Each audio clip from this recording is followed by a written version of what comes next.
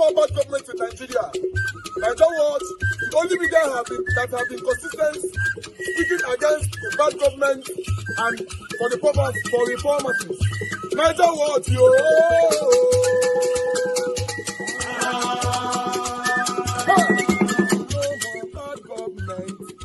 No more bad government. Niger what? No more bad government. Niger what? No more bad government. The only media that have been speaking. No more bad government. The voice of the voiceless. No more bad government.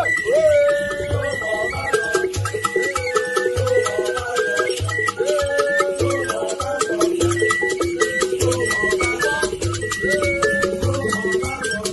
Niger what? No more bad government. For the poor. No more bad government. Niger what? No more bad government. Niger what media? No more bad government. No more bad government. No more bad government. In Nigeria. No more bad government. No more bad government. No more bad government. The only media. No more bad government. The number one media in Nigeria. No more bad government. That have been speaking against government. No more bad government. Niger what? No more bad government. Niger what you? The voice of the voiceless. The voice of the voiceless.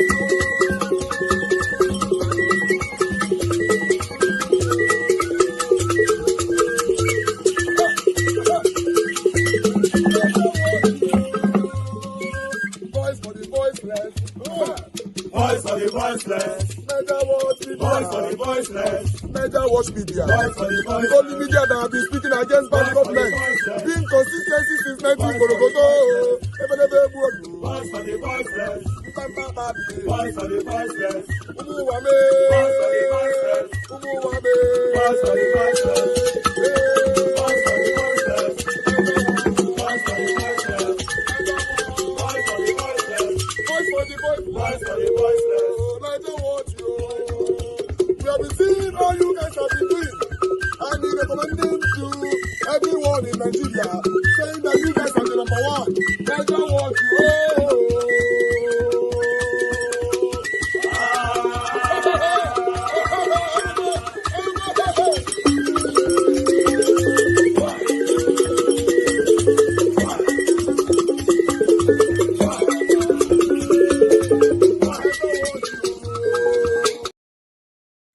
Hello and welcome. My name is Magnus Oraka, and this is Woto TV. You see, when you look at these three people that I've pasted on this video, it kind of connects you to the intrigue or intrigues surrounding the problems of Nigeria. What I see whenever I put these pictures together is what is boiling the very problem of Nigeria. And what it is? The lack of trust. The lack of ethnic supremacy. Let us take Atiku, for instance. And trust me, I'm making this video without any form of bias. I'm trying not to come from a place of bias. Trust me when I say so. Now, Atiku, for me, and everything I'm going to say in this video is entirely my own, conjectures. Atiku, for me, represents the old school who believe that power belongs to the North. The North decides who becomes president, who gets what, but have failed to realize that time evolves. And when it evolves, things change. Gone are the days in the 70s and in the 80s when the South didn't really bother about leadership, didn't really bother about politics, that gave the North ample time to use power the way they felt like during the military and in the civilian rule. I think they got so used to it, so much so that when Jonathan, by some stroke of benevolent hands, became president, they felt very uncomfortable, but the constitution was very clear, and the constitution they wrote the constitution themselves, which says that in the event of the passing on of the president, the vice became president. So that bitter pill that a Christian and a Southerner cannot rule them became a pill they had to swallow. Now, Atiku became, I will never forget Obasanjo saying that if he tells us what he knows about Atiku, nobody would even want to see Atiku for another day. Those were the words of Obasanjo. When I see an Atiku going against rotational presidency, always contesting against Southern, against Middle Belt, against everyone, including against his own brother, you could see a man connected with the fact that power must come to him. As a matter of fact, and this is my own opinion, I do not see anything different between Atiku and Tinubu. These are people that believe that power must come to them. On the other hand, when I see a Tinubu for me is an opportunist who is capitalizing on the already strained, fragile relationship that we have in Nigeria. A relationship that is already divided along religious and tribal lines. And this man came and rode on those divisions to become president. Muslim ticket, Emi Loko, Awa Loko, Yoruba Loko. This is a man who interweaved the very core of our problems to become the president. And up till this moment as we speak, the very problem which has been accentuated is still evident in our divisions. It's still evident in the comments you are going to read. Of course, you're going to read many comments, and most of the people from the Southwest, even though they will pretend that that is not the reason, will comment against this video because I'm talking against a president that's of Yoruba region, that's of Yoruba origin. And because of that, I'm speaking against Yoruba. As a matter of fact, if I must say this, again, it's my own opinion. The Southwest, the Yorubas, are one of the, in fact, if I rate the problem of the administration, they top the list of Nigerian problem because they claim to be educated and therefore should be able to embrace rationalizing some of our challenges. But they would rather be enslaved in the cocoon of tribalism than to say what is right. An example is Wole Soyinka, a Nobel laureate. Peter Obi, on the other hand, is an unfortunate person. I will tell you why I think he's unfortunate. It is unfortunate because he came from a tribe that the Southwest and the cabal, the Northern cabal, have designated to be prejudiced, if you want me to say that.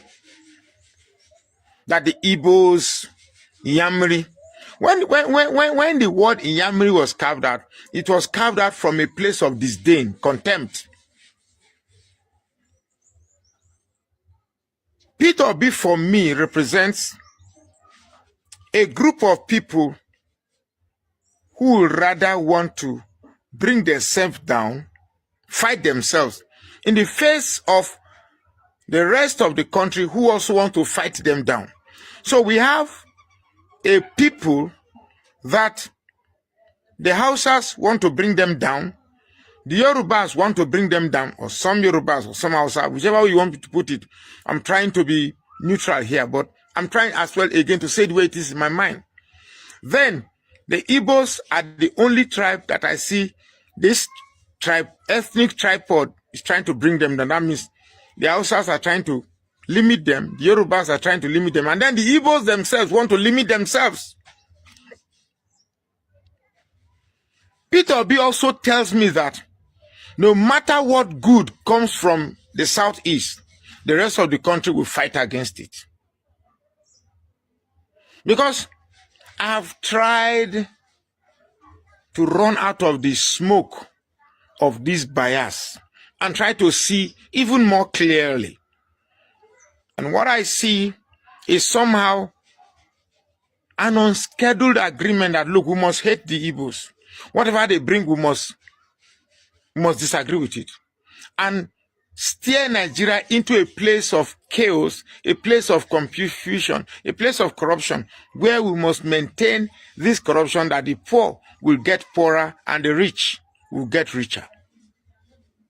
So when I come to this platform, this video, this Woto TV, I try as much as possible to jolt your memories, to look at complicacies that your mind, your little minds cannot travel and meander in between the cracks. And I try to say, hey, this is what is being done to you. We must wake up and get our country back so that we can measure up to our contemporaries elsewhere in the world. Otherwise, your children that you will pass on and live here will be slave to those you saw today holding plates and begging on the street. My name is Magnus Soraka. Please follow this page and share this post. One of them, any one of them, and if it's one of them confronts Tinubu, they will defeat Tinubu. If one of them comes out, if one of them is chosen amongst them, and the others support with their resources and their structures, Tinubu will be gone. Because, see, what is coming in 2027 is not just going to be an election. It's going to be a war.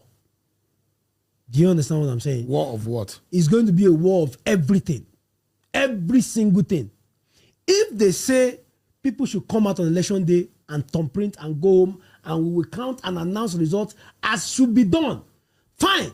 But if they say we will switch off IREB by 3 a.m., we will do this, then this opposition should give them back at the same level. Nobody should come and cry after the election. But you see, this. So let me repeat myself, please. Nobody in opposition should come back and cry after 2027. Every madness must end on election day. If they say, let us vote peacefully and responsibly, fine. But if they say, we will continue in the madness of 2023, let us end it on that day. Push the responsibility for peace back to the government. We are too scared as a people. That is why a government that is in its first term will be tormenting Nigerians like this. We are too scared. Who are we scared of? What is the worst that they can do? El-Rufai is going to police station. He has been invited. Everybody mobilized to the place. It is not ABC. It is Nigeria. This country does not belong to Tinubu. Does not belong to APC. If you arrest any opposition leader, politically, all of us will go there. Everybody go there. Let the world see the nonsense that is going on in this country. But all this fear, this one is afraid, I don't know what EFCC do. Okay, if they pick anybody wrongly, go and, if DSS misbehaves, go to DSS. Let me ask you, this platform is fundamentally created for young Nigerians. Yes. Who has more than 60% of the voting population. But unfortunately, on election day, you don't find them. And we creatively and intentionally create a platform where politics can be discussed and listened to by younger Nigerians who have the voting power. In your own sense, and this is how we close the podcast today. Are young people responsible in this country today? Absolutely. Are they politically aware? Yes, they are. Are they going to be able to determine the future of this country in 2027? 2027, I don't know, but Nigerians, young people are tired. And I don't blame them. I don't. Last election, I know how many people, how many of my own friends flew into this country to come and vote. I mean, at least one person will spend 10, 15, 20 million in coming just to come and vote that, oh, finally, INEC promised us electronic transmission of votes from a polling unit to the IREV. People showed up in the last election. What did these old people do? The same manipulation. So please, it is okay and it is very easy. It's the easiest way out to blame young people for not believing in the system. The system has killed their hope. So I don't blame any young person who refuses to come out to vote. People tore their voters card after the last election result was announced. Young people want to be part of the system. Who are the people jackpotting? It's young people. When Buhari came in, I know how old I was. I think I was 35 or so. I'm approaching 50. What have these people done with my years? I will not tell you. So if I'm speaking out of anger, it's because I have children in the university. I don't want them to also come and pass through a situation where you know that your vote is nonsense. All right. When you take away the power of the vote from the citizen, you turn them into animals. And we should. Thank you very much. Thank you for coming on the podcast today. It's a pleasure. I appreciate it. Thank That's our podcast today, everyone. Many thanks for being part of it. Don't forget, you can subscribe, you can follow, and share. That way, the agenda is that every one of us form a community where we are our brother's keeper. How do we become a brother's keeper in a democracy? Is by looking out for each other in the information that we needed to get our country back on its feet. Thanks so much indeed. All right, my people, I appreciate every one of you right there. My presentation continues, but I need to quickly say something here. May not come like say we don't go forget ourselves. But meanwhile, let me quickly acknowledge some of you right there. We have lots of comments on the comment section already. Good morning, good afternoon, good evening to every one of you. Happy New Week to you all. Today is Monday, 8th September 2025.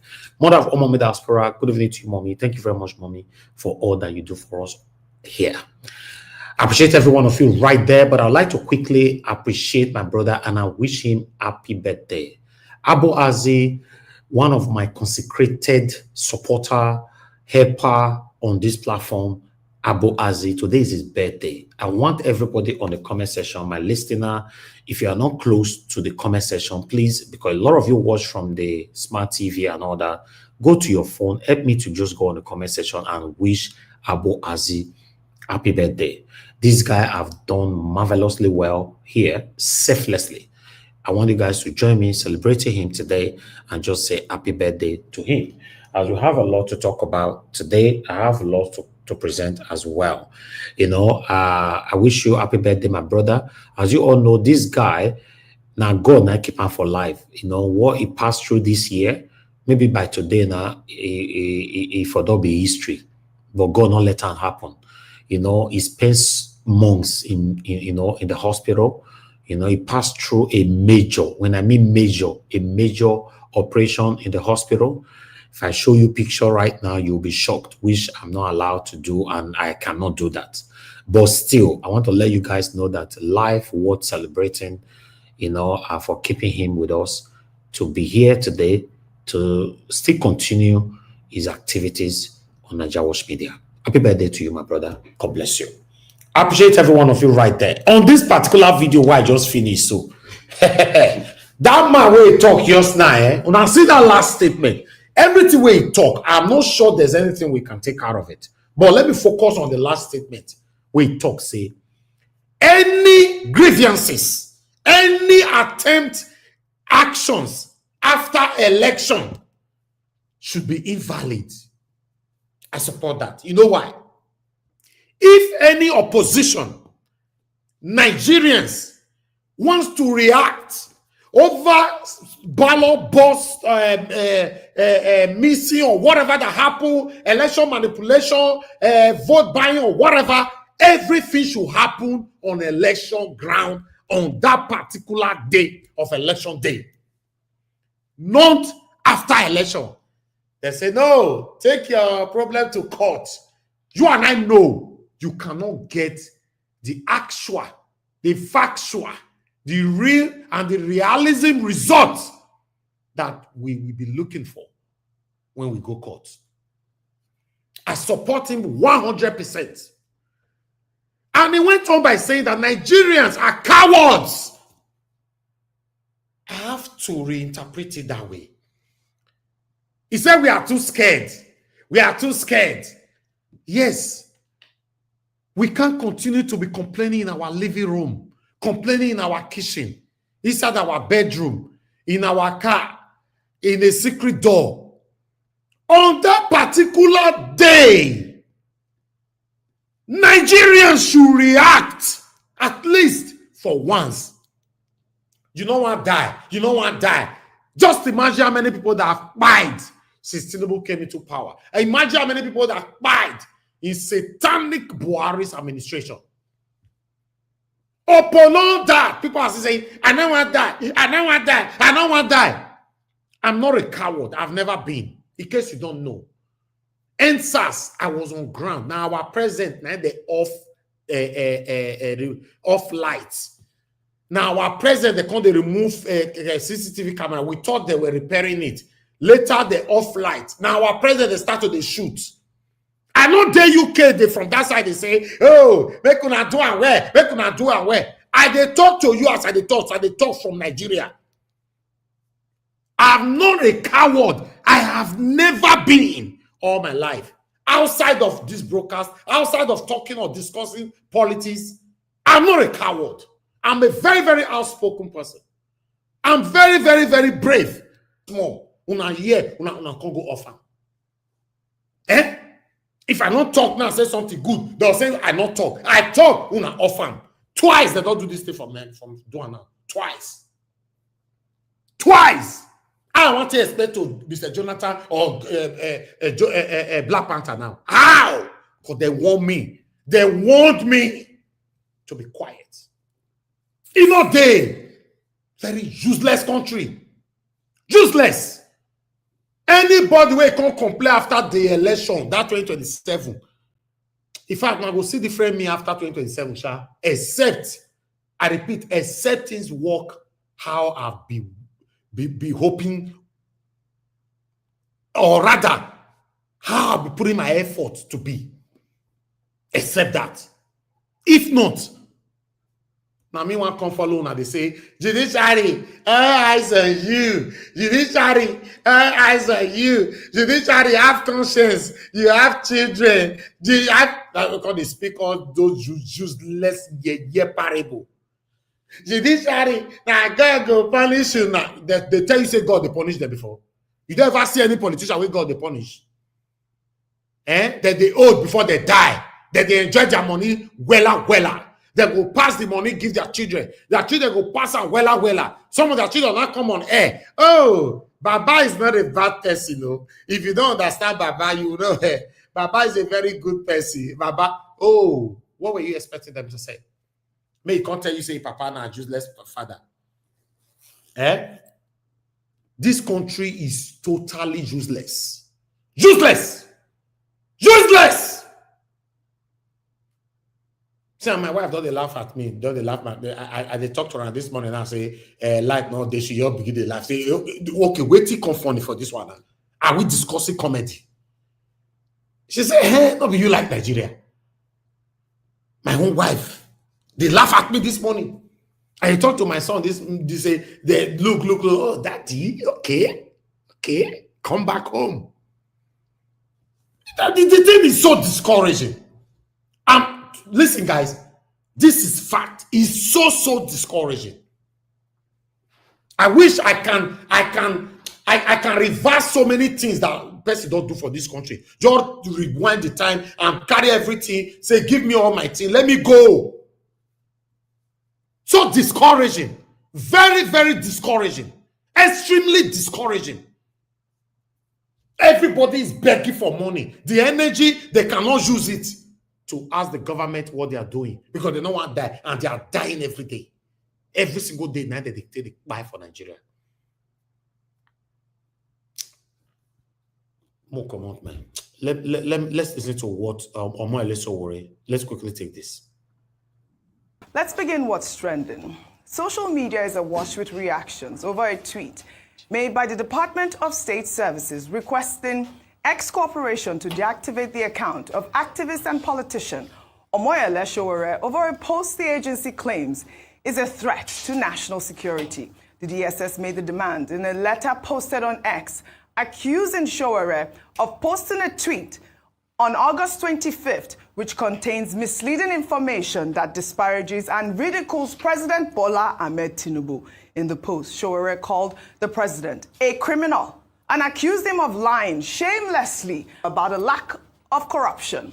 The DSS claims that Sowore's tweet has caused widespread condemnation and could lead to public protests, threatening national security and damaging the country's reputation. The agency also argued that Sowore's post violates several Nigerian laws, including the Criminal Code Act and the Cybercrimes Act, which prohibit false information, hate speech, and online harassment. And I'll read a part of the DSS tweets. They wrote on X, "It is pertinent to bring to your knowledge that under the Nigerian law, these quoted tweets, words, constitute offense punishable in Section 51 of the Criminal Code Act Cap 77 laws of the Federation of Nigeria, which prohibits publication of false information, and Section 19, 22, and 24 of the Cyber Crimes Act 2025, which prohibits and makes it an offense to spread fake news or publishing content that is deliberately misleading or deceptive, posting content that is rude, vulgar, offensive, or indecent, especially with the intent to embarrass or humiliate others, provoke ethnic, religious, or tribal hatred through online or offline statements amounting to domestic terrorism." Very detailed tweet there by the DSS. However, in a show of defiance, activist Omoyele Sowore vowed not to delete his controversial tweet. He described the letter from the DSS as an act of national disgrace, an assault on institutions, and on common sense. Sowore claimed he anticipated the letter, pointing to a protest last Tuesday by a group of, he says, hired DSS protesters who had chanted for his arrest and urged him to leave Tinubu alone. Expressing outrage over what he called an unconstitutional act by the State Security Service, Sowore went on to post the very tweet he was asked to delete with the caption, "This is the tweet. This morning, X, formerly Twitter, officially contacted me about the despicable threat letter they received from the lawless official DSS over my tweet below on Tinubu. One option I will not be taking is deleting that tweet. Thank you at X." Dr. Bati, I'll come to you, but let me just quickly take one reaction to Sowore's tweet. And this is a concerned X user who wrote, "In all sincerity, calling the president a criminal is not right in any way. No court of any jurisdiction has pronounced him as one. I mean, why labeling him one?" Go ahead, Dr. Bati. Okay, two ways to look at this. From the perspective of government, the concern of the Department of State Security is that we have a law. They asked to come and prove it in a court of law. Right. If we defame another person using social media, I've called the president a criminal. Take this tweet from Chinedu, who wrote to the DSS, "Are you guys not aware of the mayhem that happened in Edo State? They killed officers like you, and you are here lamenting about a tweet from Sowore," and that's the sort of rhetoric that we are seeing online at this point. See, I have been a very big advocate of the DSS and what they've been doing in stemming the tides of insecurity. But if I'm going to give honest counsel, this was not the right way to go about it. And this is sad. You see, what they have now done is, a lot of people might not even have seen Sowore's tweets. He said he tweeted it on the 27th. Yes. 26th of August. Was it? I think it was 25th. I saw it. What are we today? What are we today? 8th. I only knew about the tweets because they started talking about it and the letter they wrote over the weekend. That's when you saw Sowore's tweet. I didn't even know that he tweeted anything of that nature. This is not the way to go about it. Because, you see, we live in a country where, when we want to look at things on the pedestal of fairness, yes, what I would just say is it wasn't right to have called the president a criminal. You don't have any court judgment to be able to back that up. But secondly, the other part of the tweets, what the president also went to see in Brazil, that corruption is gone. Corruption is not gone from Nigeria. We also know that corruption is not gone. On my point on the DSS, what is happening is the fact that when you start to say, okay, let's cherry pick, people will now ask you, what about what is happening in Edo where NSCDC officials were killed? Why do we talk about? What about the people inciting violence online? Because the DSS statement talked about inciting violence, and the next thing, you are not doing anything. We are in this country when Bayo Ononuga came out openly to say that this should be the last time the Igbo should put mouth in Lagos politics. Right. And he also doubled down on the statement. Why didn't we have a level of control and contrition? So that's why I said going through this route is a route that will not benefit anybody. All right. That's just my point. That's your point. Can I just make a point?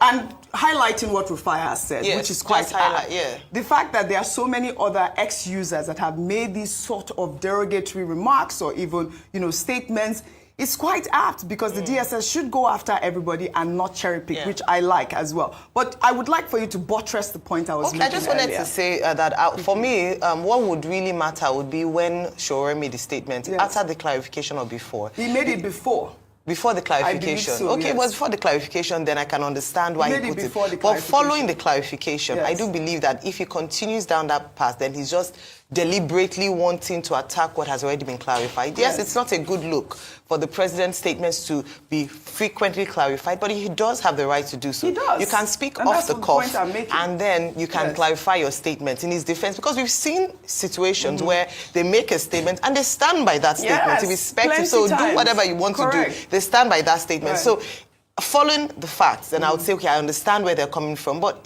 I totally agree that the challenge with this is selective justice and selective action, which the DSS has been accused of doing. But beyond that, I must say that there's no one that's above the law. In 2021, the President of the United States account was banned by Twitter itself, following statements that were deemed to be inflammatory when he talked about the calling patriots, the people who invaded, Capitol Hill. So it does happen, and that's why they called for an outright ban, that if this account consistently misleads people or could instigate, unrest based on information that is not fully correct, then they can take an action. However, I do hope that the DSS, since they want to be, they are really, the action is there to clamp down on hate. They can't cherry pick. If they are doing it to Sowore to show that it is not targeted and agreeing with what he says that he has been a target since NSAS, they need to ensure that a lot of people, and I can give them a lot of handles, whether it is causing ethnic division, inciting ethnic, rhetorics.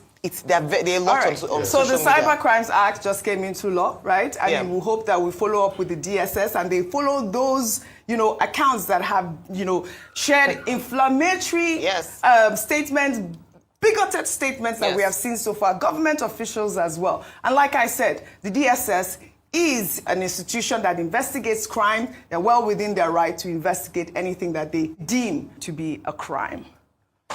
Well, let's take this story now that has been trending all weekend from Enugu State, where... Okay. Normally, when I see this video, why I play so. Arise, this was the one they posted. The original version of this video they posted, they have edited it. Where Rufai and Audio, they clashed. So Arise have deleted that part out, but we still have it. Arise, we know say they say they intimidate people, but you get the way without a plan for the wait for people like that. No worry. But still, let's leave that area. I would like us to listen to that version quickly, where Audio and Rufai where they for clash. I'm just going to forward it, the one I did today. Let me look for it. Okay, there you go. Let's forward it. On this one, the DSS don't write letter, go give X. Yes, Elon Musk. They don't go tell him, say, make it delete Omoyele Sowore's Twitter account. Make it delete him. Why? Because Omoyele tweets say, Tinubu is a criminal drug baron. Because of this, DSS say me they delete Omoyele Sowore. Now Omoyele Sowore say, I can never remove that tweet. Except Omoyele Sowore remove that tweet. Omoyele Sowore said no, he can never remove the tweet. And Nigerians went behind that tweet of DSS, lambasted of DSS. They went supporting Omoyele Sowore. In fact, some of them went on by saying that this is a national disgrace. If the DSS can address Omoyele Sowore's tweet and the killings that is currently going on in Edo State, they have failed to address it. As they talk, and so it be. For Arise, Rufai and Ojiokbe, they tackle each other, not be small for Tinubu matter. Rufai said Tinubu na criminal. Ojiokbe say no, not be criminal. Rufai say Tinubu talk say corruption is going Nigeria. Ojiokbe say no, he not talking. Two of them going to fight for Arise. Not be small team, my people. Let's watch this together. What's wrong if you have made a statement? No, I'm not. Don't argue. I'm not arguing with you. I just want to make a statement. I'm making a point. But you haven't let me land. You haven't let me land. I'm making a point. Let me finish, please. Would you let me land? Okay, go ahead. Let's begin what's trending. Social media, which prohibits constitutional act, lawless official divide in any way. No. Yeah, sections 1822 X affiliate. You know, people like that while they got the recourse, if they have been defamed, media, you can be sued. Rufai, I'd like to just highlight this. The DSS is a secret service and is an institution that investigates crimes against the state. They are also empowered to protect the president. So this might sound really, strange to a lot of people, but however, the DSS is doing their job. And I'd like to also take another tweet before I come to you. Just also to note that the DSS has said that, they are going to go after X as well as, Sowore if they don't comply. You know that, we had that issue the last time with Muhammadu Buhari, the Twitter ban. I don't know if that's what's going to happen, but let me take this tweet from Chinedu, who wrote to the DSS. Are you guys not aware of the mayhem that happened in Edo State? They killed officers like you, and you are here lamenting about a tweet from Sowore, and that's the sort of rhetoric that we are seeing online at this point. I have been a very big advocate of the DSS and what they've been doing in stemming the tides of insecurity. But if I'm going to give honest counsel, this was not the right way to go about it. And this is sad. You see, what they have now done is, a lot of people might not even have seen Sowore's tweets. He said he tweeted it on the 27th. Yes. 26th of August. I think it was 25th. I saw. What are we today? Yeah. What are we today? 8th. I only knew about the tweets because they started talking about it and the letter they wrote over the weekend. That's when you saw Sowore's tweet. I didn't even know that he tweeted anything of that nature. This is not a way to go about it, because you see, we live in a country where when we want to look at things on the pedestal of fairness, yes, what I would just say is it wasn't right to have called the president a criminal. You don't have any court judgment to be able to back that up. But secondly, the other part of the tweets, what the president also went to say in Brazil, that corruption is gone. Corruption is not gone from Nigeria.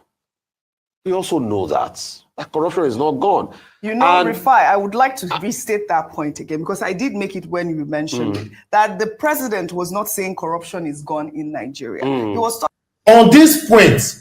Ojiokbe now a spokesperson or a spokeswoman or a spokeslady of APC on this point. Talking about the fact that corruption is gone from the subsidy regime. Let us just, be sure that that's what he said. No, I think you should play this. Not the half video, Oji. Play the full statement. We've gone to watch. And he did say that corruption is gone in Nigeria. It was the clarification afterwards. It was the clarification. Afterwards, yes. What's wrong if you have made a statement? No, I'm not. Don't argue. I'm not arguing with you. I just want to make a statement. I'm making a point. You are not arguing with him.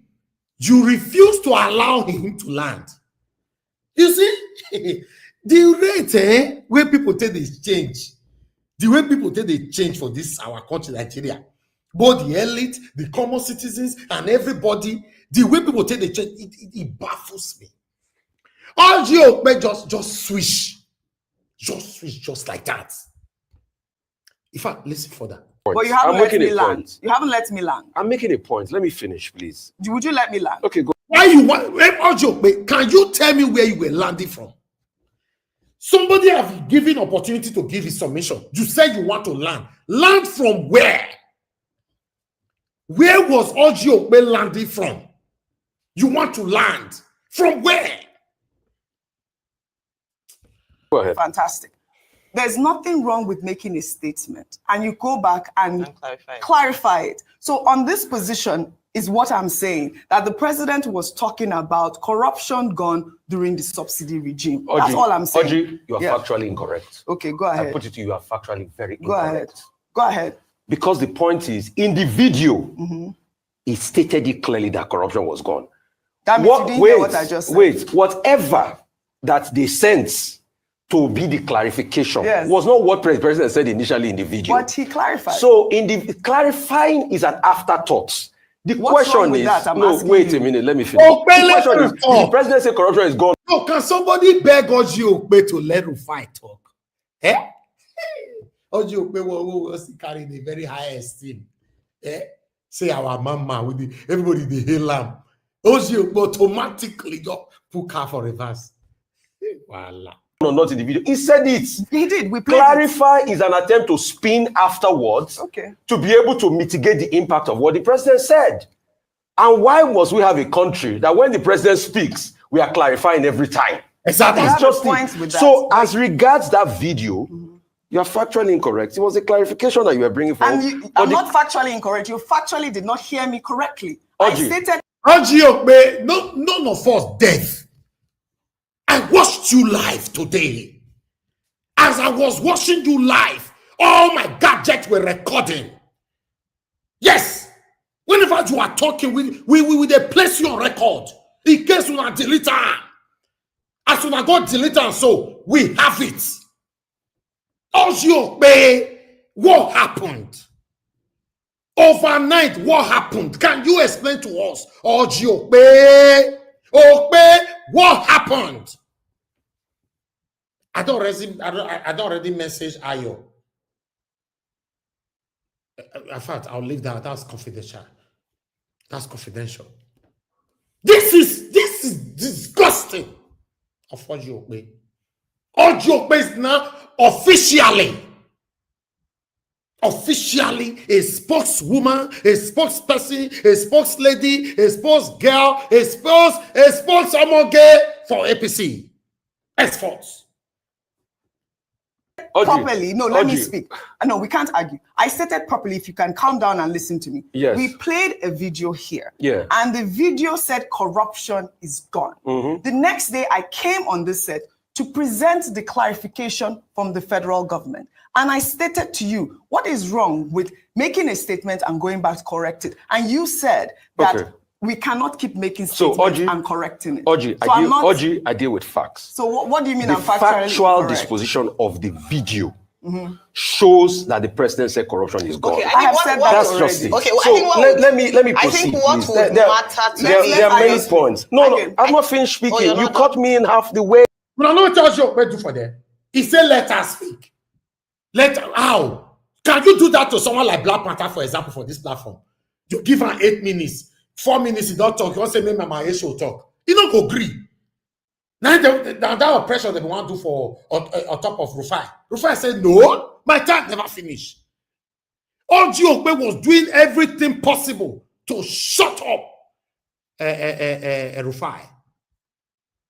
And you said that we cannot keep making statements and correcting it. Oji, I deal with facts. So what do you mean? The factual disposition of the video shows that the president said corruption is gone. Okay, I have said that That's already. just it. Okay, well, so let me proceed. I think what would matter to there are many points. No, I'm not finished speaking. You cut me in half the way. Because you were trying to prove your point, Oji. You cut me in half the way. Okay. What I'm trying to say is, Ayo, please let me make my point. And let me make it to the end.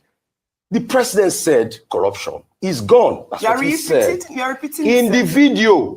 What Sowore is replying to was the fact that the president said corruption is gone. Factually, that was not correct. He might put a clarification as an addendum afterwards. Secondly, on my point on the DSS, what is happening is the fact that when you start to say, okay, let's cherry pick, people will now ask you, what about what is happening in Edo where NSCDC officials were killed? Why do we talk about? What about the people inciting violence online? Because the DSS statement talked about inciting violence. And the next thing, you are not doing anything. We are in this country when Bayo and Onuga came out openly to say that this should be the last time the Igbo should put mouth in Lagos politics. Right. And he also doubled down on the statement. Why didn't we have a level of control and contrition? So that's why I said going through this route is a route that will not benefit anybody. All right. That's just my point. That's your point. Can I just make a point? And highlighting what Rufai has said, which is quite highlight. The fact that there are so many other ex-users that have made these sort of derogatory remarks or even, statements, it's quite apt because the DSS should go after everybody and not cherry pick, which I like as well. But I would like for you to buttress the point I was making. I just wanted to say, deemed to be not fully correct. So the cyber deem. Bang, jump.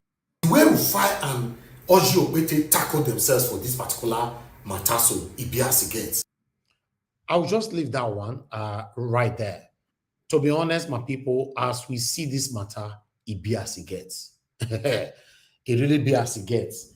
Where don't be say some of the people that we have so much respect for, they have decided to speak opposite of the truth. It's very, very crazy. Oji Ogbete is one of the people that I have so much respect for. But I don't understand why Oji Ogbete. Your duty was to present the headline or the topic and allow Rufai, Oseni, and Ruben Abati and Ayo to discuss it. Oji Ogbete, but you can't take the mic. You be like say me carry matter come here now. If I want go one corner, I'll stop now. If I go one corner, I'll stop now. That's what Oji Ogbete was doing. It's very unfortunate, but now so we see. I appreciate every one of you, my people. But I would like us to move on. Let's listen to what Very Dark Man have to say concerning this matter. On this post I'm going to open my comment section, and this is why, right? I want you guys to tag Facebook and I want you guys to tag Meta, right? That they should not tag them that free Sowore. You know why I say free Sowore? I'll break it down. So they said DSS have written to Facebook that they have written to Meta, the owners of Facebook and Instagram, that they should bring down Sowore's Instagram account and social media account. Why? Because they said Sowore defamed them. That Sowore defamed the government. Not just that. Last week or so, they say even Twitter, they don't write to Twitter, say, Twitter bring Sowore accounts down. Now, let me tell you what a lot of you don't know. These people, they want to clamp down on freedom of expression. They don't want more, they criticize them on all the bad way they do. What is defamatory when I say Sowore defamed now? If you were doing good, Sowore would not have anything to talk about. Very Dark Man is existing today is because of the bad you people are doing. Sowore is existing today is because of the atrocities you people are using the government to commit, embezzling our funds. Now, let me bust your head. Do you know that even before this Sowore thing, they don't take down posts? You know that my post when I go Yelwata, Benue State, that's where they buy over 200 persons, where they burn them inside their houses. Do you know that it was brought down? So it was brought down on Facebook, so it was brought down on Instagram, so it was brought down on YouTube. All my social media. As a matter of fact, I find that video online and I'll say maybe if you did Twitter somewhere. But they brought it down all over social media. Now, let me tell you what is crazy. I talk to Instagram. Do you understand? I send them a message. As a matter of verify, sometimes I talk to Instagram on the phone, bro. I talk to Instagram on the phone. So there was one day, I was talking to the customer care of Instagram and I said, I want to make a post, right? And the post is sensitive. What do I do so that this post does not go down? Instagram said, all you have to do is to write a warning. When you write a warning, we can't touch your post. Guess what? I wrote a warning, as you can see on that video of Yelwata. As the video don't get engagement, because the government knows that video will give them bad publicity. Guess what? I believe that they were the one that took it down. Anything where go give this APC regime, APC government bad publicity, they bring it down. They use their influence. They try to clamp down on it. Two things they do. This is their format. It's either they get you to work with them. If you refuse, they try to destroy your character. That's what they do. Do you understand? So they brought down those posts from over... That time when I posted that thing, it was around 50,000 comments. People were just sharing it. This is what is going on in Nigeria. They were not happy. Now, let me tell you again. This is another thing you need to know. So, more than where our voice could be. Our mainstream media, our conventional media, like the NTAs, AITs, channels, and Arise, they don't do the work that they used to do before. When we say something happened, they'll go to the crime scene. Insecurity, they go to the crime scene. They don't do that no more. Do you understand? They just peddle around some news. The real things that's going on, they don't talk about it. Should I talk about what's going on in Castina? Do you guys even know who Bello Turuji is? Do you guys know who Bello Turuji is? A lot of Nigerians don't even know. I talked about Bello Turuji the other day. Somebody was looking at me like, nigga, what are you talking about? Bro, that guy hold North hostage. He go now waka go one state. By people come out. This thing I tell you that happen for Nigeria as we speak. He go carry like 200 people. Go inside bush. Naklang the women. The other time, he sees army tank. والجهاد بإذن الله تعالى الله أكبر هذا فلو والجهاد الله أدرتامو تاغوتا نيجيريا من كايسو الله أكبر والجهاد بإذن الله تعالى الله أكبر تاغوتا نيجيريا الله أدرتامو الله أكبر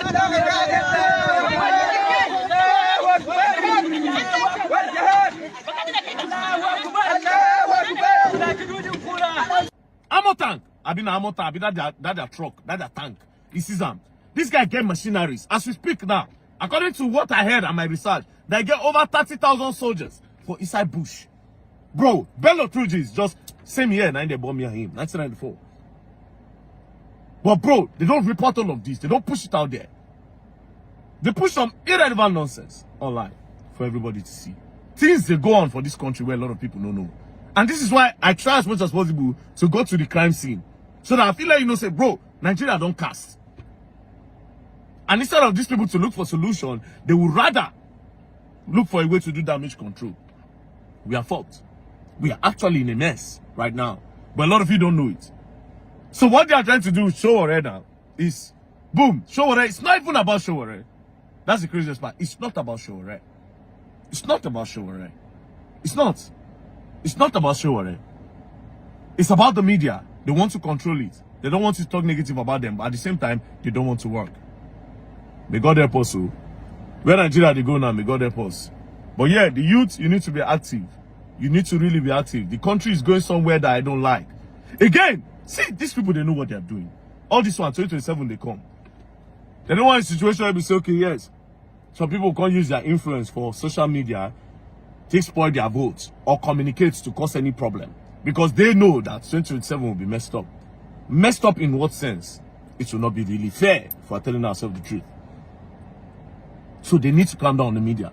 They don't do one cyber crime act bill recently, where they say, if somebody's talking to you on the phone, if you record it, if you're this one, if you're 2 years jail time, 2 years jail time, boom, all these things now to cover. This is the elites working. These are the rich men working. This is the politicians working. They want to cover their tracks on everything. Corruption is everywhere. Put in Sowore talk. Say una be thieves. Did he lie? Coastal Highway. Collected money for Coastal Highway. Where's it? The Benin Delta Road. Where is it? You stop subsidy, say you want to use the money to develop the country. Where's the development? That you stop borrowing money, but you still borrowing. Shall you see? These people, they just want to control. They just want to be in control. We are in a mess. But of course, we're not going to understand. But we are in a mess. Anyways, peace and love. Don't. All right, guys. Although I still have more video, but I'll just leave it right there. We'll continue tomorrow. I want to talk about Bible, but tomorrow we'll talk about that as well. But I need to stop here because our presentation actually took long today. Because everything we discussed today, or rather showcased today, are very, very, very important. For those of you that want to call into the show, this is the best time for you to call in right now. Before that, I would like to quickly acknowledge those of you that super chatted the platform.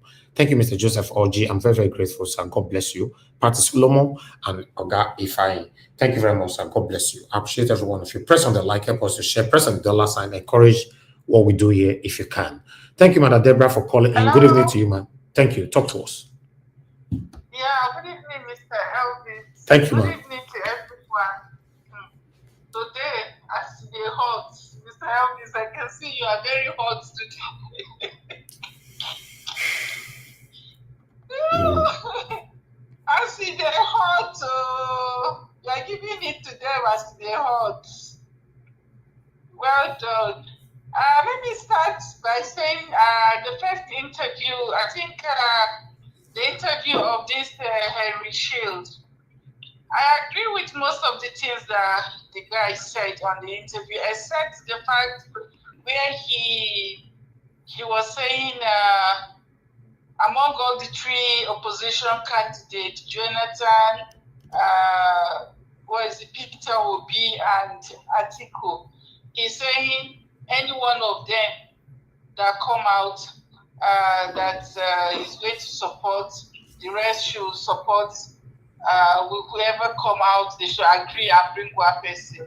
I think I disagree with him on that, because if they don't bring the right person that Nigerians will want to support, it's still not going to work.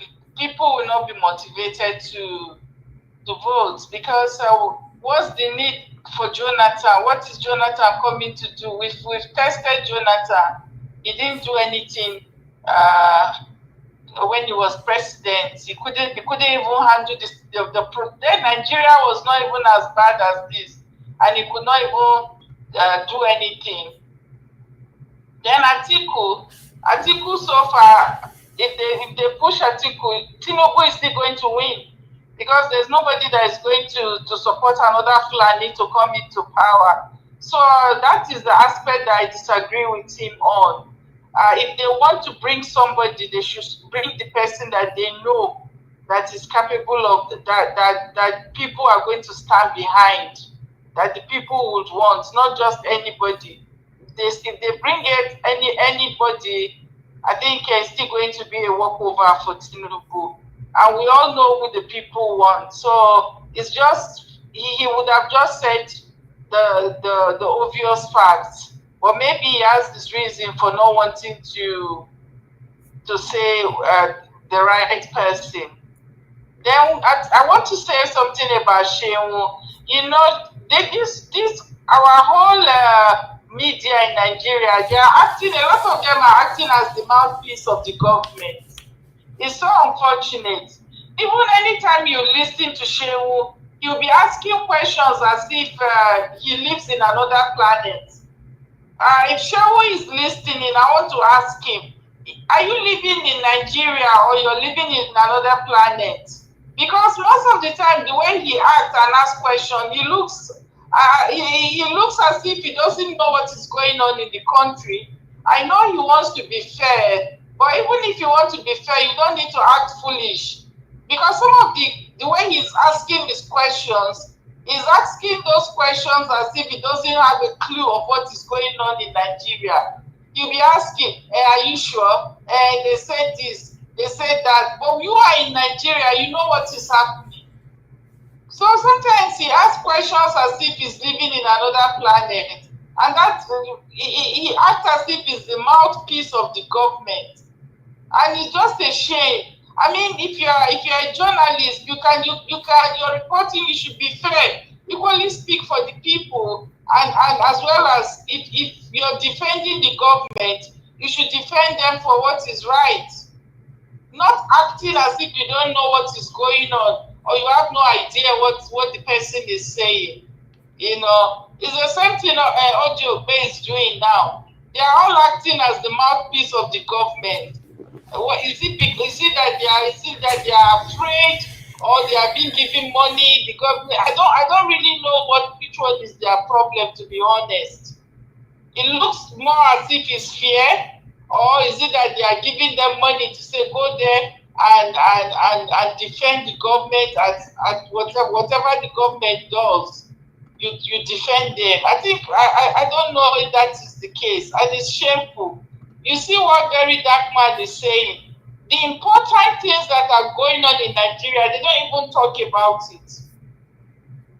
Anything that they come out to talk about is what is being talked about on social media, or the one that,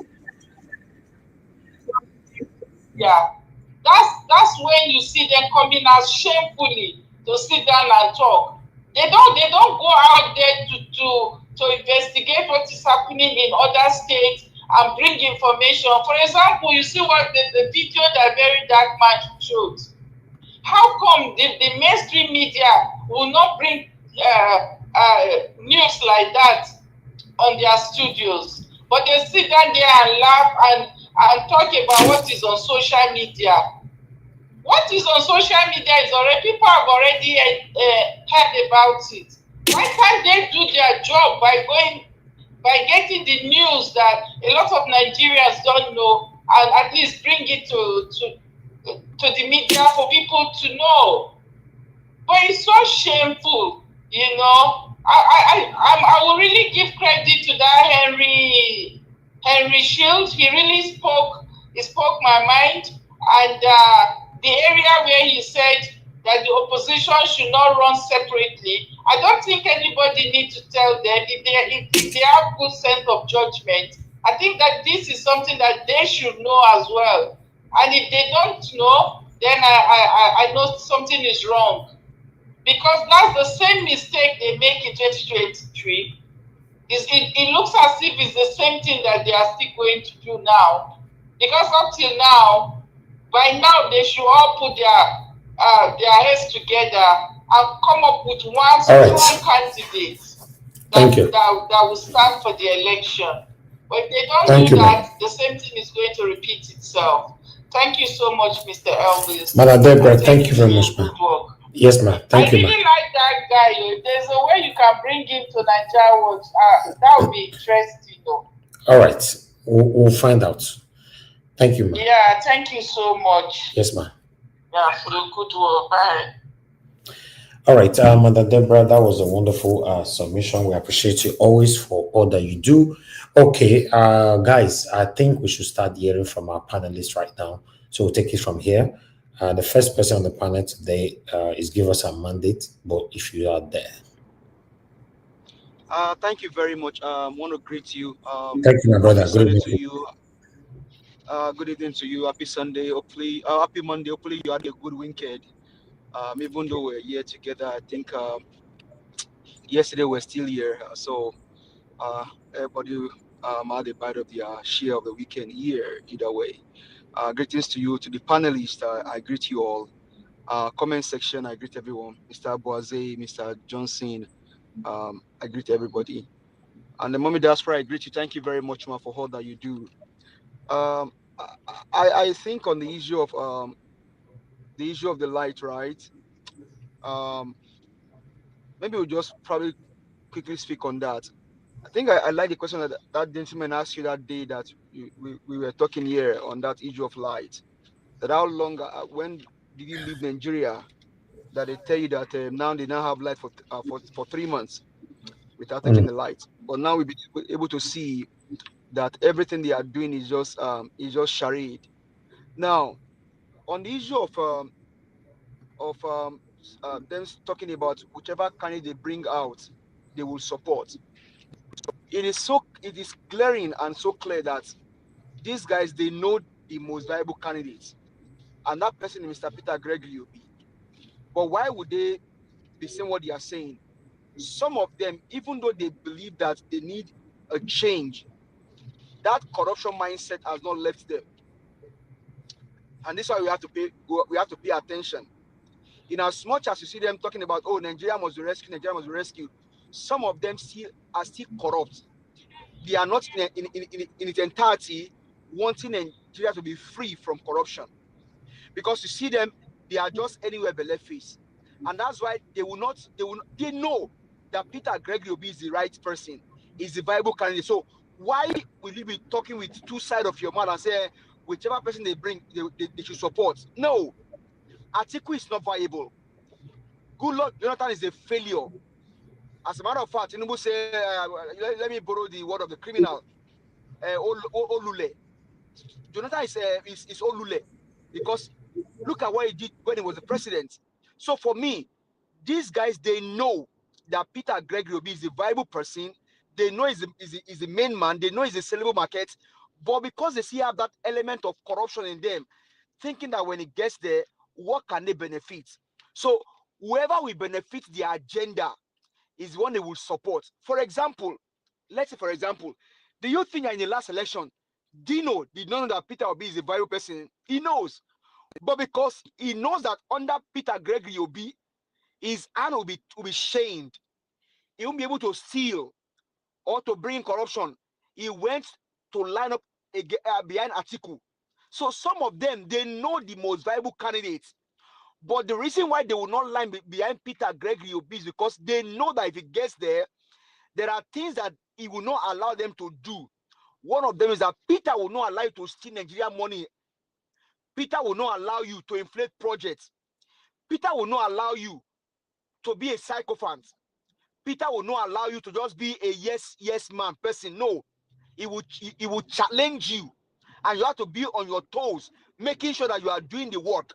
So if you see anyone talking about Atiku is I'll be behind Atiku, I'll be behind Goodluck Jonathan, is because they know that if Peter gets there, they will not see anything. He will block everywhere. He will block everything. And that is who we want. Nigeria is bleeding. You were here before you're allowed to speak now.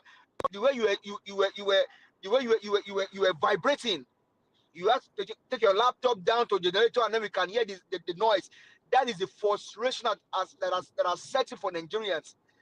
And Peter getting there will not allow the leakages, will not allow the sabotage, will not allow the criminals to be able to steal. So they all know that Peter Gregory Obi is the Bible man. The question is, will he allow them to have their way? That is questionable. Because he will not allow them. Now on the issue of Sowore, well, for me, it's a two-way thing. It's a two-way thing between Sowore, DSS, and then the criminal drug baron. As a matter of fact, Sowore is a Nigerian citizen. So whatever tweet he tweeted about Tinubu being a criminal, he has the right. He's entitled to his opinion. Donald Trump, they call him Orange Man, not only in America, but in UK. As a matter of fact, in Chicago today, there are placards being carried all around in Chicago today. Why? Because he wants to send a troop there to go and do some things. I don't know what he wants to go and do there. But you see different placards with different inscription, people calling it different kind of names. So, oh, sorry about that. I think I'm somewhere where the network is close. Sorry about that. So, no, you are good now. You are good. Thank you, sir. So Sowore calling Tinubu a criminal. He's been proven now. Tinubu forfeited $460,000. Bayo said, and I think also Festus Keyamo said, that it was Tinubu's account that commits criminal. For example, now, Mr. Evans, let's say this word now. You have an account, and they said, oh, let me not use you now. Let's use Tinubu. Now, Tinubu committed crime here, narcotic. Because the case went to court, he had to forfeit $460,000. Forfeiture is another way to let go of his criminality, or maybe to pay for his criminality. So now, what Festus could say then is that it was Tinubu's account that committed crime and not Tinubu. Which kind of crime is this, for God's sake? How can you say that a man's account committed crime and not the man that holds the account? I don't know. Maybe that account does not bear Tinubu's name. So Tinubu is a criminal. Tinubu is a criminal. He's a criminal drug baron. He's a criminal. So Sowore has the right to say it. Sowore, the last time I checked, he still has his green passport. So everyone's saying that DSS saying that he has no right to call the president a criminal.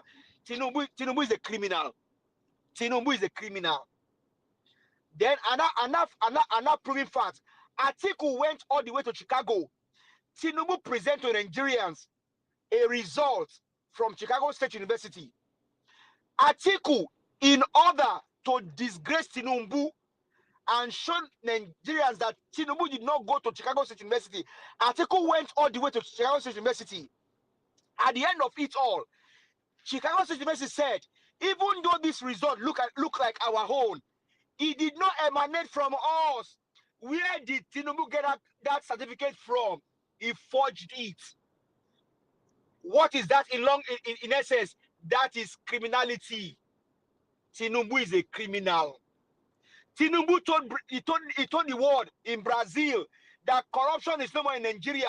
The last time I checked, they are still stealing money in Nigeria. Government official, Tinubu is a criminal. Tinubu told Nigerians that he has removed subsidy. And because he has removed subsidy, what then should happen?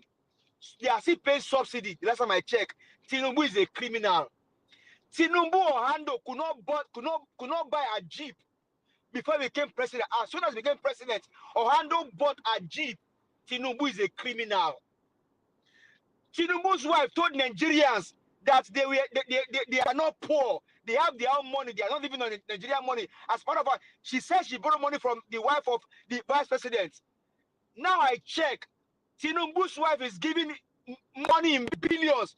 Where did the money come from? Nigerian money. Tinubu is a criminal. There is no office of first lady. Constitution does not recognize it. But today, Remi Tinubu is sitting as the first lady, doing different kind of things.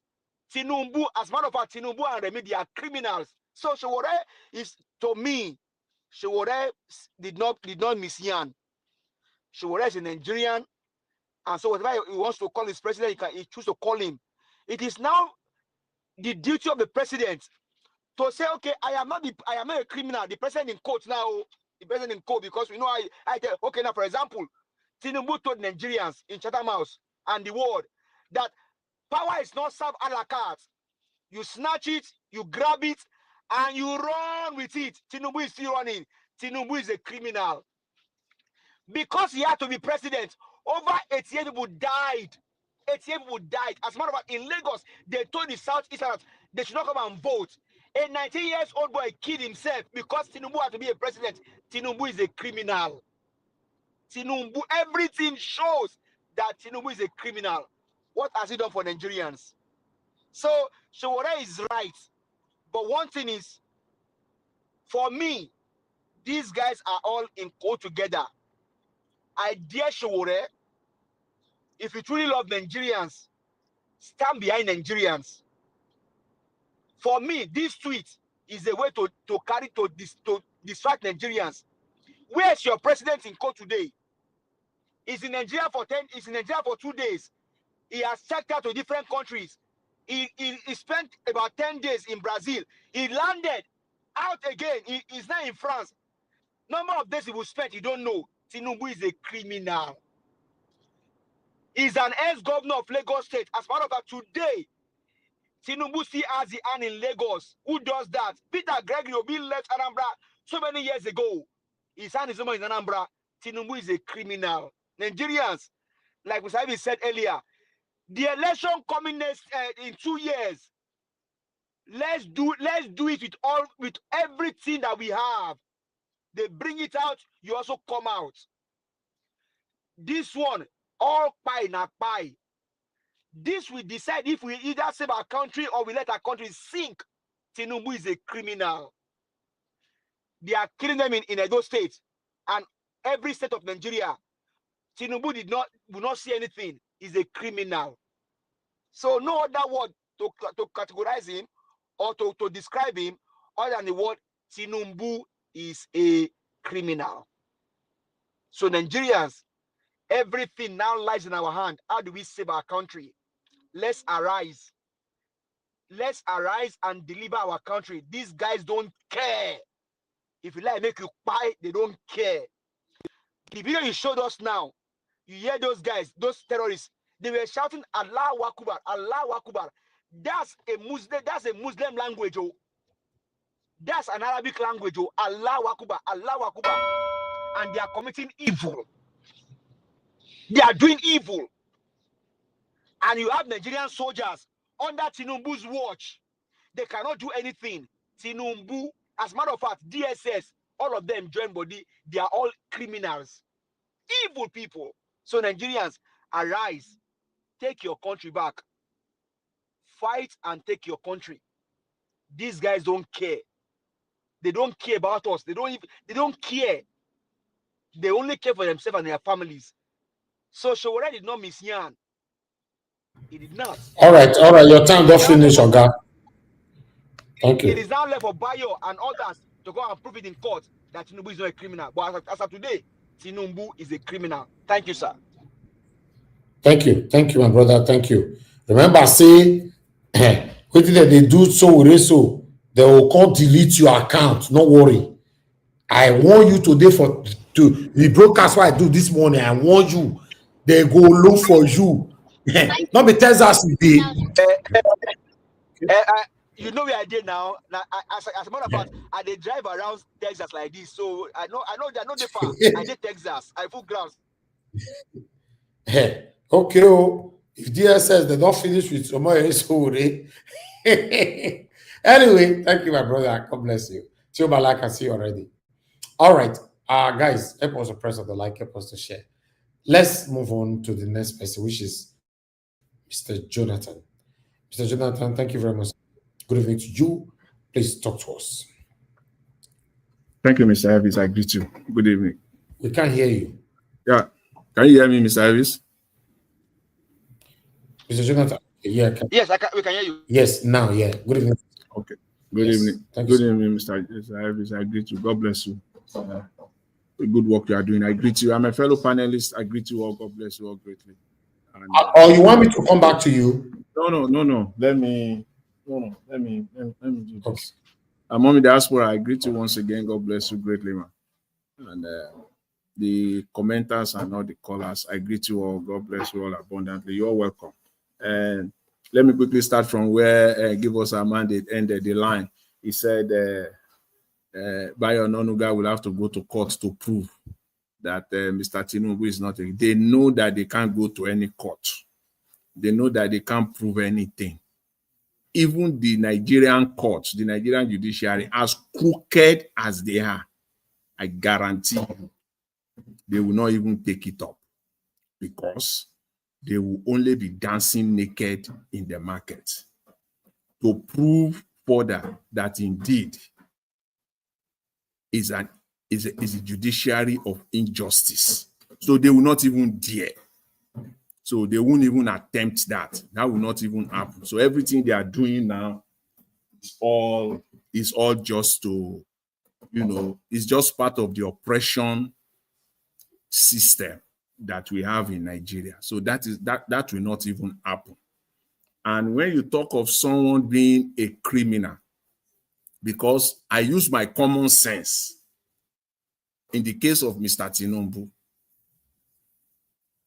I use my common sense to look at his case, the one he had in the United States, where he forfeited 460,000 United States dollars.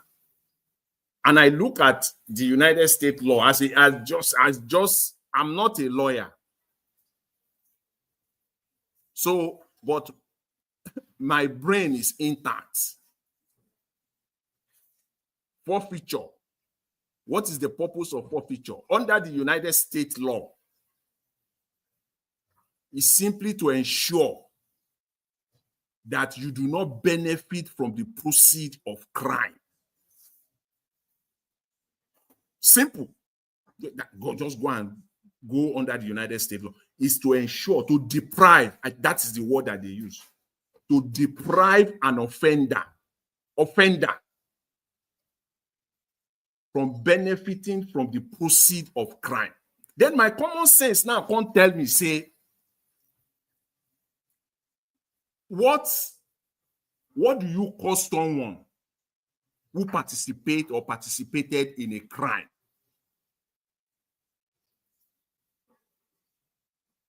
What do you call someone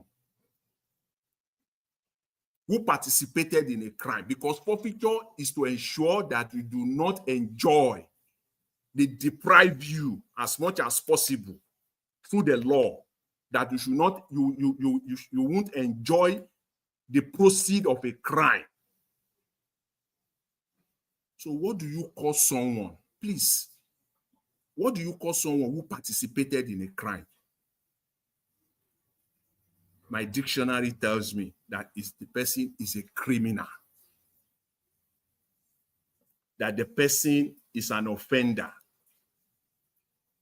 It's a criminal or an offender. So If you now call, so I don't know, even Twitter in America, Twitter, they can't do anything as far as that is concerned. You know, unless they attempt to do it secretly, the way VDM alluded to, the way they brought down his post, his ex post, without him even knowing. It was after the fact that he got to, you know, to realize that his post has been brought down. But in this case now, they have exposed themselves. Twitter can't bring it down. I'm saying it. These are my own opinion. This the same way I said when it was the case when it comes to all this legal stuff. Yes, law. We know that law, you have to apply the law. It's not black and white. At the same time, law also apply common sense too. In most cases, it's all about common sense. And I said the Finnish government will never, never, never deport Samuel Ekpa to Nigeria. It will not happen. They will undo it themselves. They know what is going on in Nigeria. They know the state of the Nigerian judicial system. So they are not going to deport somebody to come and face a trial. Because today, I'm trying to correlate, to connect this together. We're talking about the justice system, the Nigerian system, the security agencies, their modus operandi, the way they operate. Nobody, no normal country in the world will dump any, even the worst criminal, they will not give Nigeria because they know what is going on in Nigeria. Because if they dump anybody into the hands of the Nigerian government, they have participated in injustice as well. And they don't want to be tagged as such. So they will undo it themselves. So, and we saw the outcome. The swiftest fashion at which they undo it, from arrest to investigation, to arrest, to trial, to sentencing, all under 6 months. Just imagine yourself, Samuel Ekpa were to be in Nigeria. He has committed a crime. Fine, agreed. Dispense justice. They won't do it in Nigeria. The man will still be languishing somewhere. It is what we're experiencing. So don't expect anything from Twitter. It's not going to happen. As far as I know it. So when you call somebody a criminal, yes. Yes. As I've just highlighted earlier, yes, it is correct to say he's a criminal based on the facts that are on ground. If spinning, when you look at that discussion between Odiope and Rufai, I just come to the conclusion that if spinning stuff were to be one of the ways that determine how rich a country is, Nigeria will be the richest country in the world. How people will come out and spin stuff because they have concluded that most Nigerians listening to them are daft. They are fools. Tinubu went to Brazil. We talked about it. I talked about it extensively. He went to Brazil. You say corruption is gone in Nigeria. Where? How? You say corruption is gone. Which corruption? Let's start. Odiope and your life. Please, let's put it out to you. So that you can come to your normal, your correct space. And don't get involved in this spinning of stuff and thinking that you are talking to daft or fools. No, don't get yourself into that. Let's quickly highlight how we come to that, how what Mr. Tinubu said, that corruption is gone, with facts. The Lagos-Calabar highway. Let's talk, we're trying to talk about the most current so that Nigerians who are listening, we're not talking about 20, 30, 40, 50 years ago, what they have. No. We're talking about now. And to bring it down to this government. Because if you talk about corruption in Nigeria, they'll say, was Mr. Tinubu Buhari? Was Mr. Tinubu Jonathan? Was his government? Mr. Tinubu is not Jonathan. Mr. Tinubu is not Buhari. Mr. Tinubu is not Obasanjo. Let's talk about his own government now, corruption. the Lagos-Calabar Highway, a contract of over 16 trillion naira was awarded without following the due process of the Public Procurement Act. Nothing. It was just awarded. As if that is not enough, the company that secured it, the owner of that company, which Mr. Tinubu himself has publicly declared that is a close friend of his, if that is not conflict of interest, you will tell me what conflict of interest is. As if that is not enough, Mr. Tinubu's son is a director in that company. And then you will tell me, and then the same president will come out and say, there is no corruption in Nigeria. The renovation of the Muritala Mohammed International Airport, whether they call it renovation, whether they call it tear down and build up again, whichever name you want to call it, tear down and build again, whatever you want to call it, 720 billion naira, no procurement process was followed. If that is not corruption, you will come and tell Nigerians what corruption is, how you came about it. Who got that? Who got that 720 billion? What is the process? So it's just to establish the fact that corruption is still standing, gidigba, is a behemoth of is one of the bane of development of the state of Nigeria today. It's still standing there. And many of them are benefiting from it. And so they want the status quo to remain. Yes. So you cannot come out and say corruption is gone in. No, corruption is not gone anywhere. In fact, this administration in the last 2 years has taken it to another level. They have taken corruption to another level in Nigeria. When you now let's leave that. Come to this same DSS. Talking of Sowore, though I'm not a complete ally of Sowore, I'm not supporting, but when we see the facts, we see the truth. Let's just say the way it is. This is when you talk of selective prosecution. This is a classical example of it. If DSS, this past Friday, just this past Friday alone, if DSS has done the needful, I mean, this past week in Kaduna, we will say maybe, yeah, this DSS is on, you know, they are doing the needful. What happened in Lagos this past weekend, we say, okay, DSS is doing the needful. When DSS will go after the likes of MC Oluomo openly, get him in, question him if need be, let him face the law, applying the law of the land on MC Oluomo. If DSS will be bold enough to go after Bayo Ononuga, apply the law of the land, ask Twitter or X to bring down or to close or suspend the account of Ononuga, then we know they have started. But for now, until that time, this is selective prosecution. This is going nowhere in Nigeria. It is pure selective prosecution. You are only dancing naked in the market. By doing this, for me too, I didn't know.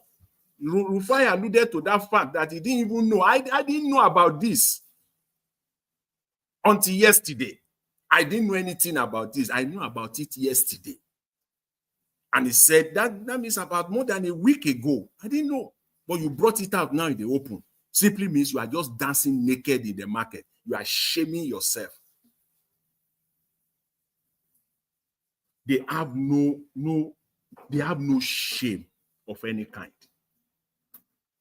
No shame. And let me end. You know, so much to say, so much that you loaded, Mr. Elvis, today. But we only have to take it one at a time. On Mr. Henry. We have to do pass by pass. Yes, yes. what the Honorable Henry Shields said, I agree with him. I must say that. Especially, I just hope that he's a true patriot.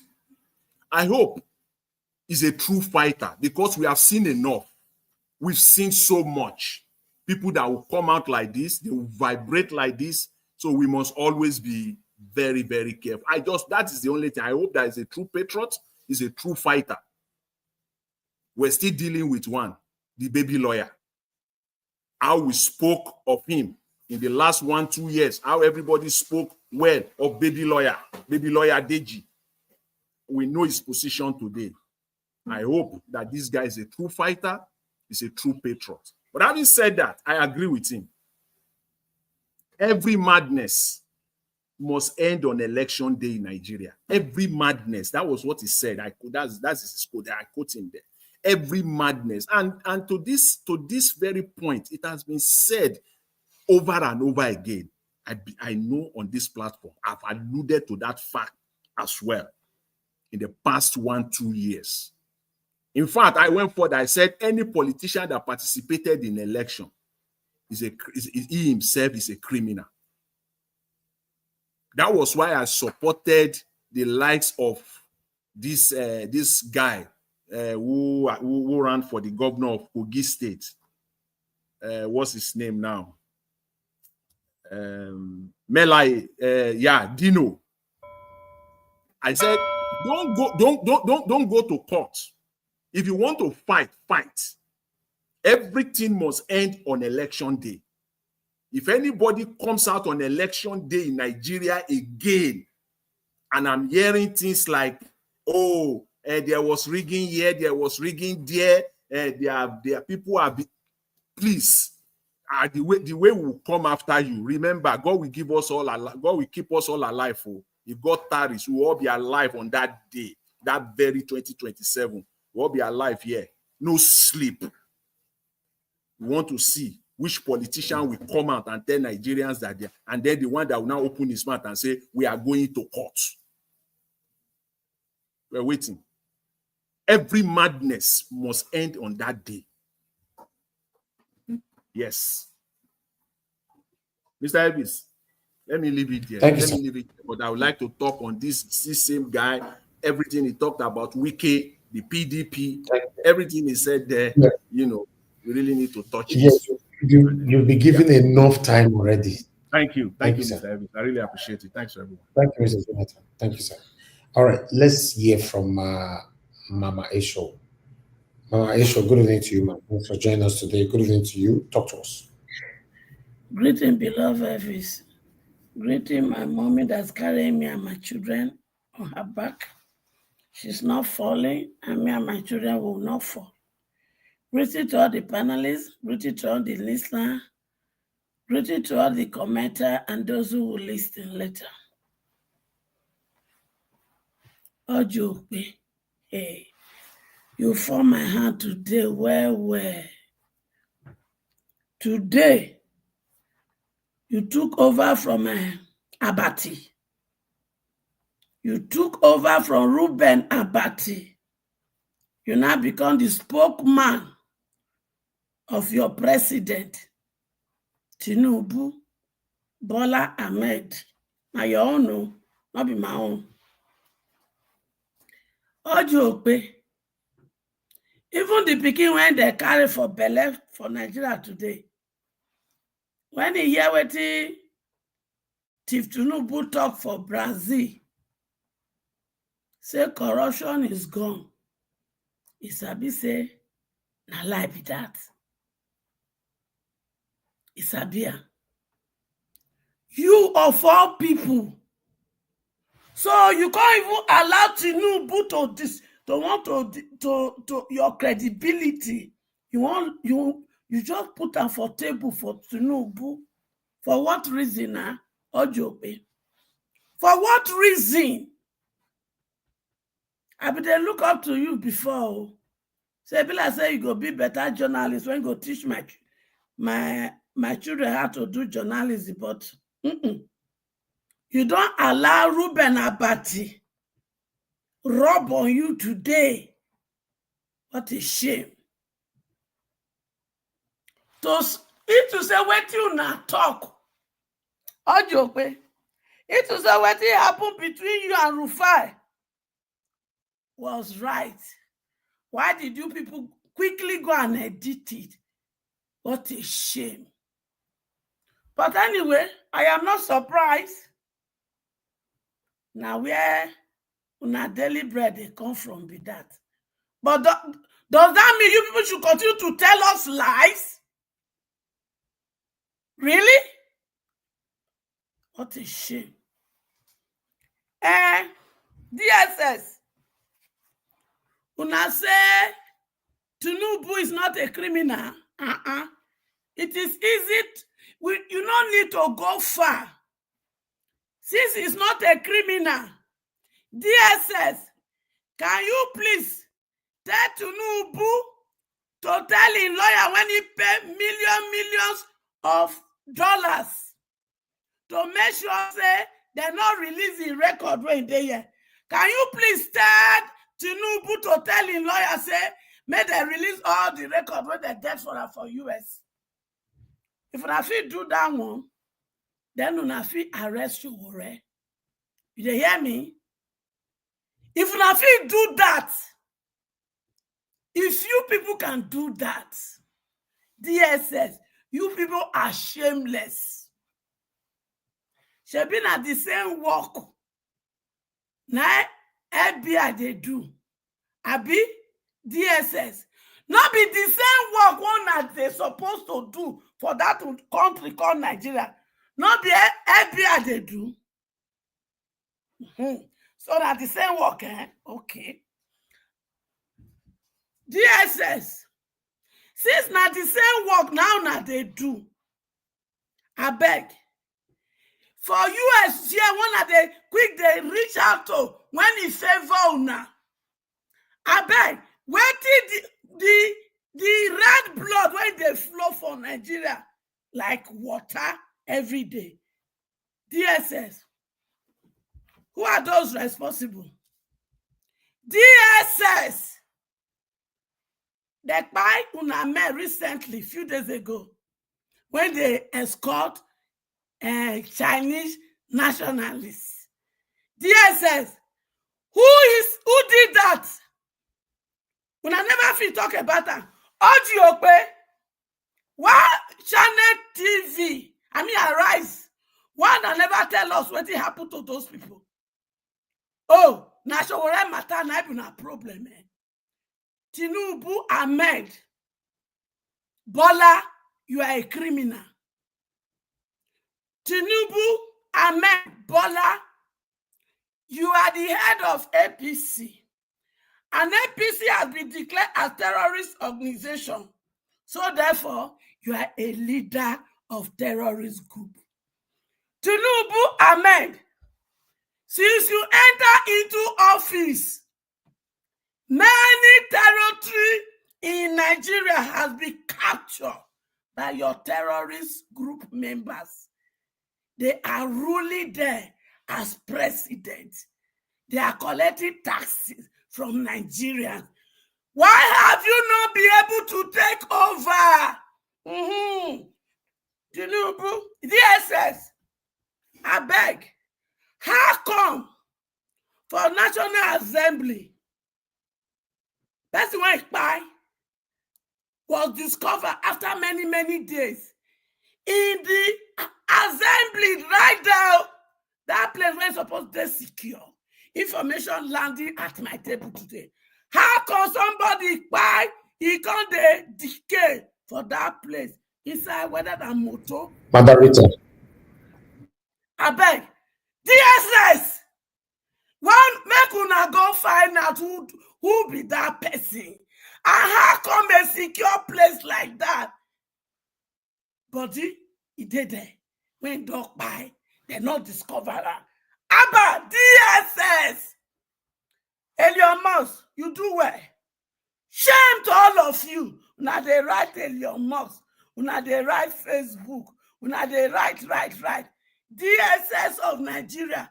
Hey, I don't forget the definition when they be given out One time I can remember, because you people are nothing but a disgrace.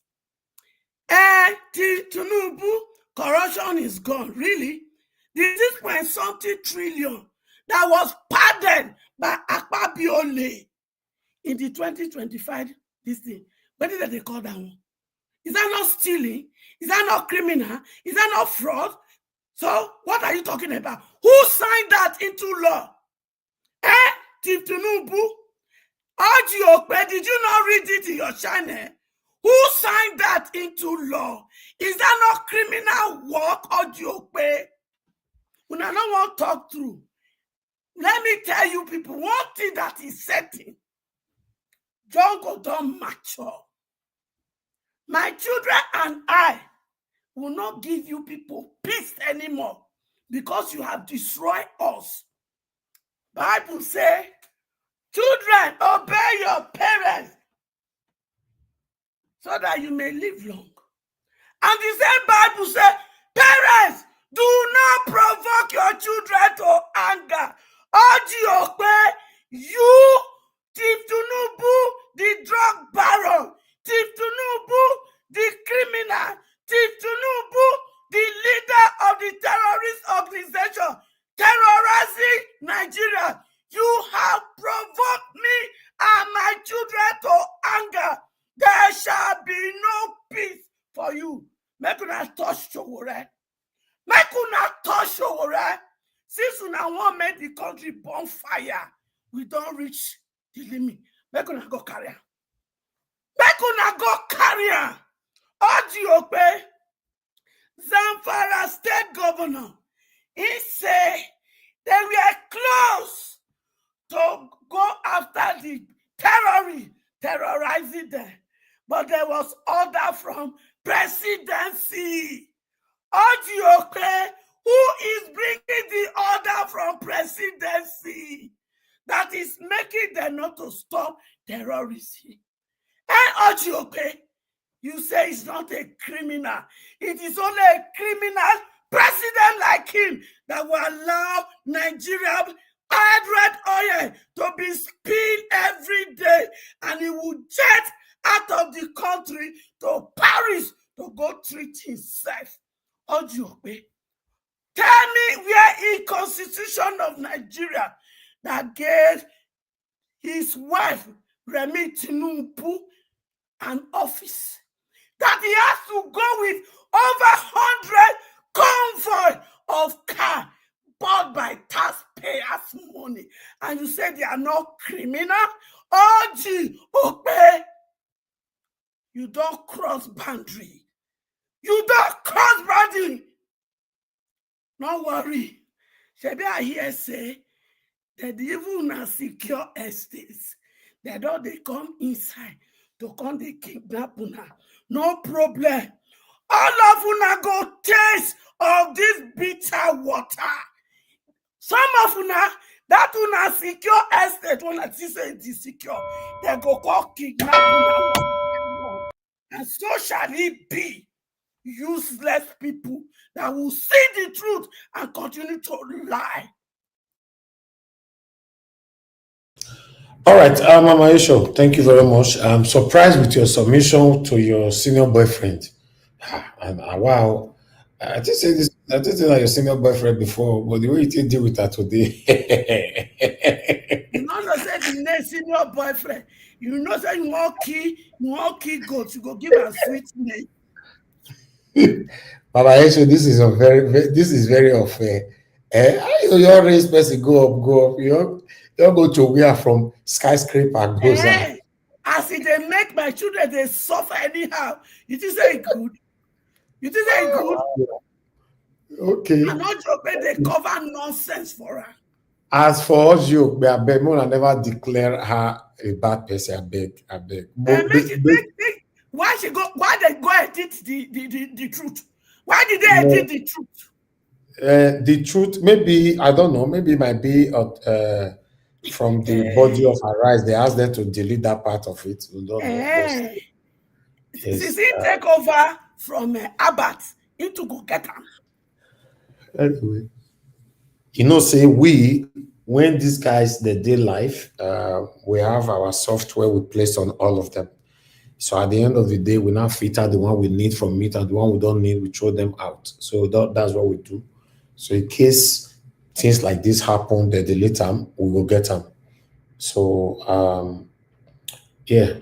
But nevertheless, Madam Ifi, if you are the one on the backstage, please on your camera to be sure. Say that you be that, so we can bring you in.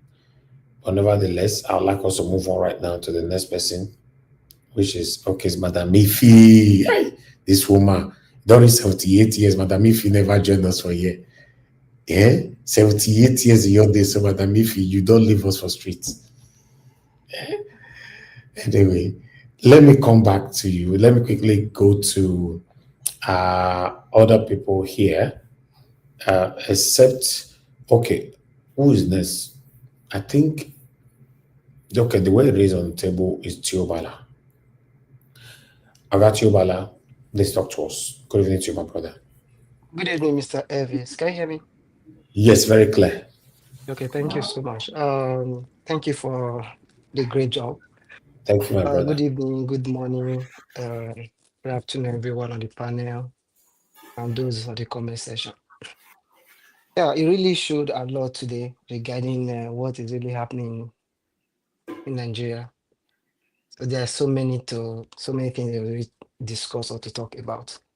But I will focus more on the interview of that Shehu Okibanoye with Henry. And I think everything will start and end there, in my own opinion. Irrespective of what is happening today, I will benchmark or I will, peddle my argument on the leadership recruitment process in Nigeria. I will blame Sowore, I will blame whatever, and maybe Tinubu, I will blame this, I will blame that. Everything is predicated on the leadership of a country. So that will now take me to the battle ahead of us in 2027. And I'm also glad that this Henry of a man, he has always been on the truth. I remember during the 2023 general election, he has spoken well regarding Wike, always saying, give me power, give me power. He's always on the side of truth. But where I say he has vindicated me because I said something here and I was, being vilified and so many other things like that regarding 2023 vote being splitted. We know that our principal actually won that election. And I've said it time without number. Despite the fact that he won that election, the margin was very low. According to Dati Baba Ahmed, who is an official member of the Labour Party, he said that they had 10 million votes. And this brings me back to 2022, prior to 2023 general election, where Peter Obi, Atiku Abubakar, Kwankwanso, those are the three major guys. They all contest on their own, where Peter Obi was on the platform of Labour Party. Atiku was on run under PDP and Kwankwanso NPP and all of that. So they all have the same people who are voting in that pattern, despite the fact that Peter Obi was able to bring in new voters. That was the major difference. But you will agree with me, at least APC have their core supporter, irrespective whether the country is good or not. And those core supporters will still vote APC in 2027 general election, no matter what's going to happen. And being an opposition, these people now split their votes, whether we like it or not. There was a vote being split. No matter the manipulation the APC would have done. Tiobala. Mr. Harris, are we allowed to ask him some questions? Because no, let him finish. Let him finish. Okay. Let him finish. No, Elvis, if you want to ask, you can ask question. I don't mind. Okay, if you allow that, that's fine. That's fine. Give us some money. Go ahead. Because when you keep is not real. You have a bad network. Can you come again? Can you hear me, sir? Yeah, we can hear you now. Yes. Yeah, what I'm saying is, you keep talking about this split vote, even though we know that thing is not true and it's not real. The more you keep saying it, you're trying to force something on Nigerians, which is not true. We all know that. No, do you want there to was ask no me a split vote. question or you want to make a submission? So why do you keep saying that? Okay, now, okay, in Rivers State, what can you say about Rivers State, for example? Was there a split vote? Can you talk to Rivers State? I think I don't know, with all due respect, my submission has nothing to do with River State. I'm talking about 2023 general election and regarding splitting of votes. Just go ahead and finish your submission. Like I said, when you have divided fronts against the opposition, it's difficult to win any battle. It's very difficult to win any battle. So going into 2027 general election and with the statement made by Henry, you will agree with me that majority of Nigerians are not happy with the fact that this set of people split, as in have their own platform running as the president of the country. It's not going to happen. And imagine everybody are against Buhari government, majority of the people, and these people that are against Buhari government, they all have their own candidates. And you expect to beat Tinubu as at that 2020 election, which is fine. We actually won, but the truth is that, like I always keep repeating here, it will be difficult for an opposition to manipulate. It happened in Edo State during Pastor Osaje Ezeyamu and Obaseki's second term. The Edo State people came out en masse. They do the manipulation because of the margin of the margin was so high. The manipulation was difficult. So having said that, I want a situation whereby the voting, the election, whatever that is going to happen, and the declaration of the presidents should happen and end on the election day. The idea of going to court, I don't want that. And how can we achieve that? I want all these political aspirants or they are not yet candidates or people who are showing their intent. If they are really against this government, that the government is not doing according to what they wanted, they should come out and elect somebody that they do it through consensus or however they want to do it. They should present one candidate that will represent them. We don't want to go into 2027 general election. We have a case whereby Labour Party is running, PDP is running, and the ADC is running. It's not going to happen. And definitely, we are all working for the Tinubu re-election in 2027. That's just my own aspect of the discussion regarding splitting of vote. Definitely, yes, there was a split vote. And if it happened again, that we have many candidates running again in 2027, there will also be a split vote. Regarding what happened in Rivers State, I don't think that one has already been done by Wike government. So that one is manipulation outright. There is no issue with regarding whether split vote. There is no more many people contesting in Rivers State. It's just Wike and his government, they don't install that decide to write results. So that has nothing to do with having a multiple front lines. So that the reason I'm saying that in 2027 general election, I just want to keep hammering on it. And I'm going to keep saying it. That if they really want to really remove Tinubu in 2027 come the general election, at least I don't want to see Peter Obi running. I don't want to see Atiku running. I don't want to see Kwankwaso whoever running at the same time. I want it to remember they should at least agree and present one candidate. Whoever they present, at least there is of the interest of the country. Why not? We'll go with it. That's just my own opinion on that. So, and there are so many video issues, Elvis, and what really baffles me is the aspect of this corruption that they keep talking about. With what is happening in Nigeria today, with the procurement process, with the many things that happen in the country, is really called for, something that we Nigerians really have to worry about. It was yesterday I saw the innovation that is happening around the world. And it happens that Nigeria, we are still clamoring or we are still backward, not being able to elect a credible leader. And in order for us to, avent all this issue we are facing, we Nigerians, I want all. Because there's a situation whereby we are all crying, Nigerians is this, Nigerians is that. Then on election day, majority of them will still go and sit at home, not voting. And that is the problem we are facing in the country. At the end of the day, the policy of the elected governor or government will definitely affect everybody, whether you cast your vote or not. So that will happen in 2027, that every Nigerian who really want to make changes in the country, they should go and secure their vote. And I want to show hereby, just like what happened in 2023 general election, I respect my principal Peter Obi, at least. My entire family in 2023 general election, we all spend money. So they said that I know how much in Lagos we use, So I don't want to go into that. But after the people of Nigeria, I know, came out a man to support you. You came out after the election that they should not go out and protest, that everything will go through the court process, which is fine. I agree with you, considering the fact where you are coming from. Otherwise, they will say that the so and so people have ignited another war again. I understand. That is the more reason I'm saying, if that aspect is going to repeat again, and I don't want to say sure everybody will not say such people from so and so section of the country have ignited war again in case anything happens to the general nation. If you're not ready to toe that line, I will advise you to step aside. I will advise you to step aside because of that singular statement. Otherwise, if you are ready to take the bull by the horn, my dear, 100%, I'm ready to support you. That is my principal, Peter Obi.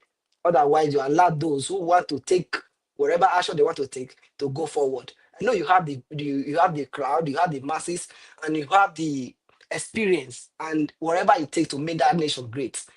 But making a nation great had to start with winning an election. Had to start with having that courage and the boldness, to really see what is happening. They get it, what is happening in those states, Mr. Elvis. It's something that is actually worrisome because today we are facing a lot of insecurity across the country. But imagine, like, was it yesterday or the day before yesterday, where we have full bus being kidnapped by so-called banditry and all of that, with our villages and everywhere being surrounded. It's something that it get me worried that even the APC or federal government, before they came into the power, they said that they are going to curb insecurity, they are going to do this. But today, it has worsened. But it's something, it's APC government. They can do all they want to do. Thank you, Mr. Elvis. I have other things to say, maybe in my second round. Thank you. Okay, all right. Thank you very much, my brother. I appreciate you, Tiobala. And I know say time not they ever they reach until they talk for this platform. Even when I was still at the art Jara the joiner, still not the reach. Thank you. All right. I would like to quickly appreciate Eva Line. Eva Line, thanks very much for the super chat. God bless you, and thanks for the gift and wishes for my brother, our birthday boy, Abu Azi. Thank you. God bless you. Okay, let us quickly move on now to the Mr. Elvis. Yes, sir. Mr. Elvis, I beg no verse. Just give me 1 minute, I beg. I think to the last speaker, which is Mr. Tiobala, right? Now, one thing I find so painful about all his comments sometimes is the fact that you support Peter Obi, you gave maybe in cash or in kind, like you said now, but you still go ahead and toe the line of the opposition, saying that if you have to win an election, the margin must be much. Now, that means you are invariably saying that you are maybe that he made himself, because last time I check, Peter Obi beat Tinubu in Lagos. The margin was so clear. Rivers State, Wike changed the will of the people of Rivers and gave APC another president. So please, I will advise you. No, what you said is hold not on, what you said is not correct. He beat Tinubu in Lagos. Let me finish. In Rivers State, which is let me finish. But when you say very no, please don't to that line. No. Okay, continue. That's your own belief. We should not argue over this now, please. No, but if you keep saying it becomes no. Peter Obi won the election square. Peter Obi won the election, beat Tinubu with large margin. We agree. That is true. That is true. There's no but argument please, about that. Let's not keep saying that. I beg. Thank you. That's what he said. He agree with you now. He agreed. I agree with you. Peter Obi beat in Lagos, but I want a situation whereby Tinubu will be having 3 million, other that will be having maybe 3 or 4 million. Peter Obi will be having 20 million. Tiobala, see. That's what I want. That figure was manipulated now. If I agree with you, Mr. Elvis. Thank you, Mr. Elvis. we have to be realistic. The 8 million that Tinubu got and 6 million that Peter Obi got. No, I'm not using 6 million, sir. I'm not using 6 million. I'm using a dirty figure. See, okay. in as much as this guy has INEC, they can do anything. All we need to do now. I want everybody to come outside, and we also have a united front, because whether you like it on the 2027, they are still going to manipulate. You know, and that's why I like your last comment. Your last comment. That because what Allah is saying is the fact now. He's telling you that we should do close our eyes and allow. Thank you. That's why I like his last comment, that if Mr. Peter Obi will not allow Nigerians to fight for their things. Mandate you to the cause confusion. Just stay. Oga, what confusion are you talking about now? Please. Let people talk first. Okay, but I'm not trying to clarify. So you know, confusion. Thank you, sir. Go ahead. All right, I appreciate you all. Let's quickly move on to the waiting day for table.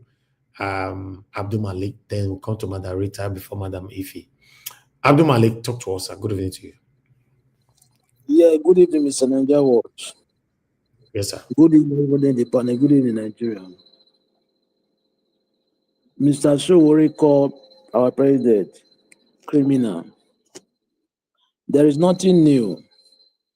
People have been saying this now. No. The way you for talk camp, you say Mr. Sowore call our president criminal everywhere scatter. For sweet. Mr. Nigeria, you are funny. No, really, there is nothing new about this, because people have been saying it just because of it's written, understand? It's posted in the media. That's why it's like different. People have been saying it every day that our president is a criminal, something like that.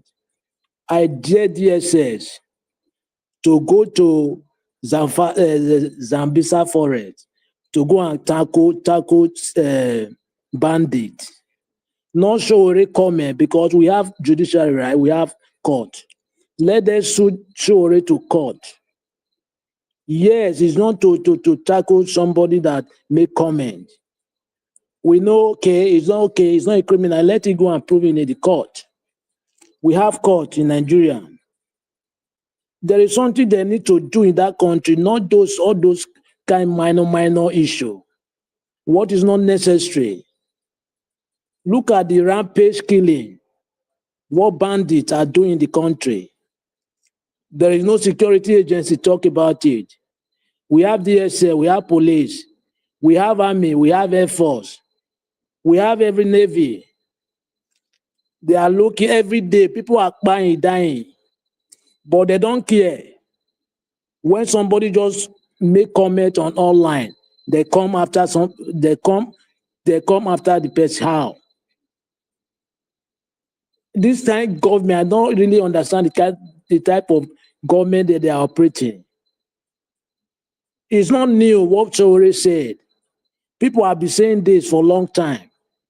It's just because he posted it, that's why on X. Yes, what is new there? It's like 2026 of last month, right? You have been posting it. Today is 8. How many days now from now? DSS, I dare them to go and tackle bandit. Look at what happened in Edo State. A whole federal government, there is no CCTV, no camera.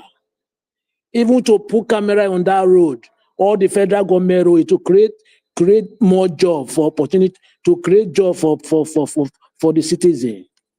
But they will not do that. They are campaigning ahead of 2027. We still have almost 1 year and 17 months. 17 months. 17 months to come. What is bothering the country now? They don't even face it. Insecurity is supposed to be. They're supposed to declare that one like emergency. Yes, insecurity is supposed to be emergency. Not to talk the campaign ahead of 2027. What is the sheriff? The sheriff where Obi came to donate in your state. You said that before he come to your state, you should take permission. Okay, why can't you go to those bandits now? Imagine bandits block a road and obtain all the passenger, almost 18 seats, right? 18 seat passenger, 18 seats, 18 people, plus one Toyota. And even me, I believe there is insider, because you will not tell me bandit, they don't know anywhere in that bush. There is insider between that area that are working with those bandits.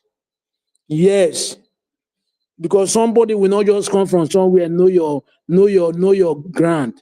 It cannot possible. There is insider between that area working with those bandits.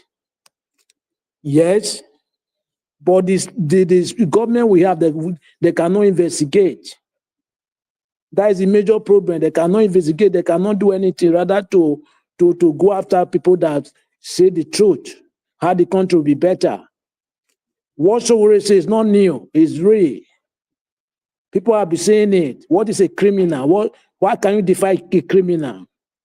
Somebody that who can take something that is not belong to him or her with force or trickish. Yeah, that is a criminal for you. What Sowore says is, me, I support Sowore. If they have anything against Sowore, let them sue Sowore to court. We say we are a democracy, right? He said it already. Let them sue him to court. For me, that is what I would say about that. What is DSS are doing? People are dying every day. They don't even care. They feel unconcerned. That what Mr. Harris said, or what Mr. Harris said, I support it 100%. It's just because of the people are not united. That is the problem. When they arrest one person, million people will go to the station. So that we will see how that station will contain million people. It's just because of they are not united. When Nigeria was Nigeria, they traced military. Abaya, Babangida, all those people away. Talk less of now, we are in civilian. Why can't they do it now? Even the youth, if you are APC, they will classify you as a bandit. Yeah, because you don't make good for the people. Look at what Nigeria is facing today. They are taxing indigent people that you are not create job for. There is no job opportunity. A graduate don't have work. Even electricity, no electricity to power small scale business. But you are be taxing people, extorting people. What type of government is this? Government is to make the life of people to better, but their own is to provide people every day. They don't even do what they're supposed to do.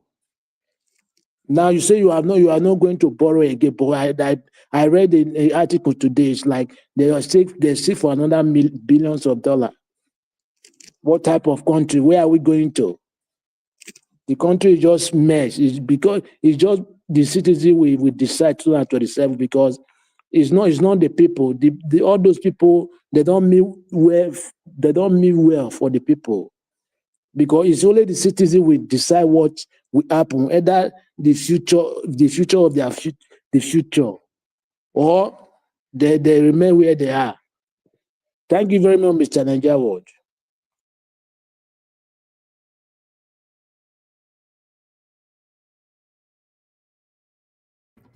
All right.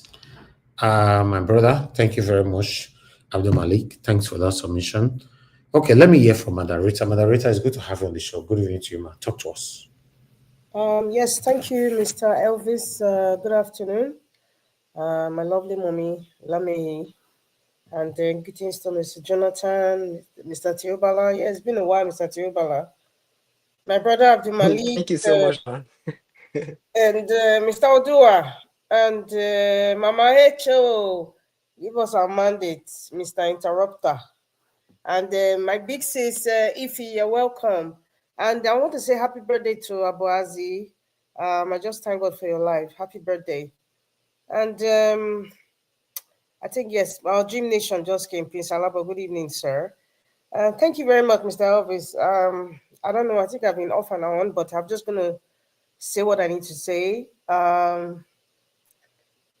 discussion between Oji and Rufai Hussaini, it was uncalled for.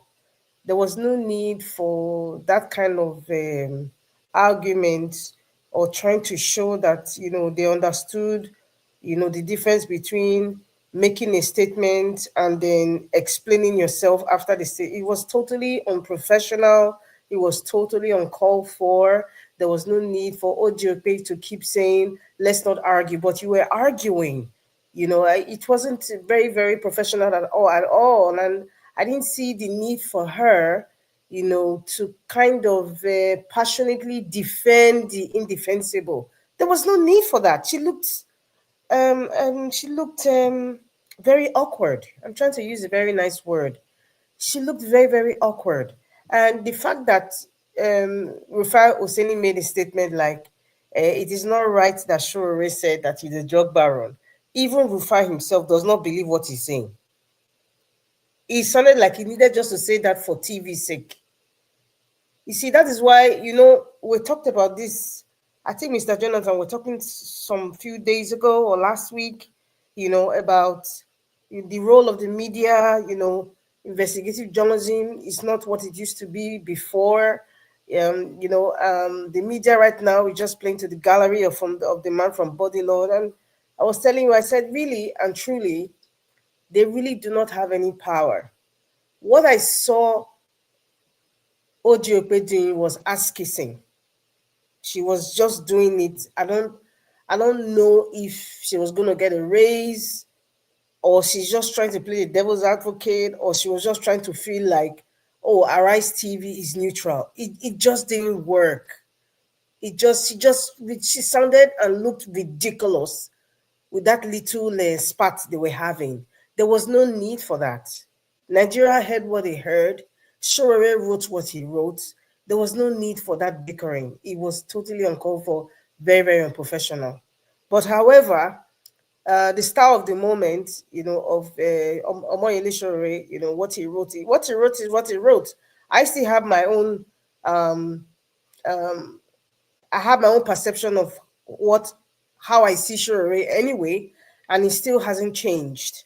But however, his comment on the man from Bodilon, it stems from what we saw. It's not like we're guessing.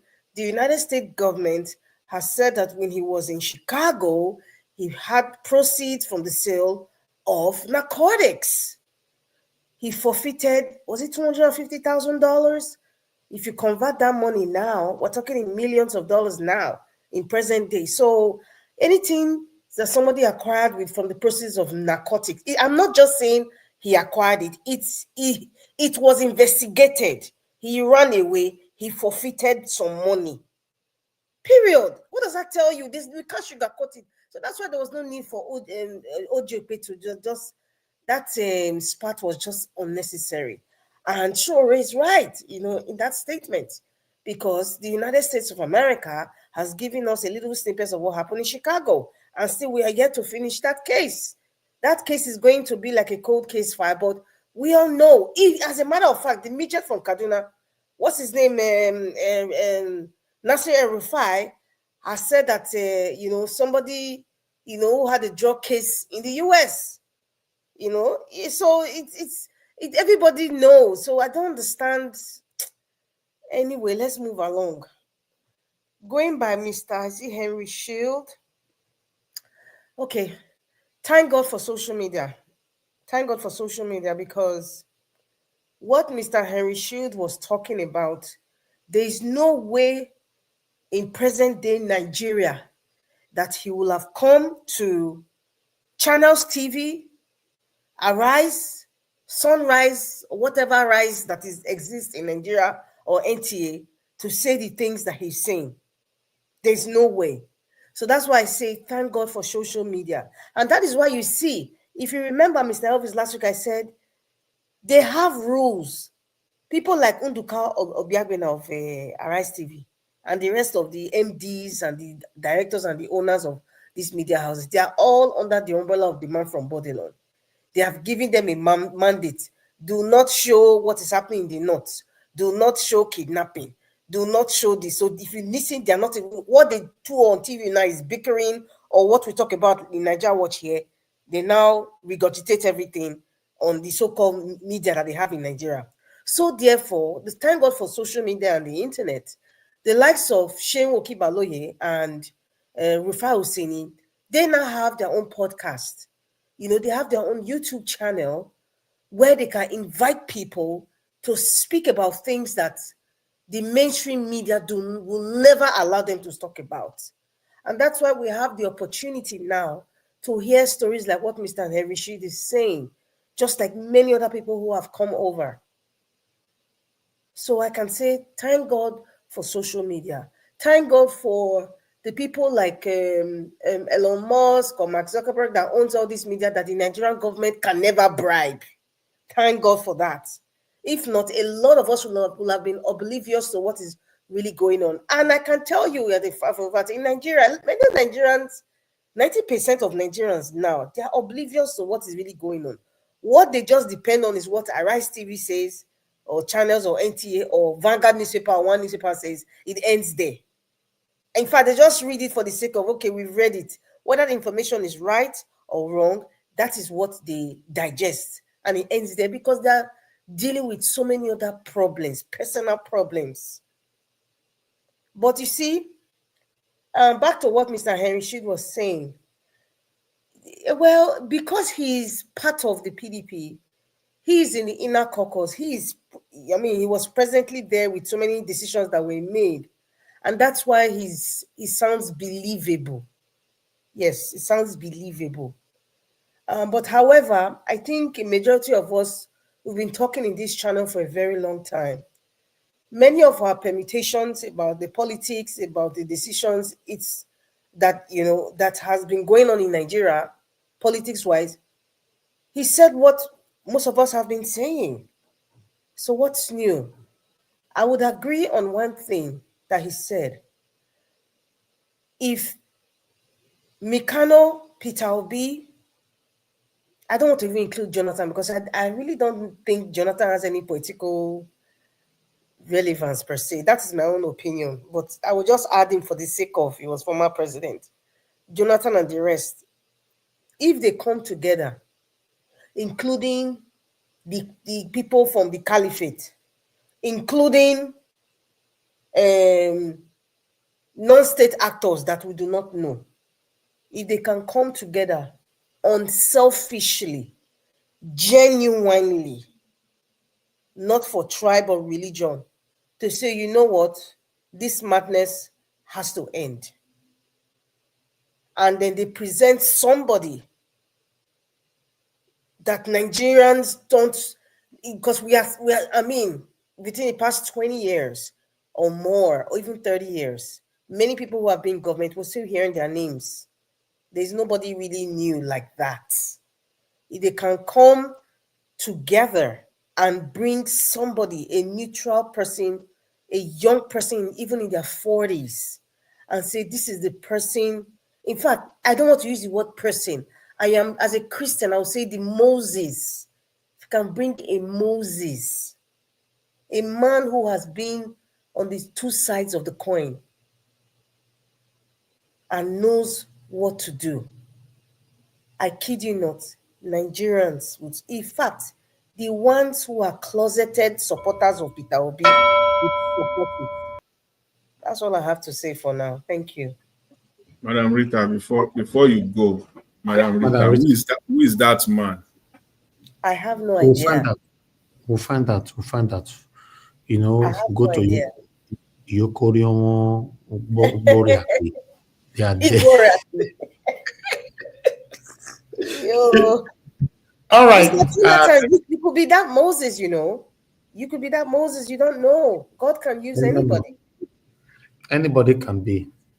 You know, in politics, that guy, that honorable guy, Henry Shield, he said it, and he said it aptly, correctly. they got to come out. If they are, let them come out. You know, it could be a woman. It could be a woman. You never know. Let them come out now. Okay. Let them come out. And all right. sorry, let's move that on. person must have Mr. Ives. That person must have the boldness of Mr. Omoyele Sowore. Forget Sowore right now, please. I'm sick and No, tired. I'm not talking about the character or the person of Sowore. You know why I'm saying all the this? person does not need to be like Sowore. The person needs to be what God wants that person to be for Nigeria. Forget about copying Sowore style or VDM style. We just need God needs to just bring a Moses for us, whether male or female. Moses was bold. Oh my goodness. A fearless person. Yes, but please, I don't want to meant. compare that person with any of these existing ones. Okay, right sorry now. about that. Sowore But it must be included, fearless. please. Thank you. Okay, what if he be like Tony Africa? Niger no, we don't want. Are you looking for trouble? Niger watch. Yes, Madam sir. Rita, let me move on. Remember, say Moses. Yes, remember, say Moses. God show a miracle before him believe. He do a lot of things to show him before I'm not going for the biblical story. I just want a Moses that will change Nigeria. Period. I'm not interested by the stories or the wife. All right, God bless. Whatever. Mona Lema Darita, go check on the black soup with the fire bag. Thank you. There's no black soup again. Everywhere is dry right now. No black soup. Mr. Elvis, thank you, Mr. Elvis, do you have light? You get light? They don't take my life for 2 days now. I don't they complain. Oh, I thought you said there was light. I told you it was just your street. Mona no verse. 2 days I don't get light. 2 days. Madam Bifi, please talk to us, man. Good evening to you. Good evening, everybody. Good evening, my sister that just spoke. Elvis, good evening. Long time. Thank you. Brother Abo has a very big happy birthday to you. And many wonderful years ahead. I know Elvis said something that you were sick at some point. I hope and I pray that God, grant you a permanent healing. May you recover well. Amen. Good evening to everybody. I don't come to the panel as I used to come, Elvis. It's just because of one reason. And the reason being that we come here every day. I listen even when I'm doing my work, I listen. We come here every day, right from even before the election. We talk and talk and talk and talk. And what we have seen is that the country keep going down and down and down. Nothing has changed. I don't know. For me, I don't know about other people. I don't live in Nigeria, but listening to people that live in Nigeria is just like a nightmare. I went home last Christmas. Nothing has changed. It's still the same thing. I know all of us are calling Tinubu, this and that. Let me tell you something. Tinubu is not the problem of Nigeria. And I will say it over and over again. He is not, and he will never be. And I will tell you why. Election that happened in Edo State happened. I was hoping that would be an opportunity to tell these people what they're going to expect in 2027. It came, it happened, and went away. Nobody even said anything. We all saw what happened. We saw the charade they conducted and call it election. Look at what happened in Rivers State, local government. I think it was last week, Saturday. We all watched. We all saw the crooked INEC and Wike and his people. All they did, he came and he went away. Nobody said anything. So I keep asking myself, why is everybody talking about 2027? If you want to start a fight, you have to start a fight from the grassroots. Talk about your local government chairman. Talk about your state house of rep. Talk about your governors. Nobody's talking about them, but everybody's focusing on Tinubu. Tinubu did not win Lagos. We all know that in the last election. But let me clear your eyes. Come 2027, Tinubu will win Lagos State. Tinubu will win Abuja. Tinubu will win Edo. Tinubu will win Rivers. Tinubu will win literally all the Southwest. Let's get it clear. The only problem what we'll be talking about is the north and possible southeast. The truth of the matter is this. Tinubu wasn't the president and won the election. And you think that now that he is in power, that anybody can take away that power. Let me tell you, even if all Nigerians unite against Tinubu, unless Tinubu doesn't want to leave that power, two things is going to happen. The only person that will take away that power from Tinubu, I'm not trying to, make you people feel demoralized, but we live in the world of reality. All these things keep happening and happening and happening, and nobody's saying anything. We come on social media and shout and rage and, and go back and go to sleep. The next day, another thing will happen. We will come here and rage and all that stuff, and nothing will happen. We no longer have media. The media houses we have now is our social media. People speak up. People like Very Dark Man and maybe Sowore and the very few of them come on social media and we talk individually on our platforms. And nobody says anything. So let's understand also that we don't have a country. But if we don't start today to fight for this country called Nigeria, 2027 is just a waste of time. The only reason Tinubu will not win the election unless God calls him before time. But as long as this man is in power, as long as this man has all this judiciary in power, put them in his pocket, unless maybe international countries or other organizations will interfere, which I don't even think that is possible. But if it's just me and you, people are saying rig and die. I commend Mama P. I commend Peter for everything they are doing. But the question about this electoral reform, what is wrong with our this thing? Nothing is wrong with it. The only problem we have is implementing it. That is where the problem. You can do all the reform. That's why nobody's paying you people attention. You can do all the reforms you want to do. But on that day of election, that was exactly what happened in the last election. Nothing happened. They promised us they're going to use beavers. They promised us they're going to use IREF and all that stuff. What happened? They did not use it. That is the same thing that is going to happen. I've never seen a country where they will conduct an election, presidential election, and it took them for 3 or 4 days in order to announce the result.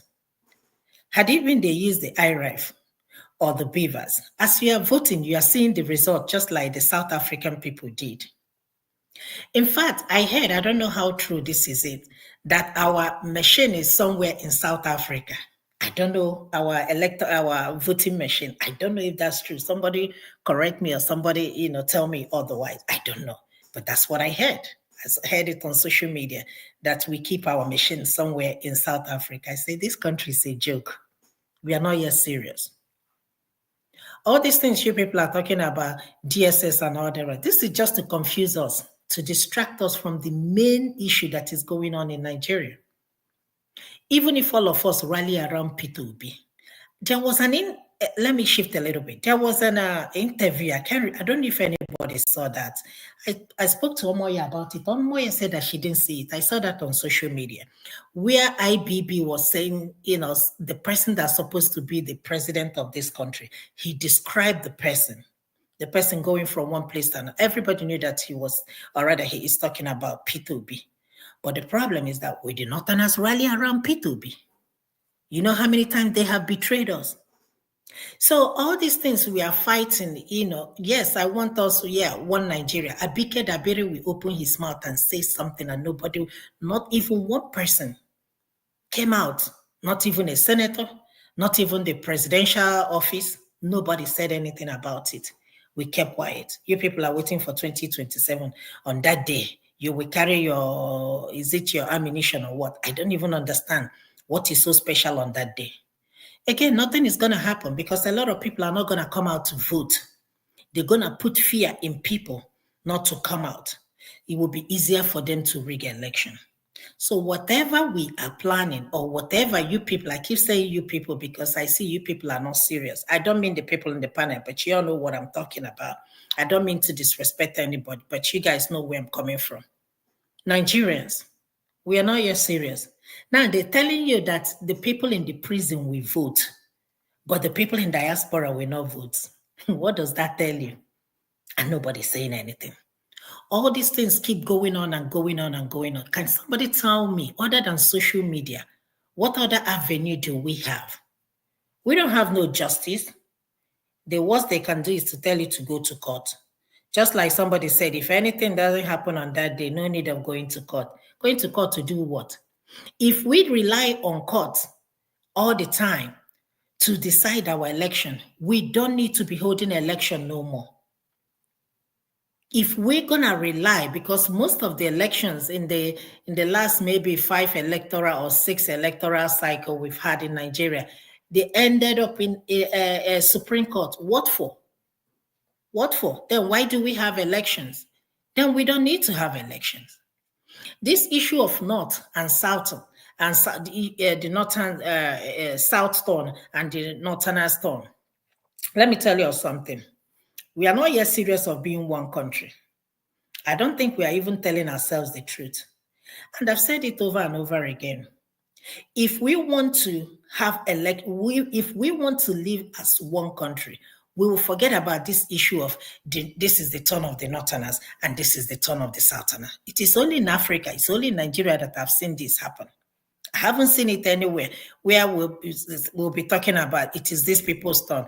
And my question remains, if it's going to be the turn of Northerners, then Southerners need to go sit down and don't bother about the election.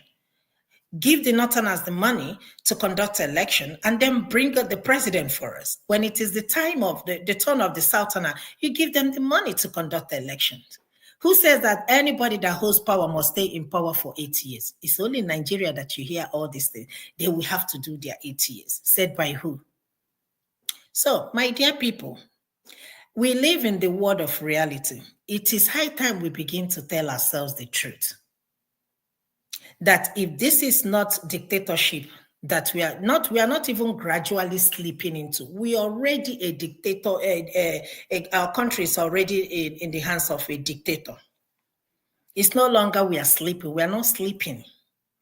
We are there already.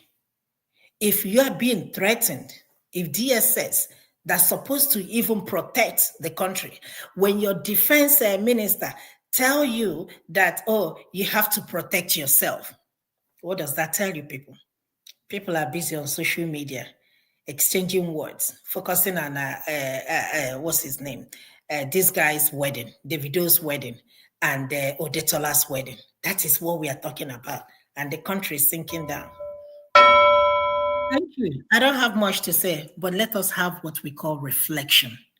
Until we begin to tell ourselves the truth, 27 will come and go. Thank you. All right. Thank you very much, man. I appreciate you, Madam Mifi, for coming in to put your voice today. Even though that the situation of our country, the news coming out of our country is draining. I understand this have deprived a lot of people out from speaking. Mute yourself now. I'm talking, somebody unmuted. Okay, so thank you so much. I appreciate every one of you. And God bless you. Thanks for that wonderful submission, man. 2027, yes, according to your submission, I also have skepticism over 2027, but some people said I shouldn't be speaking that way. I have skepticism over it because of what happened in 2023. But if Nigerians can assure me that, yes, we have to do it ourselves this time and stand out and speak truth to power, embrace in unity, then I don't have any issue. But if we are going to remain on a comment section on social media and speak the way we are currently doing right now, then there's every probability we're not going anywhere in 2027. Thank you very much. I'd like us to move on right now. Let me come into the next person on the panel. The last person, rather, is our Dream Nation. Mr. Alabo, you're the last person on the panel, so we can have our final submission. I'm not talking. Let's talk to us. Oh, Mr. Oduwa, okay, now your turn, no verse. Talk to us. Okay, Put Mr. Oduwa for backstage, I beg.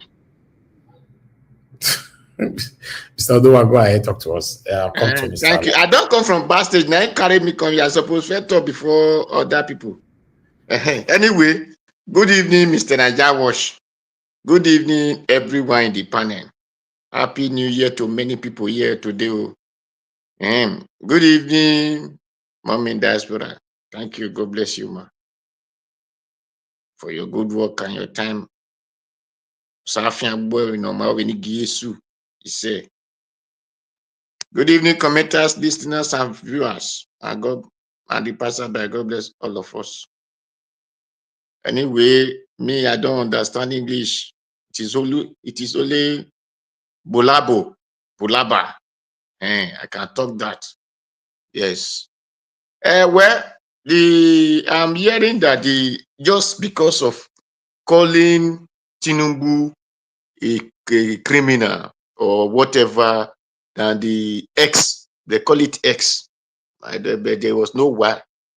So everywhere in X catch fire. Not only X now come to physical, now come to A and B. All of them catch fire, caught fire in the name of.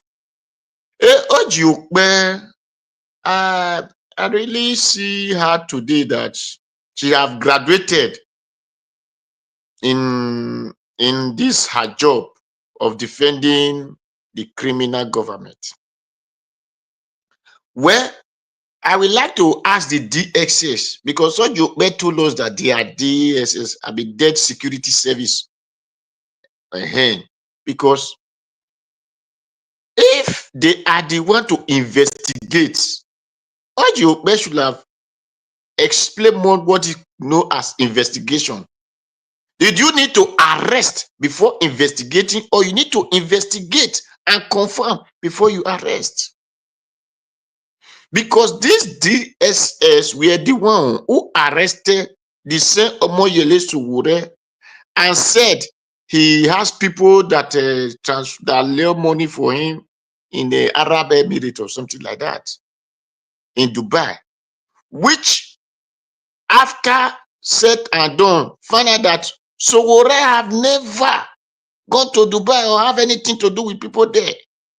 So is those DSS not criminal by arresting person, accusing him illegally? Then they accuse him of another offense, which later found out that the DSS, you call them that investigation people lie. You arrest person, you started doing investigation. That shows you did not know your job. Because if you are an investigation agency, you're supposed to do your investigation and have full evidence in your hand before you can call the person and say, this is whom you are. If the person deny, you put your evidence before the person. Not you holding the person ransom, torturing him, and you begin to lie against him. At the end of all, you be a liar. So will you still call those people irresponsible or irrespected agencies? Are they not criminal? The DSS and their code, they are all criminal. Now they were talking that this is against our law, this is not against our law. Is it written in their law that the president should go and use our money, Nigeria taxpayer money to go and buy sheep? Is that where it's written in their law that when you come into office, go and borrow money in the name of Nigeria, then you go and buy sheep? Is that not criminality? So if person called Tinubu a criminal, it's a criminal. Or they said, if you come to office, take Nigeria taxpayer money, go and buy aeroplane, or borrow money in the name of Nigeria and go and buy aeroplane and call it presidential jet. Where the jet that, if it is presidential jet, because the one that Buhari used is there. That shows it's a presidential jet. Do that one spoil? No. Do that one crash? No. Then why must you not take our Nigeria money or go and borrow money in the name of Nigeria and buy jet? Is that not criminality? Where is it written in their constitution that when you become a president, automatically your wife become now have office as a first lady of as was nonsense lady office? Yeah. Is that no criminality? You are popping Nigeria money in the name of your first lady office. Is that no criminality? So when people said this person is a criminal, you will tell Dr. Abati now do two-edged sword and call it to this side and call it to this side. The DSS themselves, they are criminal. Because if you said you are crime fighter, you don't supposed to be committing crime. Mr. Odua, Sir? Odua, they said no court has declared him a criminal. So everything is all an allegation or your own opinion that no court has declared him. That's their own. That's what they are saying. The court that will have declared him a criminal is the one controlling the court. The court that want to declare him a criminal, the court that is telling us that they cannot go to the street and look for evidence. But at least they have not declared him a criminal. That's what he's saying. So if they don't, you are saying the court that would have. So there's nothing that would have in court. So they have not declared him a criminal. But sir, a foreign court ruled on What it I'm now. saying is that's what I'm saying, that if you refer to that court, yes. Then wait. Okay, anyway, thank you. Now, so they said since they are expecting court to declare Tinubu criminal, and there are court who said this is their assets. There are court who declare him wanted, that he have to forfeit his whatever thousands of dollars and enable him to run to Nigeria. So he now run to exile because that time he was living in America. So either you go to prison or we want you to go to exile. He said, I choose the exile. That is what makes him to come back to Nigeria. So when they said Nigeria court don't declare him criminal, because the Nigeria court themselves are dissenting with him. A country that a judge will come and interpret law, the same law, first time it will affect person. When another person come, that law will no longer affect the person, affect another person again. The same law. So is there court? Is those one court? Those one are courts. Because if it is court, once that law have affect first person, if another person come, the same law will still affect that person. But Nigeria own the same law that affect this person, when the other person come, it will no longer affect the person. So if they call those one court, for we those one are courts, they are no longer court. Because the people that brought those things they call court, they will have asked them how they work, and those ones are the one teaching them. Then why they are all no longer working like the way those one all work? So then DSS, who said that those ways that is causing commotion, calamity, and whatever, have they arrested a DG for calling Peter Obi fraud? Have they discovered? Have they asked Peter DG who Peter Obi defrauded? Have they have evidence? Then why do they not arrest DG for calling Peter Obi fraud? So when they talk and call people names, they will have checked very well. Thank you very much. Thank you. Mr. Odua, because their reactions is selective, that's why they cannot ask someone like DG why he called Peter Obi fraud. So they only select who they want to react to or whatever. So that's how the country was. Just like the law is also selective. You know how they work now for Nigeria. So that's what we're fighting. When you join APC, your sins are forgiven too. Exactly. So nevertheless, I'd like us to move on. Finally again, Mr. Alabo, your 8 minutes starts now. Good evening to you once again. Good evening, sir, my brother. Good evening, everyone on the panel. Good evening, our big mother. Good evening, Mommy Esho. Nigerians, the people on the comment section, And like Mr. Odua would say, the passerby. Good evening, everyone. A new Nigeria is coming, and a new Nigeria is possible. Yeah, I just want to talk about few things. One is about the strategy of the APC-led administration. And another one, I will talk about a genuine and a good hope we believe God in 2027. And another one I will talk about is just to highlight some things that is really bothering us as a country, as a people.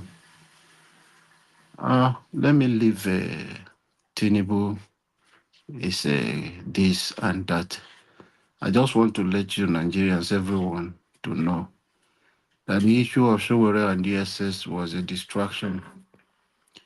Based on what happened in Lagos on Saturday, so a lot of things have been going on X.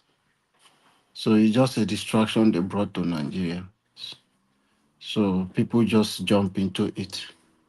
Today, nobody is talking about over 15 cars that ADC people, the former Labour candidate, a governorship candidate, Rose, how do they call him? Pardon me. They tried to do that event inside the church. Badebo. Badebo, yeah, thank you. Thank you, Mr. Jonathan. That issue is heating up, and they brought this now. Everywhere is coming down. So they are not talking about that again. They just want to close it down because that is a serious issue in Nigeria, as it is in Lagos today. They shut down, destroy.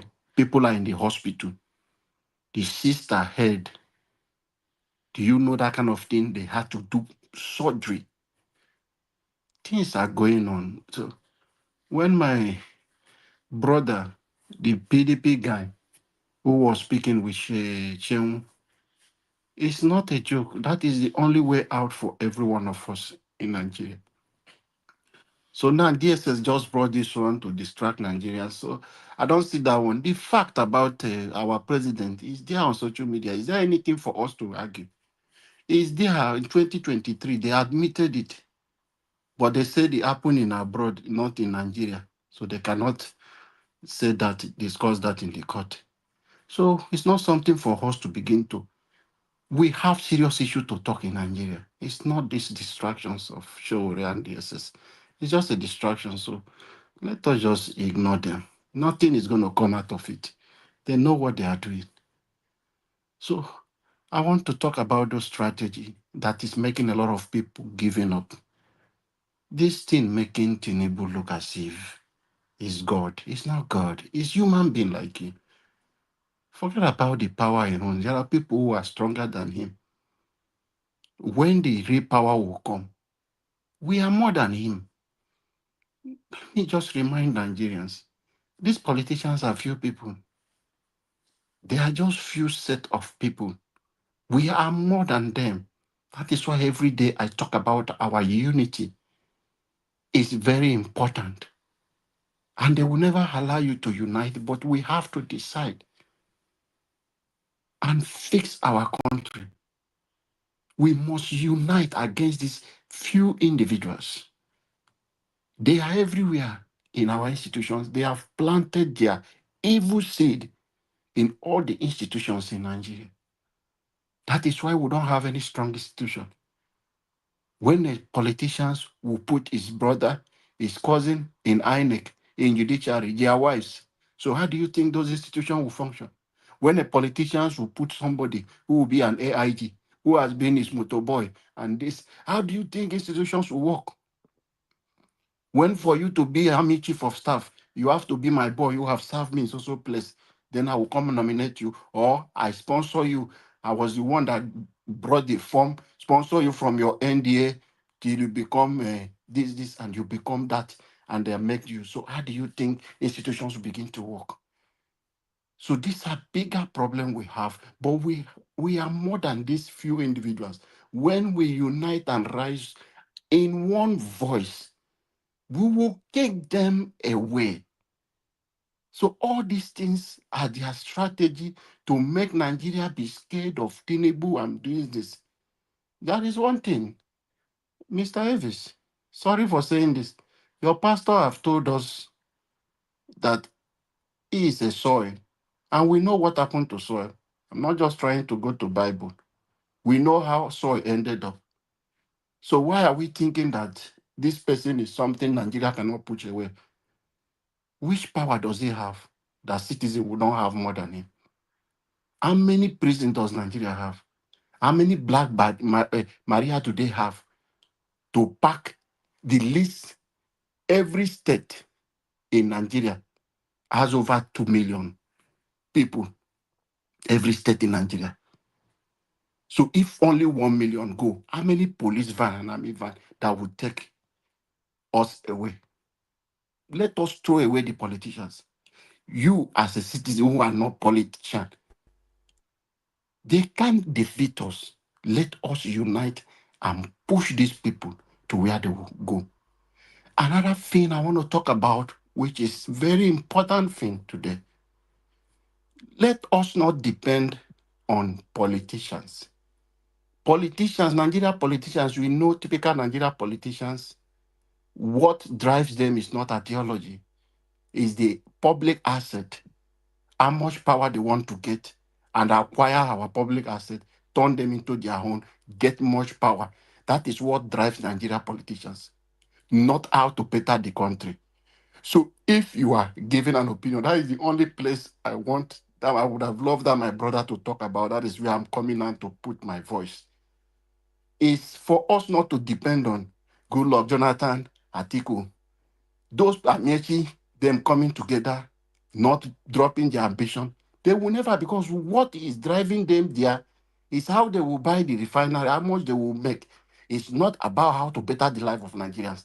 So those people will never repent. They will never, their ambition is something that comes above them, not what the country is facing. So if you put in your hope, you're waiting for Goodluck Jonathan to go and meet Peter Obi, I will support you. This won't come. They will never. Because what is driving those people is bigger than what you are seeing. We are seeing Nigeria, better Nigeria. They are seeing what they want to get. As I'm taking to you, Goodluck Jonathan is already seeing how he's sitting down in that Aso Rock, what he wants to do. People who are rallying around Atiku, they have already prepared their office. So they are not thinking of the country. So we should leave them. But we, the Nigerian people, if we unite together, we will take this presidency and this APC government and push them into gutter. They will not smell the 2027 election. So let us come. Our election must end at the polling unit, if only we unite together as one. Thank you, Mr. Elvis, and God bless everyone. A new Nigeria is coming, and it is possible. Thank you. Thank you. Thank you, Mr. Alabo. Thanks for your submission. God bless you, sir. We're supposed to have rounded up our first session, but Oga CM just came in. Oga CM, you need to speak to us right away. Good evening to you. Unmute yourself. You have 8 minutes. After your 8 minutes, I want everybody on the panel to talk with it themselves for the next 30 minutes. So we'll take it like that. Oga CM, thank you, sir. Good evening to you. Oga, we can't hear you. We can't hear you. All this thing they put for your head, all this everything, can you just throw them away? Remove them. Window not near you for them. Throw them all away. Eh? We not they hear you. I've been a million not they hear. We they hear you. We they hear you. Now just to gas him. Dr. CM, we can't hear you.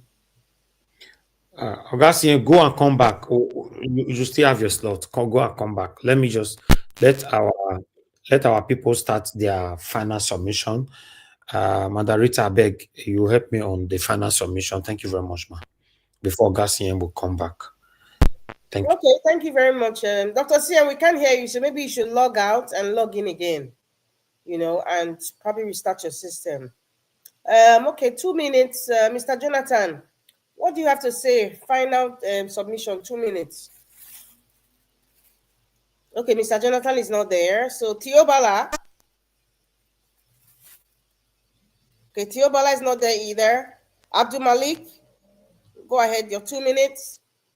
Yes, I'm here. Good evening once Margarita, again. you called me now. I never knew I was muted. Okay, Theobala, go ahead. Okay, thank you so much. Like I've said before, I think it's obvious regarding the lions and tiger that is ahead of those people of Nigeria in 2027 general election.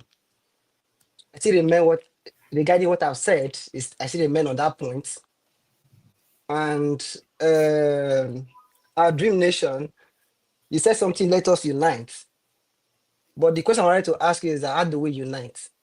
When we have many political leaders, all of them want to be president at once, and they have Tinubu as the president in power, incumbent president, and they want to run against such person. There's a question I want everybody to answer that, Nigeria, we all have apathy in terms of going out to vote in election day. Why? Because the way it is structured. It's structured in a way that people have PVC. There's always a movement from one place to another in terms of people living their daily life, but your polling booth might be in one location whereby you cannot access on that day.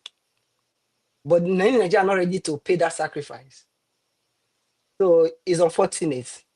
30 seconds. But I said, we only need to come together, have at least one person that will spearhead that movement or whatever they call it. And definitely we will achieve that goal of, unseating this president, APC government. Thank you.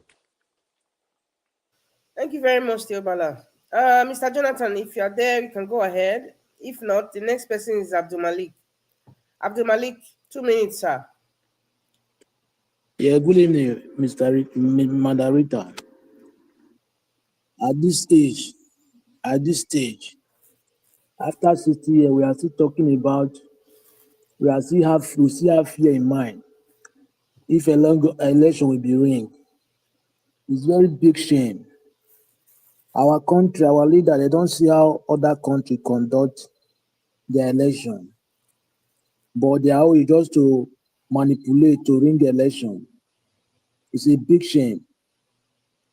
The thing is that 2027, if they vote, when you came out to vote, make sure your vote is counted.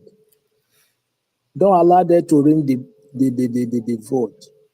Yeah, make sure your vote is counted from polling unit from Vivas to IRES. Without that, don't allow them to announce fake results. Because they need to get it right. Look at what the problem, the hardship they are facing today. Just because we have the incompetent government, people that they cannot govern people, but they force themselves into power. Look at what the country has become. It's very big shame. Let us do the right thing at the right time. Thank you very much, Mrs. Rita. Mr. Rita, please. It's Abdul Malik. Sometimes when I just listen to your submission now, it seems as if you are wishing or you are expecting that, on voting day 2027, we're just going to take our PVC, walk down to your polling unit, do accreditation, everything goes smoothly, and then you vote. That's not how it's going to look like. That's not how it's going to look like, man. So when you talk like that, I'm like, okay, is it that Abdul Malik is just hoping, or is it like he's oblivious to the fact of how voting looks like on election day? We saw what happened in 2023. A woman almost lost her eyesight. We saw what happened to that actress, how they were beating her up. So you really, really think that everything's going to be peaches and cream? It's going to be gentleman arrangement? That's not going to happen, Abdul Malik.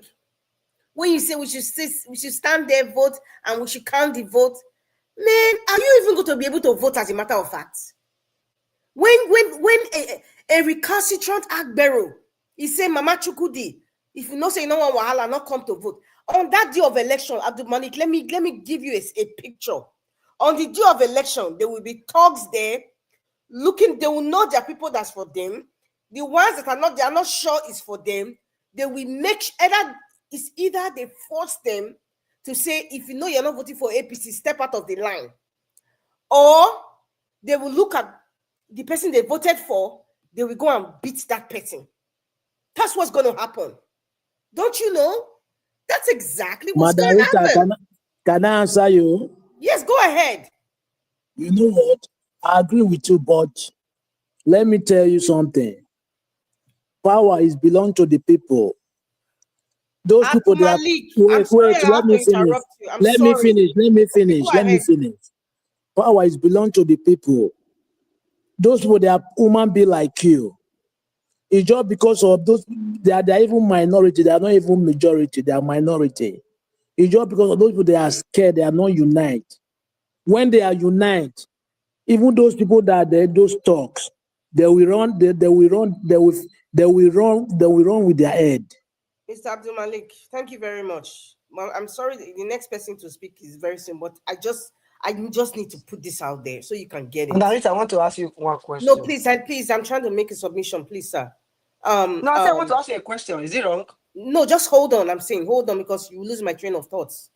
What I'm trying to say, Abdul Malik, perhaps your advice should be, Nigerians, you have the power. Nigerians, you have the power.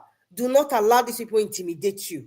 Nigerians, gather together and support each other, because really and truly, the man from Bodno's problem is not being the election. I keep saying our problem in Nigeria is followership. Because if a man for Bodno do not have the talks of MC Oluomo, he wouldn't dare bring his talks to say, Mama Chukwudi, don't come to the polls. He wouldn't say that. But you have even some people in that same regional extract supporting a talk like that too. So you see, our problem is even followership. So this power that you are saying now, your preaching should not be like, we should make sure we can't vote. No, my brother Abdul Malik, we have to take serious actions. I said it before, they need to be united. But when you say it to me, when they unite, their vote must be counted.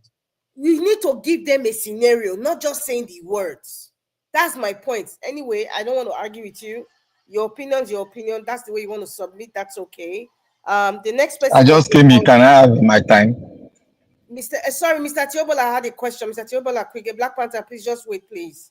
Can you make it quick? I think you partially answered the question though. But the point is that you make a very good submission regarding on that day they are going to do this, they are going to do that. It's not going to be just a normal business.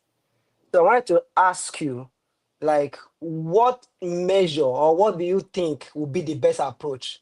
And is it on the candidate side or is it on the followership side? But at least it seems you've answered part of it. But if you still want to go ahead, that's fine. If I go ahead, I'll take people's chance. So I'm just going to move along. Thank you for your question. Anyway, Mr. Odu, I think you were next. Please, I'm going by what's on the screen. If you just came, you just have to hold on. 2 minutes. Black Panther, I'll give you 5 minutes. And Dr. CM is 5 minutes. Because Mr. Najaro gave us 30 minutes. So, Mr. Odu, 2 minutes, please. Okay, thank you. Thank you very much. You see, the guy that Shehu Kimberley interview spoke my mind. I always said this thing here that I always said it's not only here, because even when I went to Nigeria, I always said one thing I believe to subdue or to resist your oppression is eye for an eye, tooth for a tooth. And that is what Jesus Christ still preached in the Bible. He said, do to others what you want them to do unto you. So people that are saying they will carry Agbo, is he no human being? Whatever you call them, tat or whatever twat, are they not human being like us? Do they have 2 heads? Do they have 3 heads? If you vote You know that yesterday they fight you where you vote. Today you have to prepare yourself for the fight because the person will still bring fight. So you better prepare. The moment he see you that you have set up your blow to blow him, he will run away. So I said the reason even the ANEC man and the judge, the reason that they will say they cannot go to market and look for evidence, it is because the Nigeria could not do what they're supposed to do. When I was saying it, that Nigeria should take the action, people will say, no, let them go to court. No, you don't need to go to court. It is court that's supposed to know that you are serious. Thank you very much. Hey, Papis, can you interpret that for the those speaking people? Okay, thank you. You see, I said when the fire, hot mother and hot child, everybody will be running for his own safety. Thank you very much. Thank you very much. The next person, give us our mandate. You have 2 minutes, please. I'm going by what I see on the screen. Okay, give us a mandate. It's not there. Teobala, have you had your 2 minutes? Okay, I guess he's not listening. The next person is our Dream Nation. Prince Alabo, you have 2 minutes, please. All right, thank you, Madam Rita. Thank you, Madam. Is anybody speaking again? Give us a mandate, please. I've called you already, but I just allow Prince Alabo to speak for 2 minutes. You'll be the next. Prince Alabo, go ahead. All right, thank you, Madam Rita. Teobala asked one question. I just want to let Nigerians know. Politicians and their talks, they are not more than the millions of Nigerians who does not belong to any political parties. So people who do not belong to any political parties are much more than put all the political parties together. That is why I'm saying our unity, when we are talking about what will happen on the battlefield, is not something people discuss on a platform like this. But we strongly believe in 2027, it's not going to be business as usual. We'll just encourage people. Is it going to be unity against one person, for one person, or for 3 different candidates? When we are talking about unity, we know who is going to fix Nigeria. If Nigeria, the same way they did in 2023, let me give you what happened. We all know. It happened, but because of the body language of Mr. Peter Obi, people were ready, even Buhari, the military, Tinubu was scared that he would not be sworn in. But somebody stepped in and said, I want to follow the process of this. But now we all know that we are not going to court. It's going to end there. So that is just a half message. Another thing is that somebody should tell MC Olomo, I hear you mentioning him. In 2019, what happened to him? He was lifeless on quota. God gave him a second chance. So most of them may not have that opportunity. Thank you very much, sir. Thank you. Give us a mandate. Are you ready? 2 minutes. Okay, apparently you're not ready. The next person, Mama Hecho, you have 2 minutes, ma. Okay, Mama Hecho is not there. Madam Ifi, you have 2 minutes for your final submission, ma. Okay, I guess she's not there either. Okay, Dr. CM. I am okay, here. you're here. Okay, you have 2 minutes, ma. Yeah, sure. Good evening. I don't have anything much to say, but other than, what's the way forward? This will be my question for everybody. All these things we are saying, we do this, and my brother Abu Malik was saying something that, I won't say it doesn't make sense, because it makes sense to him. Most of us are in diaspora. We don't live in Nigeria, most of us. I don't know how many people that live in Nigeria. We come up here and say all these things because we will not go, we will not vote, we will not be there. So whatever submission or whatever things we are saying, let us think about the lives of other people. Somebody will come up here and say, we have one life to live. Everybody will bye. My dear, why not you? Why not you? Why are you going to be in diaspora and tell people in Nigeria that they have to do something? So you want them to suffer, then you come back and enjoy. We have to be reasonable when we talk. If we all want to fix this country called Nigeria, we all have to go home. Not most of us being in there, because most of people that are talking are people in diaspora. It's not people that are living in Nigeria, because the cost of data is high for them. to even buy data to be hosting a show for hours. Elvis can do that because apparently he's comfortable. His family is in UK. Me and you here, it doesn't cost us anything in most cases. But you telling somebody in Nigeria to buy a data 10,000, 20,000, how much are they making? Or students to buy data? So we have to be very careful what we say. If we Madam Ifi, sorry for interrupting you. I think you have about 45 seconds. Dr. CM, can you take over, please? I have to pause. So after Madam Ifi, Dr. CM will take over 5 minutes and Black Data 5 minutes, and then Mr. Elvis can take over from there. Thank you very much.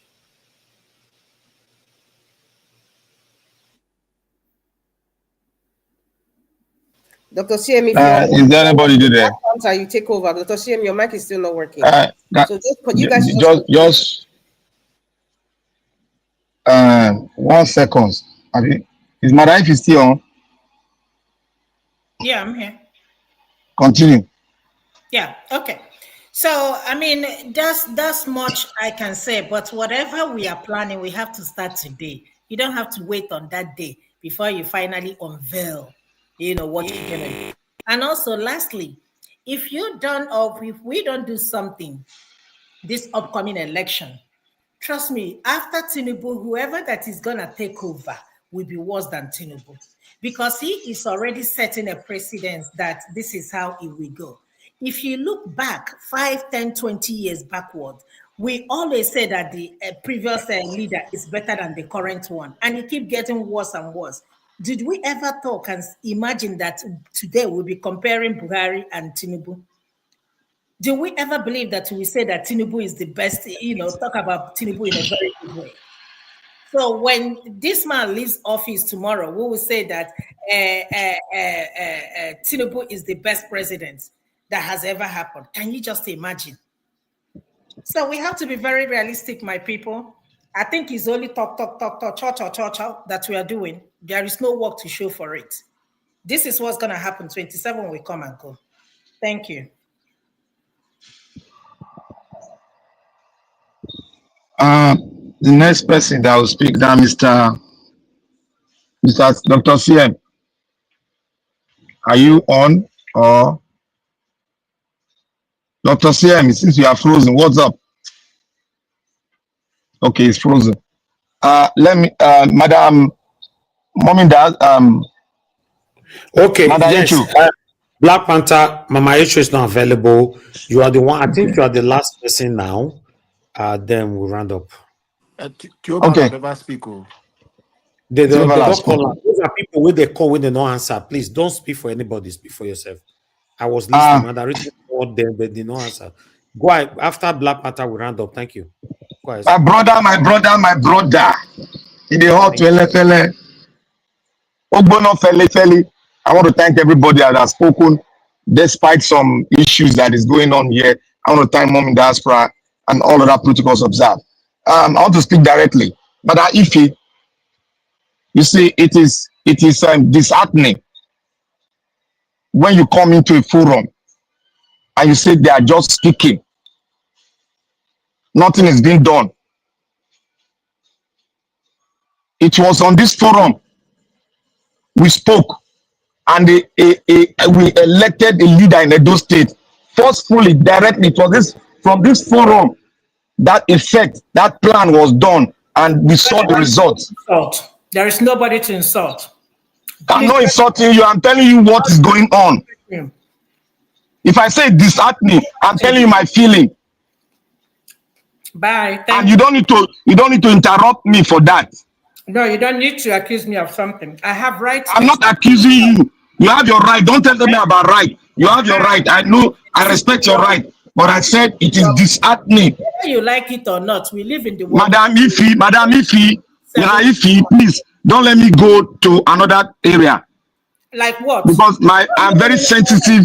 I understand people. Madam Ifi, let me speak, please. No. Another area like what? Let me speak. I want you to say another area. Let me speak. Can you just be silent? Let me speak. Tell me another area. Madam Ifi, Madam, if I'm not talking to you, I'm talking to Nigerians. Black Panther, you need to calm now. Even though you want to correct somebody, don't tell me don't go another area. Always Another act area like of that. what? Do I know you? If you want What to is correct she? somebody, Am I? always have that tone. It's not Am right.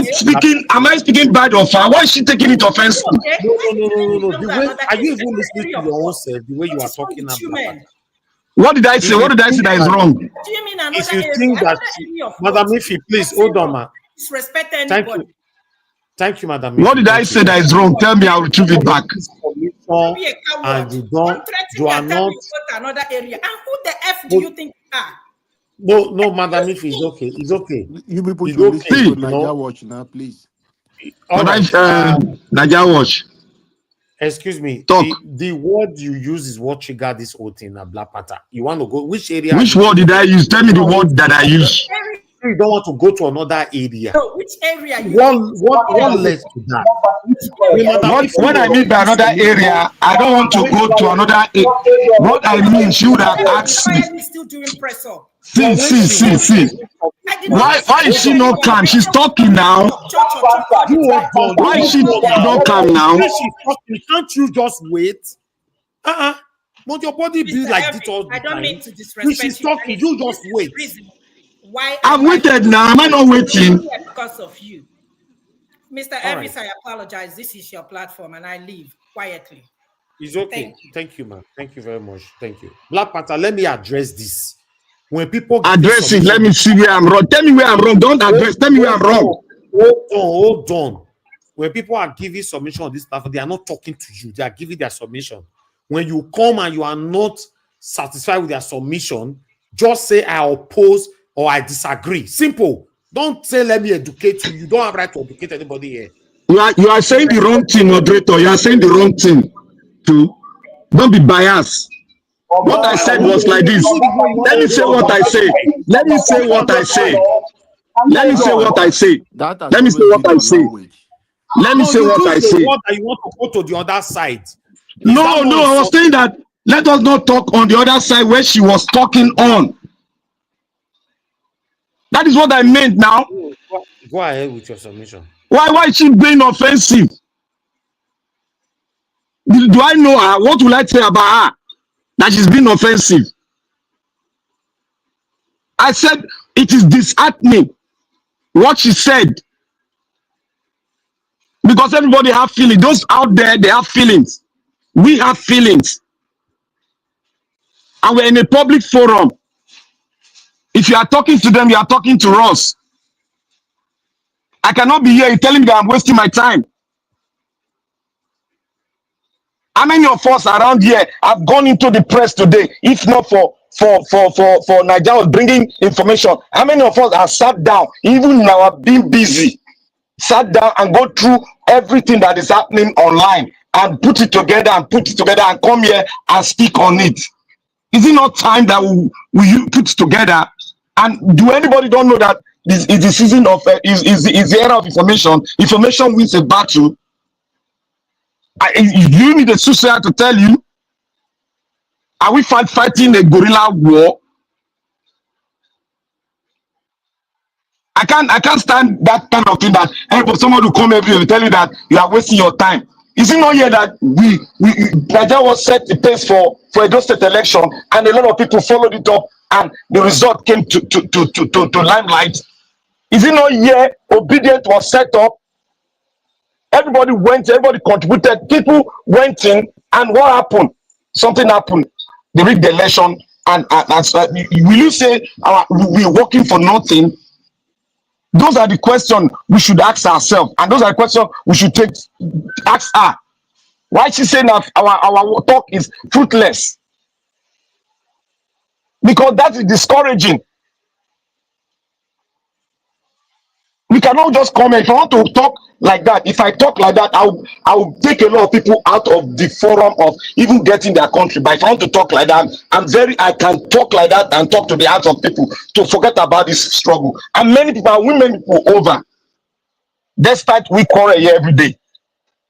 If I'm saying contrary to what you are saying, you should listen to me, because people listened to you while you were talking.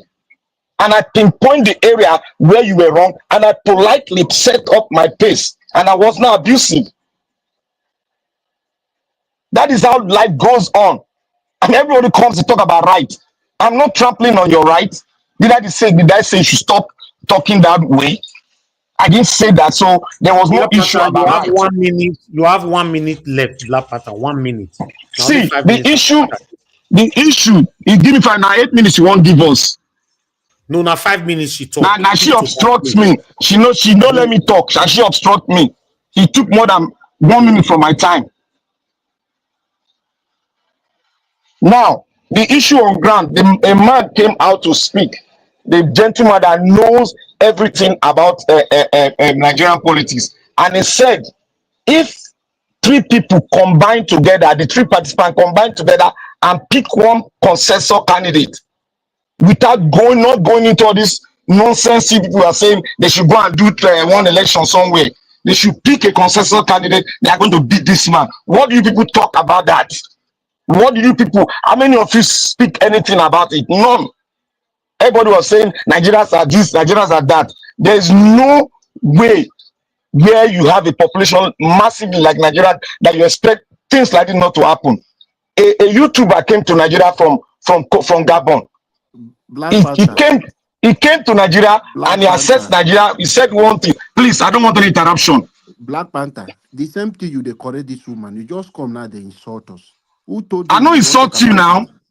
You are just continuing conversation we had on this. I don't insult anybody. Who told you that people have not spoken about that? Okay, you people have spoken about it. Yes. Well, let me go deeper. I didn't know. I didn't know. Make yourself look like God. I apologize for that. I didn't know. You don't do now. I apologize. I didn't know. Don't shut us when you talk something wrong. Allow us to express ourselves. I say I apologize. I apologize. That is what I say. I say I apologize. I didn't know.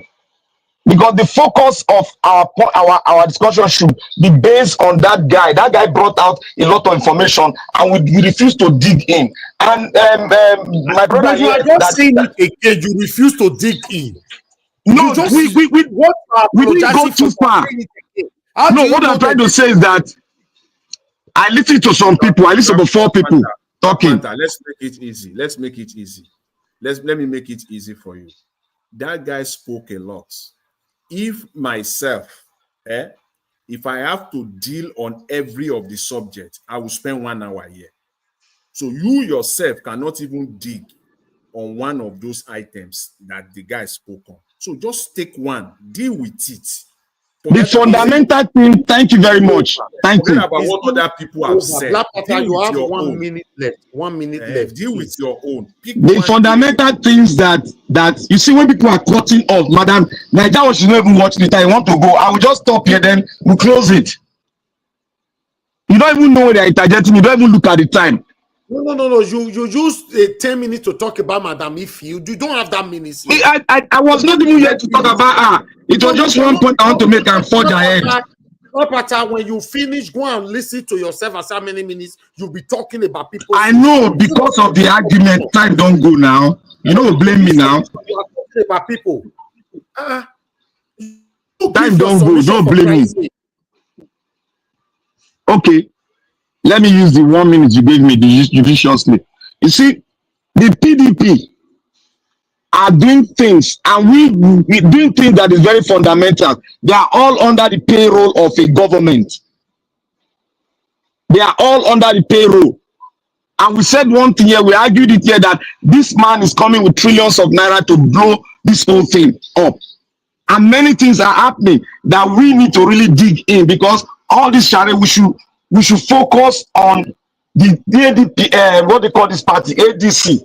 Even we said it should go to PDP. Most of us here were saying it should move to PDP, but some of us disagreed. You can now see that PDP is a no-go area.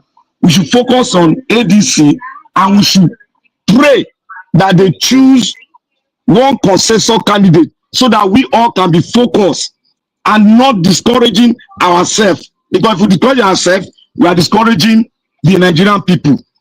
These are the same people that fought the military. How did they do it? It was people in diaspora that did it for them. So we can also do it greater than the time of Nadeko. We can do more than that. because we are more loaded. Those are the old generation. We are more loaded. So all this talk about we cannot do it is not, we should not speak on that issue. We can do it from outside. The Indian diaspora made India what India is today in terms of technology, transfer of technology. So we can also emancipate from outside. That was how South Africa did it. They emancipated from outside because funds, Nigeria contributed to the emancipation. That was how they got it. Funds were there. If you provide funds, they will get it right. Thank you. All right. Thank you. Thank you very much, Black Panther, for your submission. If you come into the panel, Black Panther, like I said so many times on this platform, wait till you know say people not talk well, just continue from there. Stop picking on people. And if you know there are areas that did not dig into, you are given 5 minutes or 8 minutes, use your whole 8 minutes to dig further into that particular topic. And stop using 4 minutes, 5 minutes from your minutes to attack people that did not dig in, that did not do this. No, please. Let people just give their submission and let people be free to pass their submission on this platform without any kind of attack, directly or indirectly. You know? Mr. Rajawash. Oh, everybody don't give submission already now. I know, just 1 second. You know, this issue, I want you to pick phone later, have conversation with your brother. You know, say the other yesterday, John come and say I did not speak intellectually. So these things is affecting some people who know strong like us. Some people no go fit come this your panel again. You know, no, that's why I call him He's always like that. Mona Liver. You know, Najawash, let me speak something here. Okay. You see, we are always moving with this our very myopic reasoning.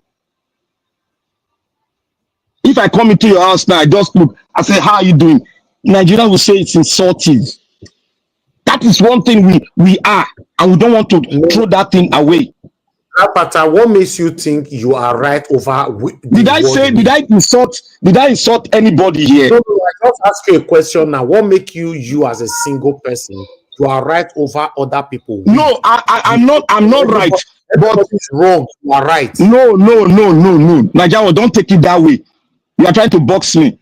If I am wrong somewhere, if you are in the panel, you are wrong somewhere, you will state where you are wrong. You define it. Like when they said people have spoken about it, I apologize. Black Panther, ask Najawash to ask every panelist here about you, how you speak. Don't ask about me. You cannot be me, and I cannot be you.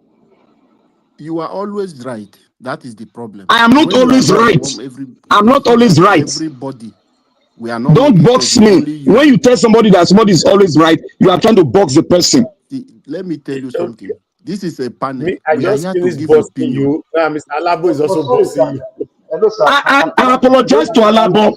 I apologize to the panel. If you want to box him as well now, be careful. No. I've already apologized. Hello, sir. Black Panther, just hold on, please. Please, just allow me.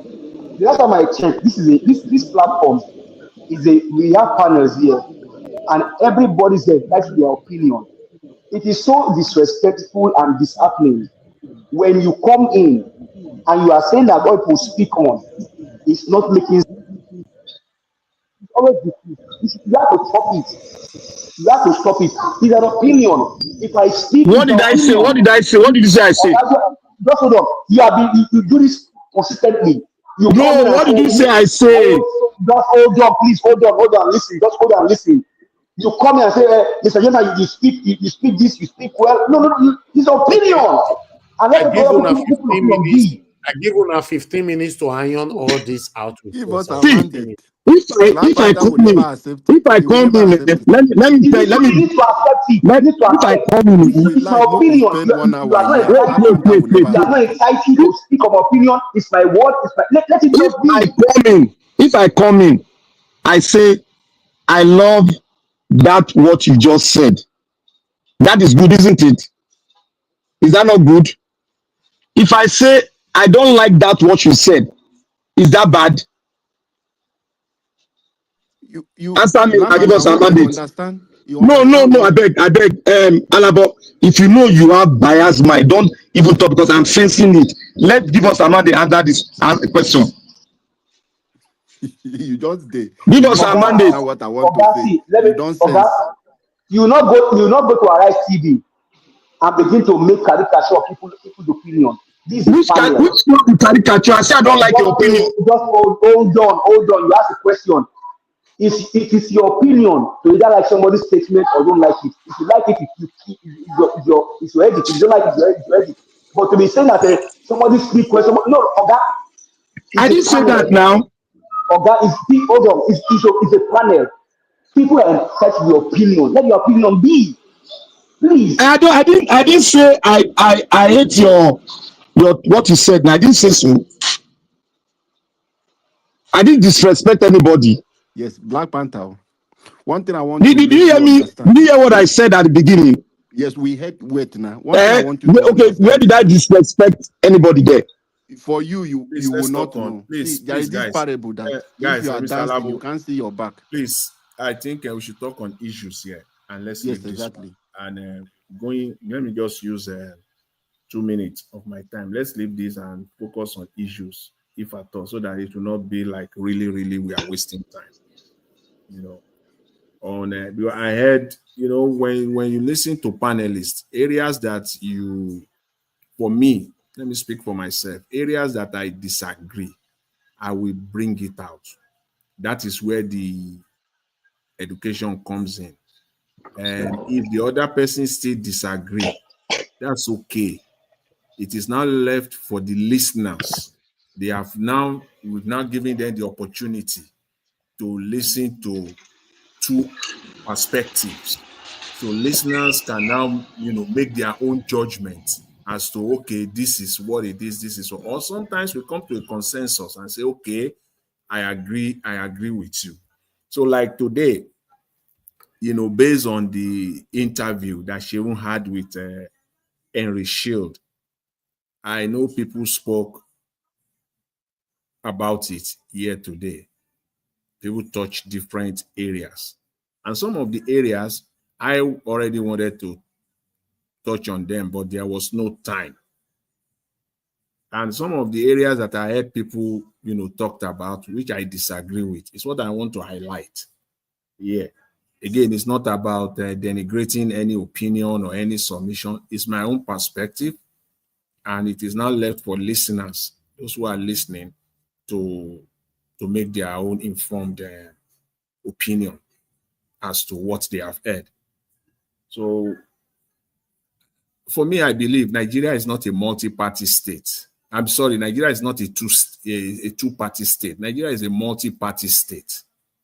So when I hear this notion that, the people have to come together and then make it Tinubu and one opposition party, we know that that is not realistic. It's not going to happen. There will still be additional or multi-parties that will come out in 2027.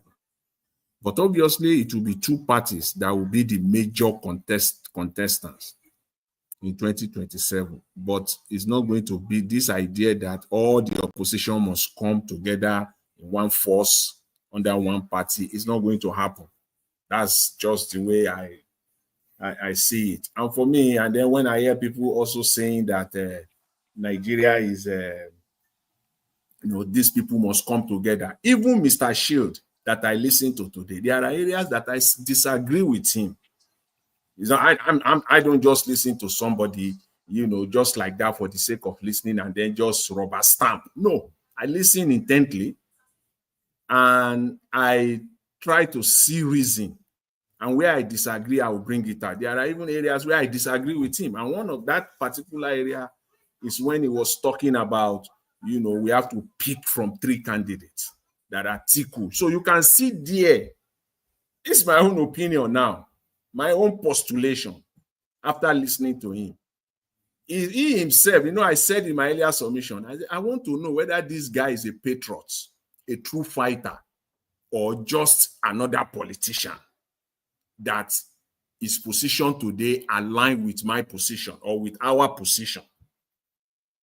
I want to know whether he's a true patriot or he's a true fighter. So when he said that we have to pick from 3 candidates, Atiku, Obi, and one other candidate, and Jonathan, President Goodluck Jonathan, that they have to come together and agree, and then we have to pick from them. I disagree with him on that one, because you and I know that that will never happen. That will never happen. And if this man is now saying that if it is Atiku, I'm ready for him. If it is Goodluck, I'm ready for him. If it is Mr. Peter Obi, is ready for him. Mr. Jonathan, can I come in on that? Let me just say, my question to him on that particular one is this: under which political party, under which political platform? Because unless you are saying that you expect President Goodluck Jonathan to join the ADC, that's what you are saying, which I don't see that happening. Under which platform? So it's like dreaming. So that one is not going to happen. If President Goodluck Jonathan is going to contest, if at all, is going to be under PDP. It's going to be under PDP. So that division or that split of votes that I've been hearing a lot about. See, if there will be split of vote, let there be split of vote. The worst case scenario is that there will be no clear-cut winner.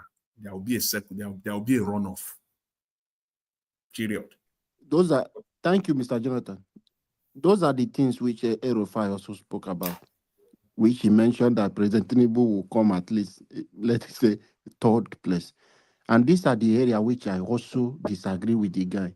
And I said, though Theobala disagree with me, it's not possible. Atiku see this as a last chance for him to become the president of Nigeria. There is no way Atiku will allow any consensus candidate that will not be him. So if Jonathan is coming into the race, he wants to take his own. So there is no way these people can come, because the only person, I'm not speaking because I'm speaking for my principal, which I know Peter Obi, is the one who is putting Nigeria first. The other race people are typical politicians who think of the asset, what they want to come and get, not what they want to offer to the country. So it will be difficult. I don't see that it will be possible for them to come and do. That is why I said the Nigeria people who are the majority, they don't belong to political parties. They are more than the politicians, are the people to decide the 2027 election. And I believe if we unite, we will win.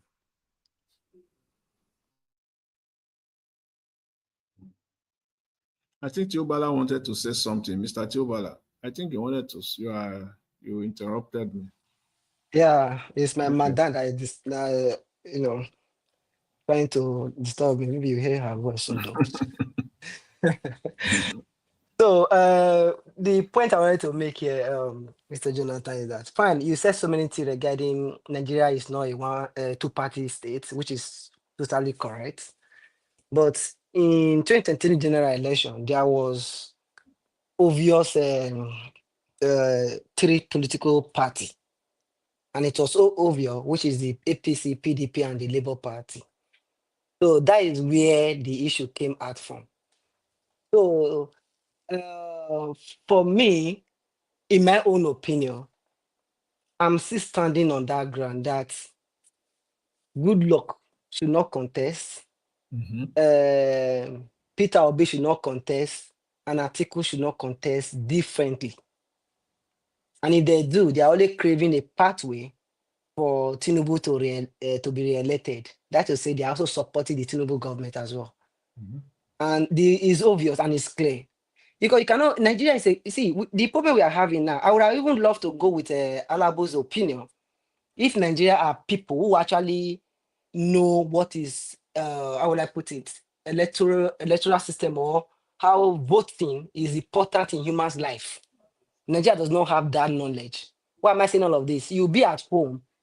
People whose policies is actually affecting, they'll tell you, even Peter B is not good. Even what's it called? Atiku is not good. This and that is not good. All of them, they are the same.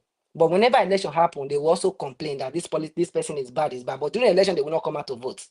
I would have supported that let them have a multiple people, anybody that want to come and contest. But Nigeria don't come out to vote. That's the reason in my previous submission in some time past, I said, okay, if we have like 50 million Nigeria coming out to vote, we will have a clear-cut winner. But in this case, they are not coming out. And there is the issue now is that many people are losing hope. But yeah, you said it. You Please, said I it. will But say something.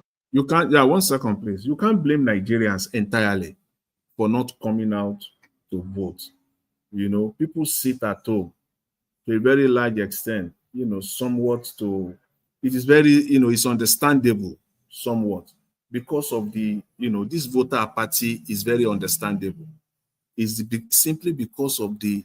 You know, the grand electoral malpractices that we have seen in Nigeria over the years, elections after election.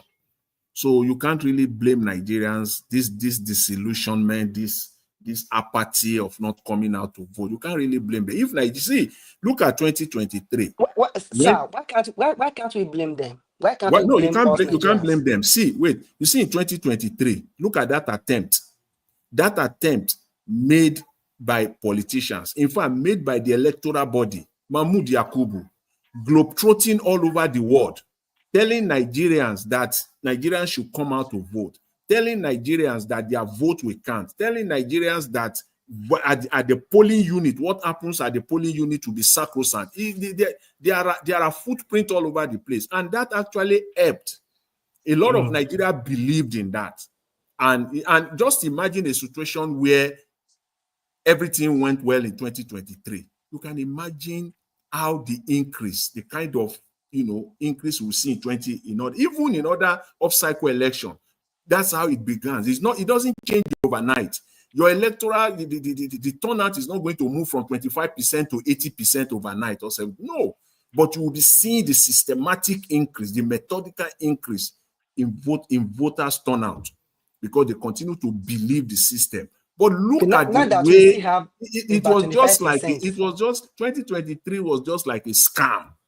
So the voter party just enter another level again. So it's like what you said now. We still have about 25% that are still regularly coming out to do this voting of a thing. In your proposition, will it increase 2027? And if it did not increase, what do you think would be the solution?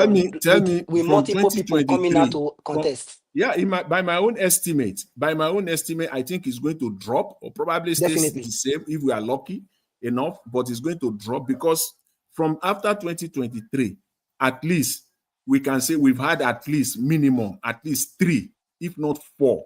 If we combine all the local government elections, we've had almost about 7, 8 off-cycle elections. They are getting worse and worse and worse, further confirming the need for people not to turn out.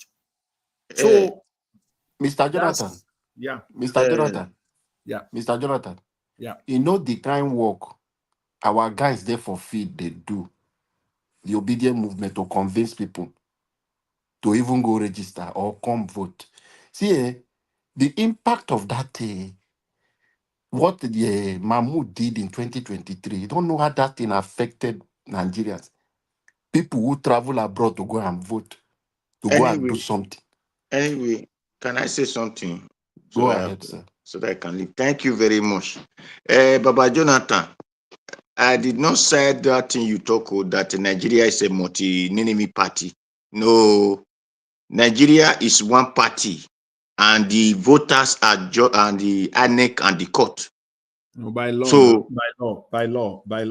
That is why if there are different parties, the person in APC today, in the morning, in the afternoon, PDP, in the night, ADC, in the next morning, APC, is that not one party?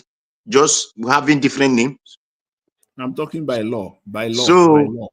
Then that is for that. Then, Tiubala, I will also decline your submission, like saying Nigeria don't want to vote. No. Nigeria want to vote, but the INEC said Nigeria should not come and vote. That is why when Nigeria want to go and register, they will even be collecting money from them to register. They will do frustrate them with all means not to be able to register. Even if they are able to register, they will frustrate them not to see the card to use for voting. So it is not Nigeria who don't want to vote, but the INEC are the problem who don't want Nigeria to vote. And that is where, that is not just on Nigeria, the southern part of Nigeria, or the south, east, and west. Then why in the north, the same INEC who did not allow these people to register, we even register them in Nigeria and register the Niger and the Chad and whatsoever in Mali, we register them there. Why, when it comes to election, then we, the certain people, will not have the card to vote, where the Nigers, the Chad, the Mali will be voting in the name of Nigeria election. So it is not like, don't, when you people are saying something, be in aggregation, put it clearly. The certain people wanted to vote, but the INEC will refuse them and giving the voting to the north. So that is You it. are very correct, sir. But the problem here is this: I know of many Nigerians, at least in those states and even in Lagos, that have PVC. You know, they have that PVC just for medical purpose, bank opening of accounts. That's what they use it for. They don't use it to vote. It's not INEC that stop them not to go to transfer if the case the location change. It's not INEC that ask them not to go out on election day to go and vote. It's not INEC. Okay, I want to say something here. Can I say something here? I want, before I leave, Black Panther, please. You see, INEC will say, come and transfer it, come and do this one. Where do you have your money, when you have your bank notes, your bank this thing, your bank ATM, you didn't need to come to Lagos and transfer it to Lagos before you can withdraw money from Lagos? You didn't need to go to Abuja and transfer it to Abuja before you And can vote? that is an ideal situation. But now it's not It is ideal. That's just why we need because to the make it. INEC don't want you to participate. They give you What are you telling conditions. me, Odua? See, my family had their PVC registered in Edo State. During the 2020 general election, they all transferred their PVC from Edo State to Lagos. They all That voted is in Lagos. condition. That is condition. It is not everybody who can have that mentality or have that way It of was time. done online So, without them even Mr. going anywhere. Odua, What are you telling me, sir? Mr. Odua, even in the United Kingdom, when you change your address, your postcode, you also register in your new postcode to say this is my new postcode, and you register again. So there is nothing wrong in transferring to say this is my new place. So All nothing right, is we wrong have with that. 5 minutes left. 5 minutes And left. thank you, Mr. Evis. Mr. Tiobala, see, I want you to mark today that 2027, you will have a 4-horse race. Goodluck Jonathan will be there, except Cheyi Makinde and co. Knock him out. Bala is ready to work with Goodluck Jonathan. Our principal has his own platform, Mr. Peter Obi. That one is not Do you going know to be. good luck contesting it will affect Peter Obi chance? Whether Goodluck contest, it not going to affect Peter Obi chance. Definitely, but it will not affect Tinubu chance. Now Tinubu, it go affect, no be Never. this. See, nobody in the Southwest will come outside. It's the same thing. It's the In same thing you addition people to said. Tinubu, nobody. It's the same thing you people said in 2023. What happened in 2023? This time around, see, I will keep saying this. Peter Obi did it because he came out and said he wants to go to court. But this time around, it's a different thing. He will Don't win. give us false hope. Not be false hope. Not be false hope. Let us continue. That is why I say, let us get involved.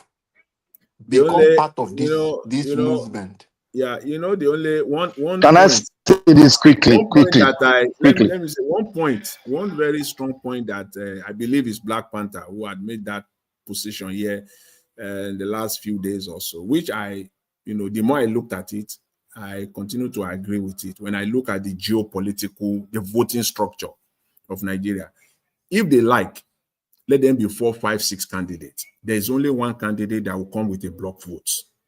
Only one that will come with a block vote, and that is Mr. Peter Obi. All of them will not have a block vote. Why did you say so, sir? Pathway, Black Panther, you quickly call me now.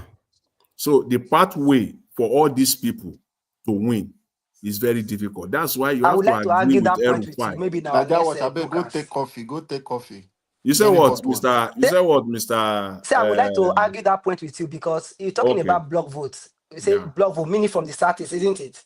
Yes. Please, can I say something? I have Okay, some before you time say with me. something, sir, I'm coming, Mr. Black Panther. I want you were the one that did the month that day. The total number of votes that came out in the whole of Southeast, compare it with what came out in Southwest. And now, In don't you know politics, what and let me tell you one thing. In politics, there's what we call influence of block vote. A block vote influence other region. So if you are coming with a block vote, there's a tendency that you are confident because you don't have time for that block vote anymore. You focus on that. Is why I see Peter Obi is focusing on the northeast and the northwest. This is exactly the plan. I know because I've monitored his movement. So we should always try to monitor the movement of the politician and critically analyze it, not just want to be biased, all those kind of put other factors. No, that is his plan. He has a block vote and is the only person that can block vote. You see, the West, it's never a block vote because Obi has broken it. The North, the middle belt, Obi has it. It is the Northwest and the Northeast. That's where the election is being played. Thank you.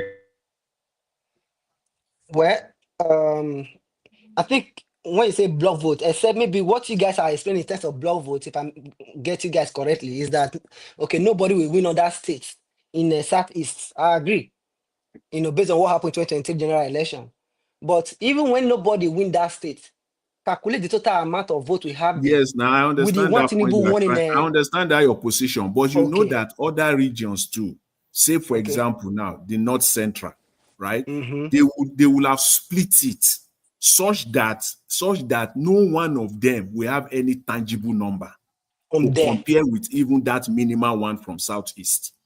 So when even then you come back to that Southwest again. See, Southwest has been broken. Okay, so they will also split it to the point where what each and every one of them will get will still not match the Southeast. So that is the influence of the block vote, and none of them have block vote. That one. See, none of them. None of them have block vote except Mr. Peter Obi, who is coming with that block vote from the Southeast. And it's the not Southwest, enough to match Tinubu Southwest. See Southwest where Tinubu comes from. Let me see. It 2027 will even be worse for him than 2023 in the Southwest of today. Make no mistake about that. Is it in Mr. your Jonathan, state? 100% agree with you. See, yes, they can rig all they want to rig. That they can rig all that they want to rig. They can do all of that. But at the end of the day, the worst case scenario or the best case Do scenario. you know why, Mr. Jonathan? Do you know why he's going for the Niger Delta area? I said it here.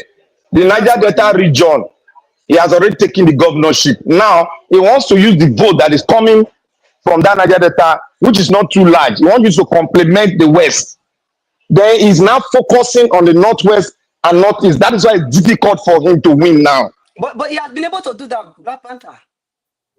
See, that's South. You know why? That South will be one of the regions where the vote, they will just scatter it. Exactly. Because before now, they would have been able to scatter that South. But recently, Tinubu have been able to enter into South. I'm coming, sir. Just let me make this last point. Sorry, before you make it. See the reason why I want this my uncle. Good Lord Jonathan is my uncle. I want him to come out. Because I want my principal Obi to win. He shouldn't come out at all. No, allow him to come out. He will destroy Wike and the LGR plan. The only way, if Makinde come out, it will make more sense than Jonathan coming out. No. Makinde is for Tinubu. They just want to use it to hold the ticket. Thank you. If Makinde is for Tinubu, meaning one region is secure for this man, Tinubu. No, Makinde is not popular. Makinde is not popular in the Southwest. Apart from it might not be popular. It might apart from about 5 or 6 local government area in Oyo State. Makinde is not that. Is not even that. It's not. Makinde is not. See, is it in Lagos they vote for Makinde, or in Ogun State that vote for Makinde, or in Osun State that Makinde will get majority, or in Ekiti State. Oga Jonathan, make I tell you something. Yeah. The point is that Makinde, whether small, no matter how, it will still take away from Tinubu, but Jonathan would be a damage to Peter Obi.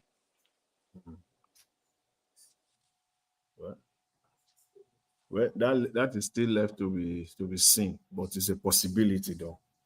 So, but Jonathan, I think if he's coming in at all as a former president, I think he should be coming in with the sole intention that I'm coming in to win. And once he can determine that he cannot win outright, it is not worth it for him to come out at all. At all. The only best case scenario for him is that, oh, I'm coming and I'm going to win. But if you look at it, there is no pathway for him. It's as simple as that. Unless they are just spoilers. Jonathan They're just can coming only out to spoil stuff. There's no pathway for President Goodluck Jonathan. He's my Jonathan man. can only do well if nobody contests in the north. If for example, now, just if this idea, which I don't subscribe to, that they should just, between Mr. Peter Obi, Jonathan, and Atiku, they just pick Jonathan and say, okay, this is our man, we're putting him forward, he's going, then Jonathan will stand a chance. But if Obi comes out, Jonathan comes out, Atiku is also there somehow. Okay, you got Jonathan. Let me tell you people one shocking thing, information. Yeah. Jonathan is not contesting. Jonathan is not contesting. Jonathan is a pawn. Wait, he's not contesting.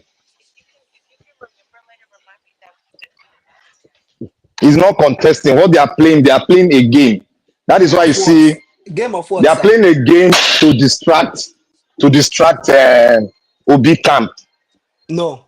To distract us so that we'll not be focusing and adding Jonathan into the game so that he will not do double work. We will not be thinking. You know, politics is all about thinking on how you are going to counter the other opponent.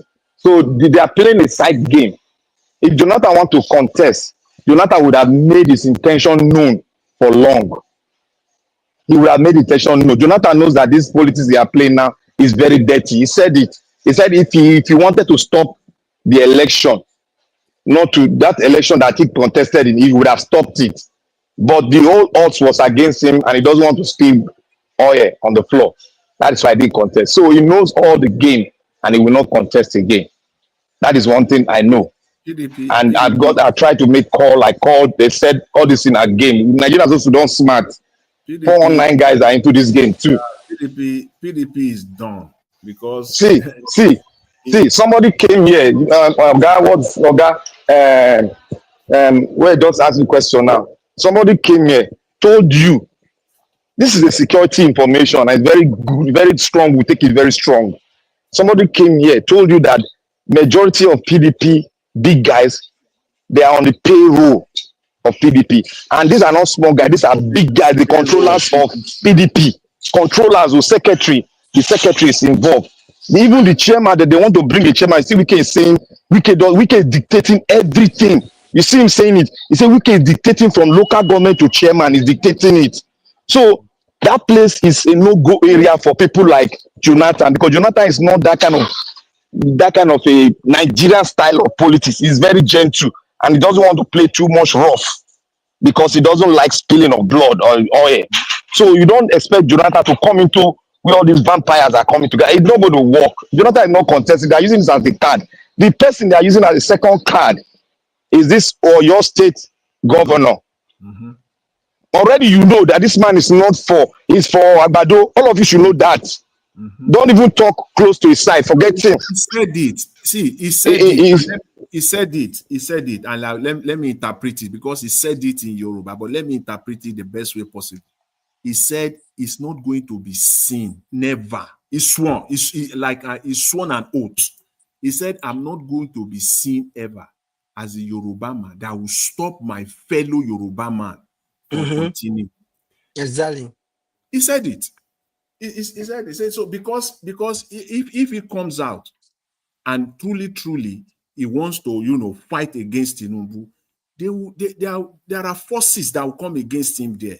So it's not going to do it. So all these things about Makinde is for Tinubu. If it comes out, just know that PDP, as some people have been saying, is so. That affirms the fact that Makinde, that will make Tinubu get that southwest majorly on his side. Now coming to the south, before now, those states would be that if only if they rig the election, obedient they put on kind like of that. okay, obedient kind of headquarter, But based on what is happening in those states, it's going to be 50-50. If it's not taken, they will write results for those states and nobody will going to do anything. So they have the power. So go to Delta State. I think the governor of Delta State has moved to APC, right? Okay. Yes, no. So having those governors, they know what to do with Tiobala. Tiobala. Leave this governor. They don't get influence over the people. Tiobala. See, this election, make I tell you one thing. If ADC, they don't come together finally. If ADC don't come together finally, what I believe is that they are going to go very dirty. Because they know the man more than we here. That man, like what that man said, he said they are going to go dirty. And they are going to win. If they come together finally, they are going to win. You see, when politicians like that talk, he knows the psyche of all of them. He knows their power. He knows their weakness. He said they are going to play rough to win. And they know this man. This man is not somebody that just meet and just talk politics and leave you. No. This man has already calculated, he has already drawn the demography of the country. That is why it's moving. If you know the demography of Nigeria, how they vote, apart from rigging, you will know where to strategize, where to hold. He has already hold it. If you want to do it, you yourself, every one of us supposed to do demography very well, because that's the first thing you do. That is why in America here, you see some people, they want to make some people not to come out to vote. It's all around the world. Every politician don't want people to come out to vote plenty. Because if they come out to go plenty, there's a tendency that the popular person will win. That is politics for general all over the world. So if you get the demography, you now pinpoint where your strength is not, then you now move into the area, probability, rigging, and people that will see you, that you have been winning their heart, they will see you as somebody they can trust. Trust is one of it. Trust. Then they will now gradually be falling by your side. Then you cannot finish it up with any other thing. But these politicians, these guys that are ganging up, they are going to go dirty. So anywhere this man wants to rig, he will rig. And you said one thing about that the man has taken over the north. It's a lie. He hasn't taken over.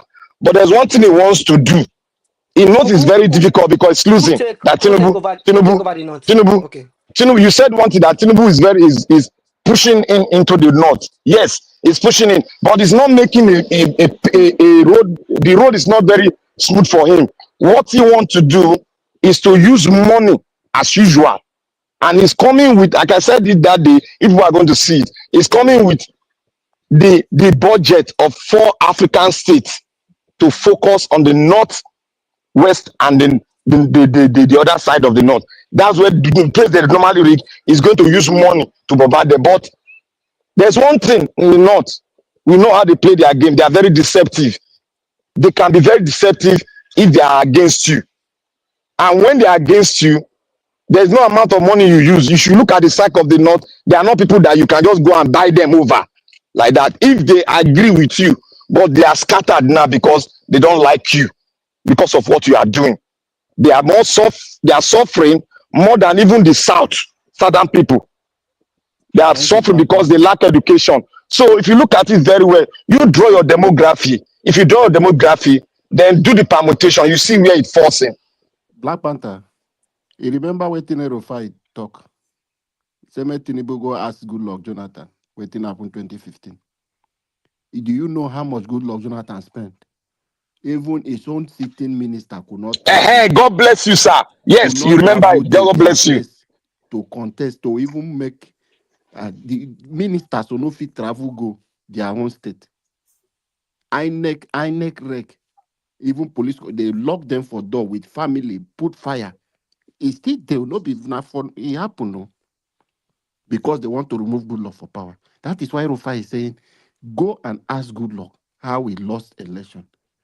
They are ready for him. So it's not, even if Tinubu think it's going to be easy, Tinubu will not be wasting time doing all those things. So Nigerians should not fall for this thing they are doing, that Tinubu cannot fall, he cannot put him, those narrative, he wasn't a president, he fought himself. And he knows what he's going through at the moment. It's not going to be easy for him. He knows. That is why he's running around everywhere. So Nigerians, just get ready. You know what is happening now? He's traveling out for vacation. It's not vacation, no. Maybe they're not deceived now. It's not hell to all these guys where you see where they with all of them, they jet out, but they jet out, go meet them where they want meet them, they jet out, go meet them. That is why he's not telling you the exact place he is. He will say he's in this place, go to this place. They are all going out to do strategized meeting on how they're going to do it. From there, he's sending all his scenery to those that he can use. If those cannot work, then you see him coming back. Wike is the master strategist for him.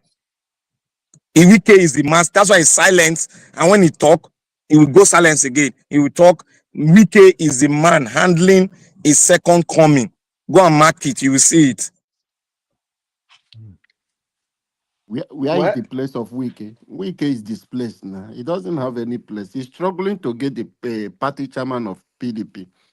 Struggling to get Wike not send PDP again. You know, they understand. Wike still continue with what he did the last time he contest. He's still continuing it. His role is to make sure PDP has no voice, has no power, and is gone. He wants to bury, he was very angry. He wants to bury PDP, and he's proud to do that. He's very proud. He has already done that at the national level now. So why we say Wike load for money, and they pay them. But I still believe that going into 2027 general election, they should not have a divided front against this president. Otherwise, we just talk. They are just talking. So, and this brings me to this point. If after the primary, after the primary, Peter will be contesting that primary. There's not going to be primaries. How do you know? Because if there's primaries, like that? Peter will be. Let me tell you why there's not going to be primaries. He's not going for any primaries. No, let me tell you why. Not be Peter Obi. Not be Peter Obi. No, not be Peter Obi. Let me tell you one thing. Why there's not going to be primaries. Okay. One, I've told the people to go and check how this thing is being done. How is it done? Even Buhari time. Even Buhari time. It was a consensus. Buhari time, na consensus. It was not a consensus. Na consensus. Even when I hear how they talk now. It was not a consensus. Black Panther. It was just a see. If they go for, it was not a consensus. If they go for primaries, look what is going to happen. I cover Buhari primaries for Lagos. It was. And they make us they see and like na election. Already they don't decide who go. Consensus meaning there is no primary. They not wanted the Kwankwaso. They not wanted Kwankwaso. Now South. Now game then they play. Forgot this Kwankwaso issue. Kwankwaso na Black Panther consensus means that 100% there will not be primary at all. So yes, you are right. You are right. Yes, you are right. What the Nigerian politicians are doing, they are playing on our intelligence. No, Black Panther, continue with your statement you were making before that. Okay. May I continue with that one? Continue with that one because you needed to land on that part. Continue with that one before Nigeria was see, okay, the reason why they will not go for a primaries like this, if they try to go for primaries, what's his name? Wike. Okay. Wike, it's not Atiku. Atiku don't pile low. Now game then they play. Wike, Tinubu, Mr. T-Pain go pump money. They have their allies in ADC. Don't you know? They have it now. They will pump money. They get ally inside ADC now. Tinubu get person inside ADC. They will pump money and support the person, not Peter Obi. They will support Atiku. Atiku, Tinubu will not pump money. What calculation what are you saying? Look. Atiku no get vote for West. You know they Theobala, get be like them. say no understand Nigeria politics. So. No. He said they will pump money and support Atiku. Tinubu know Yes, say Tinubu What know say support yes. Peter Atiku? Obi lose Let house. me He tell go win you, Atiku. Atiku, if ADC make that mistake to pick Atiku, there's no pathway for him, Tinubu don't period. win now. You know You go don't win the know. presidency. You know go Tinubu win the don't win. presidency. There must be a Because pathway.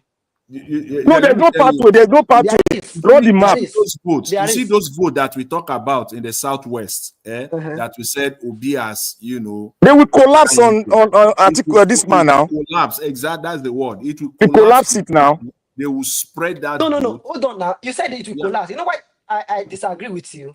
Who Mm-hmm. won Osun State? No, look at the Hold on now. I'm demographic asking a That reports question. was now. Theobala. That was before It's Adeleke not now before. don't Who won endorse Osun State? Was it Tinubu. Osun? You Yeah, know it was that. Adeluke Osun State. don't endorse him now publicly. Adeleke won return for second term. Adeleke don't publicly endorse him. What You did know they the find year say again? they don't This even past seize weekend, local you government saw allocation. Erufai in Imo State following Obi all over the place. Thank you, my brother. Erufai don't make his own choice as far as He don't make But his yeah, that's choice. see, Jonathan, if you are saying that, I quite agree with you. You know why? That's the point I've been making since that Obi should reach out. You know, there is somebody, maybe key important persons in the north, reach out to them so that during primary you will have that See, Obi don't do force. all this way they talk. Obi don't do all. Hold on Theobala. now. At least now. Theobala. Okay. Even I say you know they did this platform. I've No, said this hold on. thing If people before. are getting it wrong, what do you mean? What do you mean? What do you mean by that? No, Obi don't do all sorry, this no way they talk misunderstand now. me. Hmm? No misunderstand me. This the way they No. talk. I quite get your point. What do you mean? Uh-huh. Like what? See, this the way they talk. We don't talk and pass. Now me, Mr. Peter Obi. I was the one who advised Obi Yes. to go that route on See, this platform. Obi don't they look. Obi don't they go this route for long. That is why I see him always going there every time and then. He's there every time.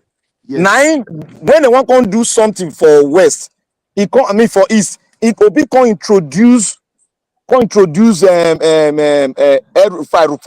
into the East now. You see where they give an cola. Why you go they pray for him? He can't give an cola, make he pray, pray. Obi Yes. don't drag and enter East now. He don't they go round East as we they talk now. He don't they go round East. To do That what was in the Because East? To do what in the yes, East Theobala. they now? don't want primaries. They don't want Rufai no want How can you primaries. say they don't want how? They don't want they tell you and I say they go do primaries. Now lie. What about the other candidates in the Which candidate? ADC? Which candidate? Atiku. Theobala. Do you know I think all these somebody people I know they understand this game. Oh. No, which Theobala. game? He said they don't want primary. Obi cannot decide what the party will do. No, Theobala. not be Obi they decide. Now people where they the party for Obi So and This every the way fight they one of for Black, them. ADC.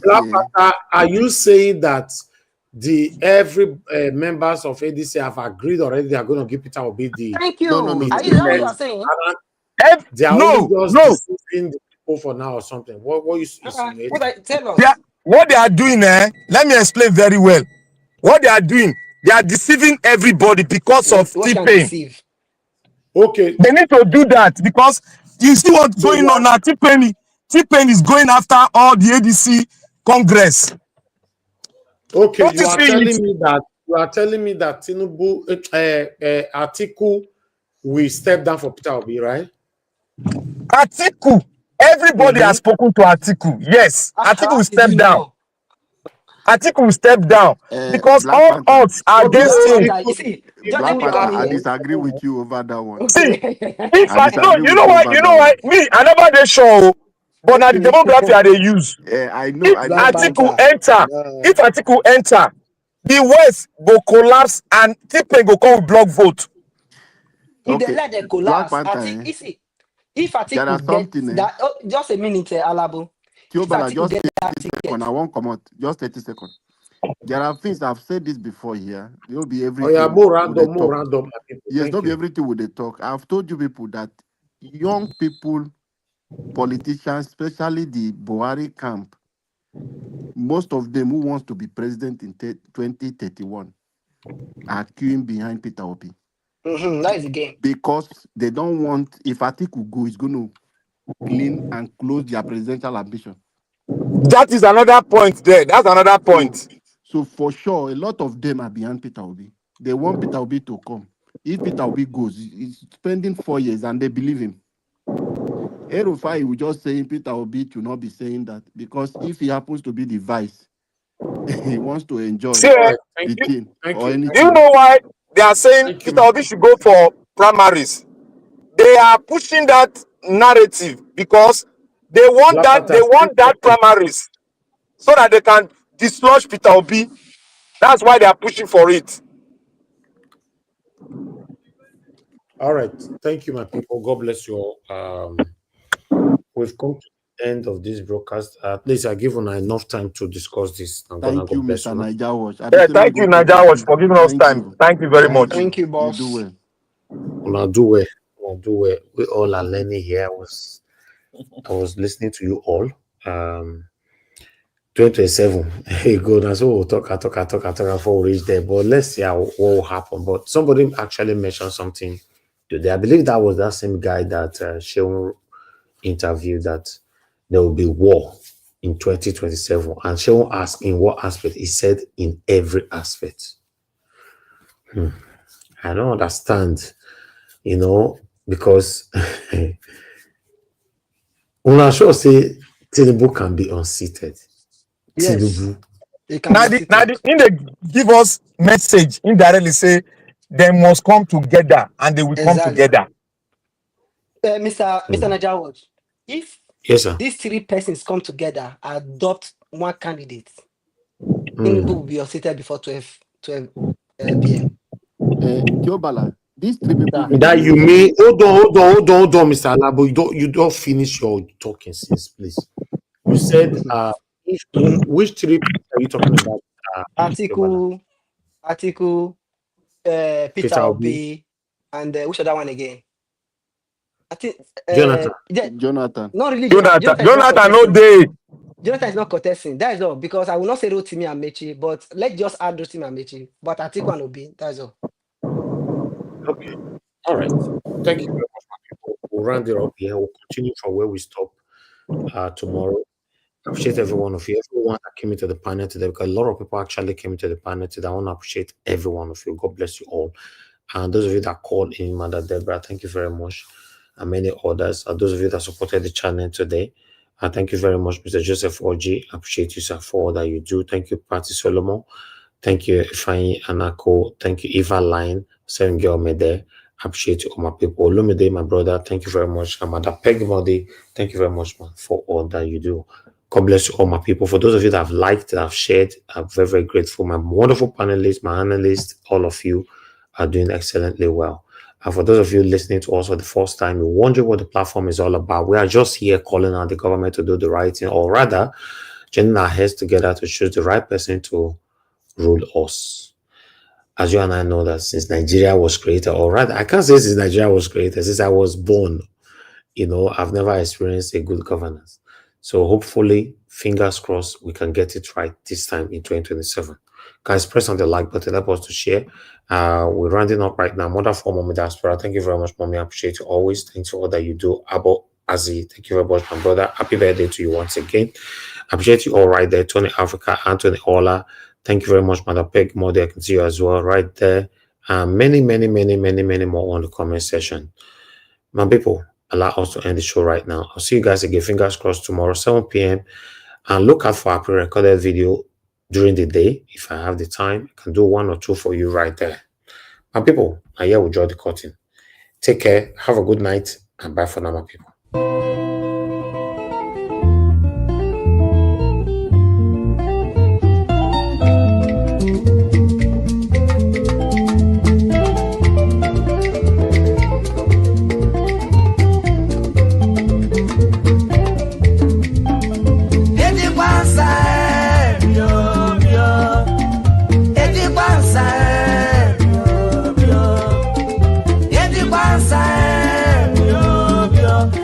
Come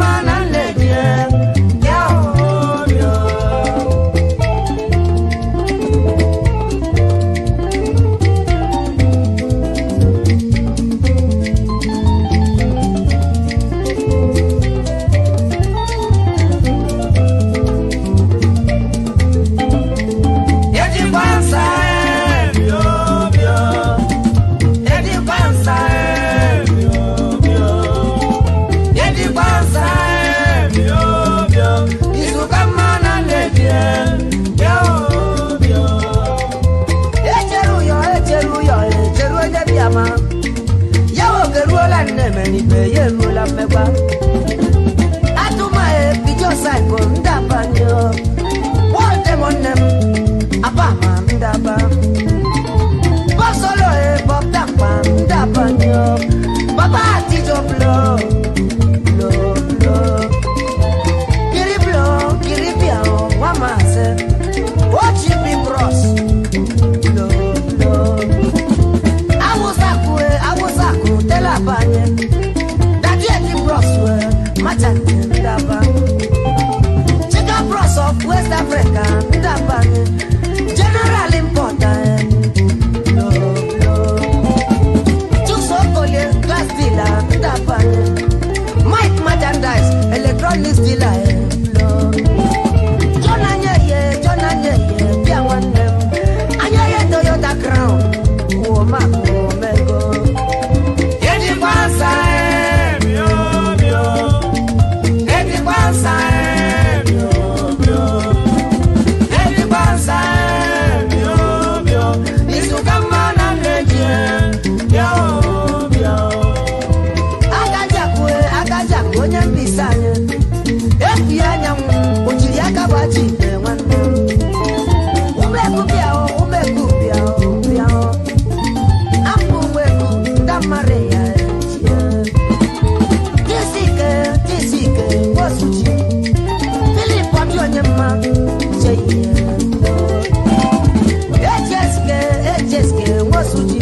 Traditional